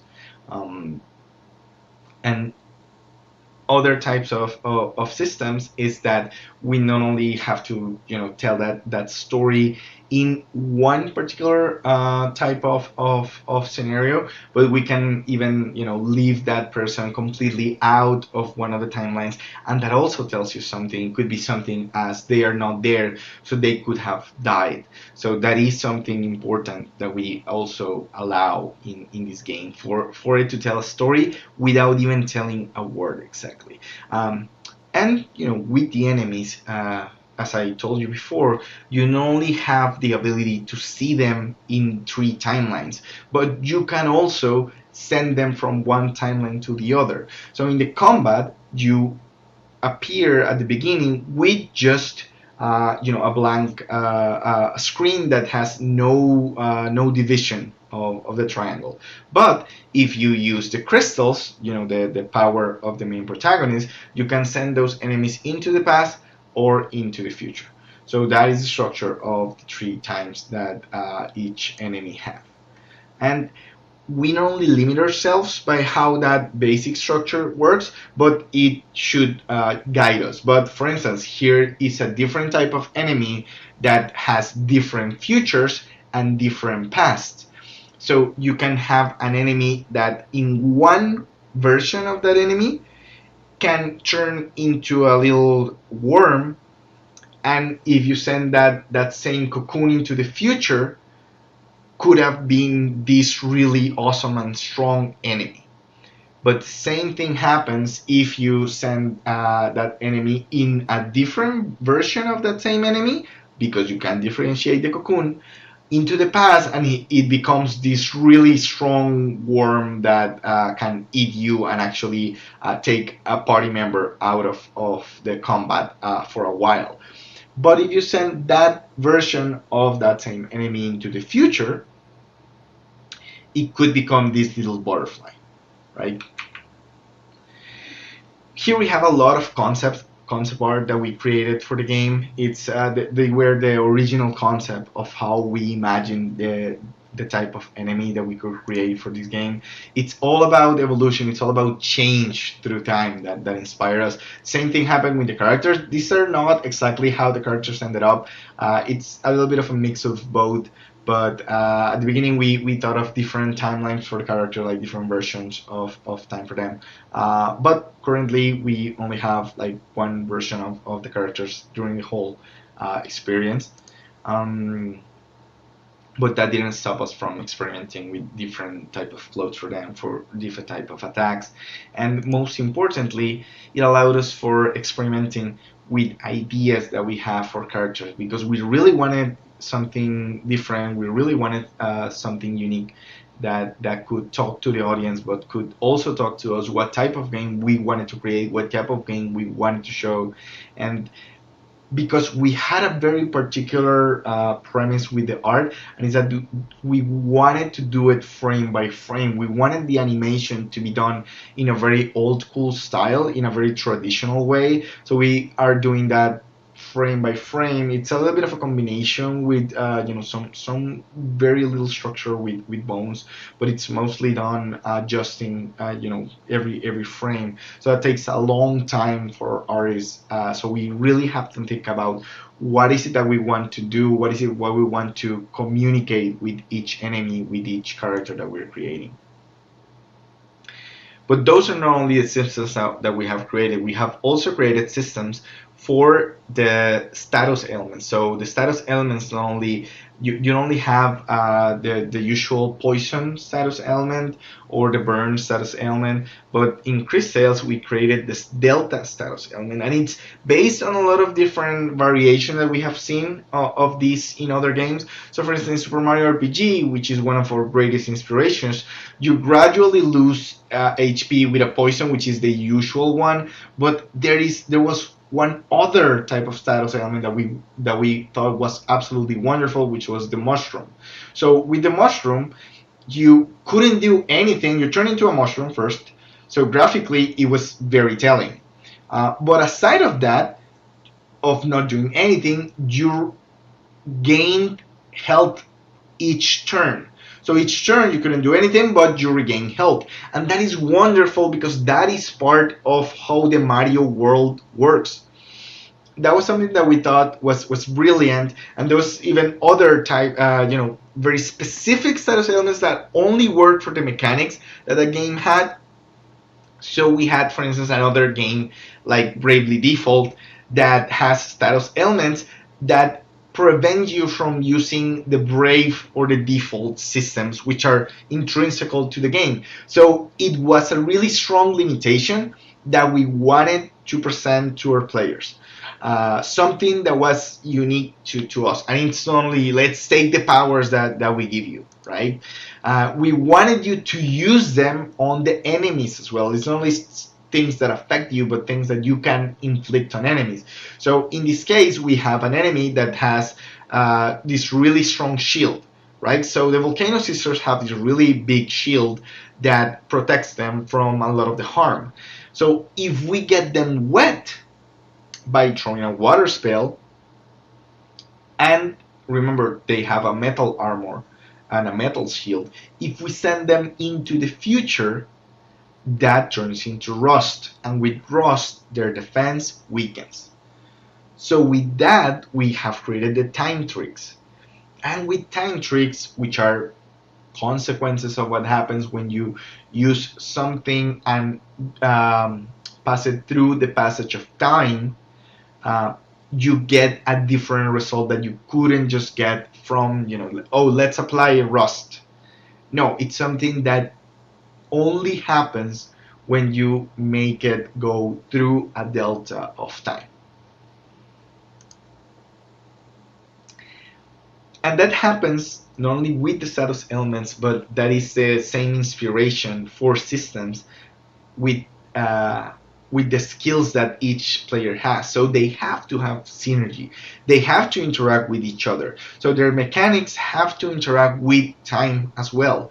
So for instance, one of the characters, it's an elemental mage that uses the usual fire, water, those type of spells. But this other character uses natural magic. So imagine that something that it's very common to think about is that if you leave a tree and plant it for a long time, that tree will grow. So that's why we came up with the idea of plants as an important mechanic for another one of the characters, of the playable characters, one of which is Wilhelm, which is the natural mage of your party. We can see him, how he's actually using a Yukan Dragora, which is actually also based on a very special type of plant that we have here in Colombia that we eat similar to a potato.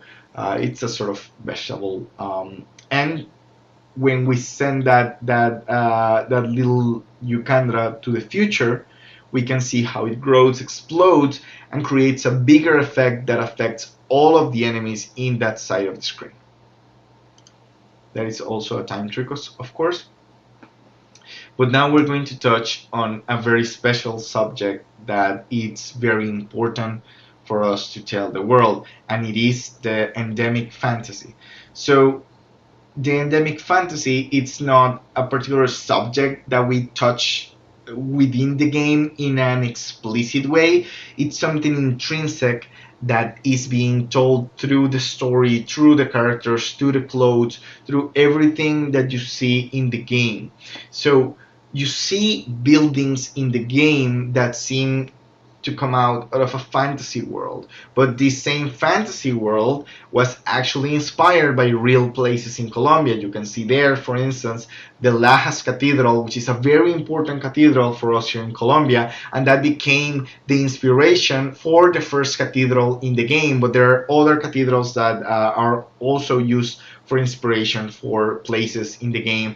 But also there are cities, full cities, that are inspired by real places in Colombia. For instance, the city of St. Clarity, which we have already talked about in a video that you can check on YouTube on the Mogurus channel. The St. Clarity town, it's based around the coastal cities of Colombia. It's not just one, but based on different elements from all of those. So we also inspire ourselves, as I mentioned before, on the wardrobe that the people are wearing, but also that little frog that accompanies you everywhere, Matias. Matias is actually based on a real frog that you can find here in Colombia, the golden frog, which is the second most poisonous frog in the world.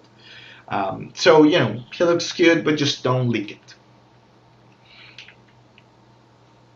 You can see some of the design and how we thought about this, what sort of plans could complement this, how this would change in the future, because we also have to tell a message when we create this architecture. It's not only about, oh, let's create a beautiful place. No, how does the beautiful place change through the story in the game? Does it become more beautiful? Does it get destroyed after a battle? What happens to it? So we tell a story not only with the characters talking to you, but through what you see with the mechanic. Same thing happens with these other beautiful vistas, and every town has its own unique color, has its own unique art. So we try to differentiate very a lot where you are with the color scheme, with everything that you are creating, with everything that you are experiencing in the moment. But the concept of endemic fantasy, it's actually based around another very important, let's say, genre in Colombia.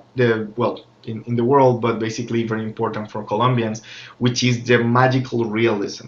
So one of the biggest representatives of the magical realism in the world is Gabriel Garcia Marquez.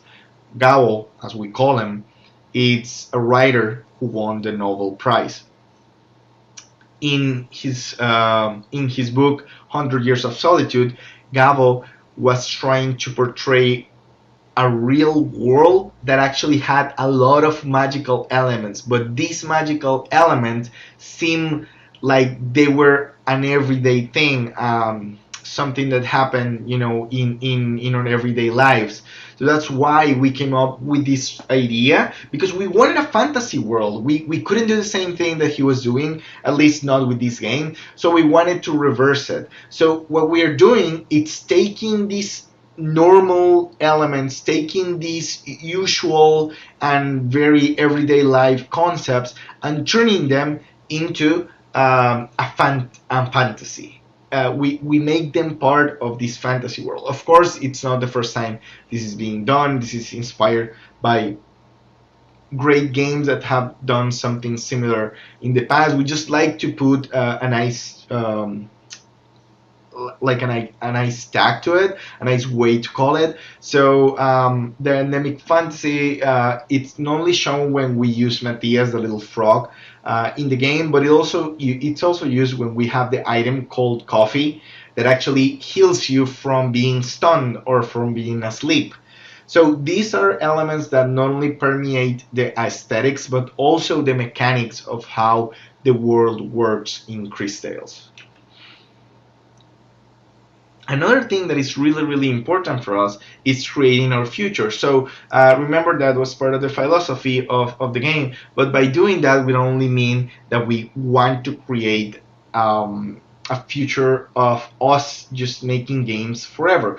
We want a lot of other people in the city, a lot of other people in Colombia creating games. So we also have been developing a lot of events that promote game development here in Colombia, and particularly in Bucaramanga, which is the city where we're from, where we are creating currently the game, and most of the team is located right now. So we do a lot of game jams. We have done jams that even during this pandemic, this global event that is happening, we created the Stay at Home Jam, which featured more than 300 people from Colombia and even from other parts of the world, creating these wonderful games around the concept of informal work.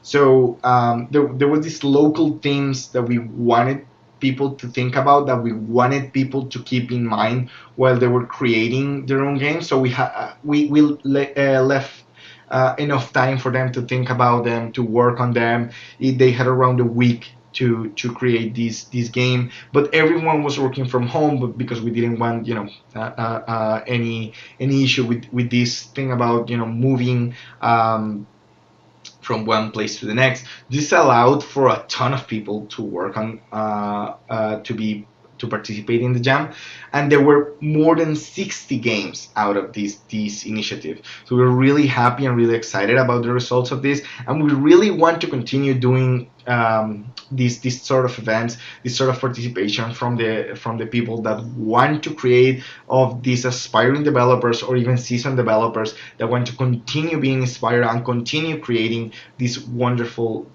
games. So we also want to highlight the innovation that they have. So sometimes we do contests of what games can portray a most innovative mechanic, which is what differentiated us in the moment. So we really want them to also be able to understand what is it that makes them special. So helping entrepreneurs achieve their own potential, it's also part of what we want to achieve. So this was a presentation. I really hope you liked it. I really hope you enjoyed what we had to show here. We're really excited to be bringing you this game to the world. You can reach us in different channels. You can reach us on Facebook, on our Discord. You can reach us on different media outlets. So please reach out. Please, if you enjoy this but have questions, but you have things that you want to discuss with us, please do so. The game is coming out soon, and if you want to try it out for yourself first, there is a demo currently on Steam, GOG, PlayStation 4, Xbox One, and Nintendo Switch. So we are really, really excited to be bringing you this game, and I really hope that this presentation was to your liking, and that you follow the current development of the game, and the release when the game finally reaches your hand. So again, thank you very much. I'm Carlos Rocha from Dreams Incorporated and SIG. It was wonderful to talk to all of you guys. Bye bye.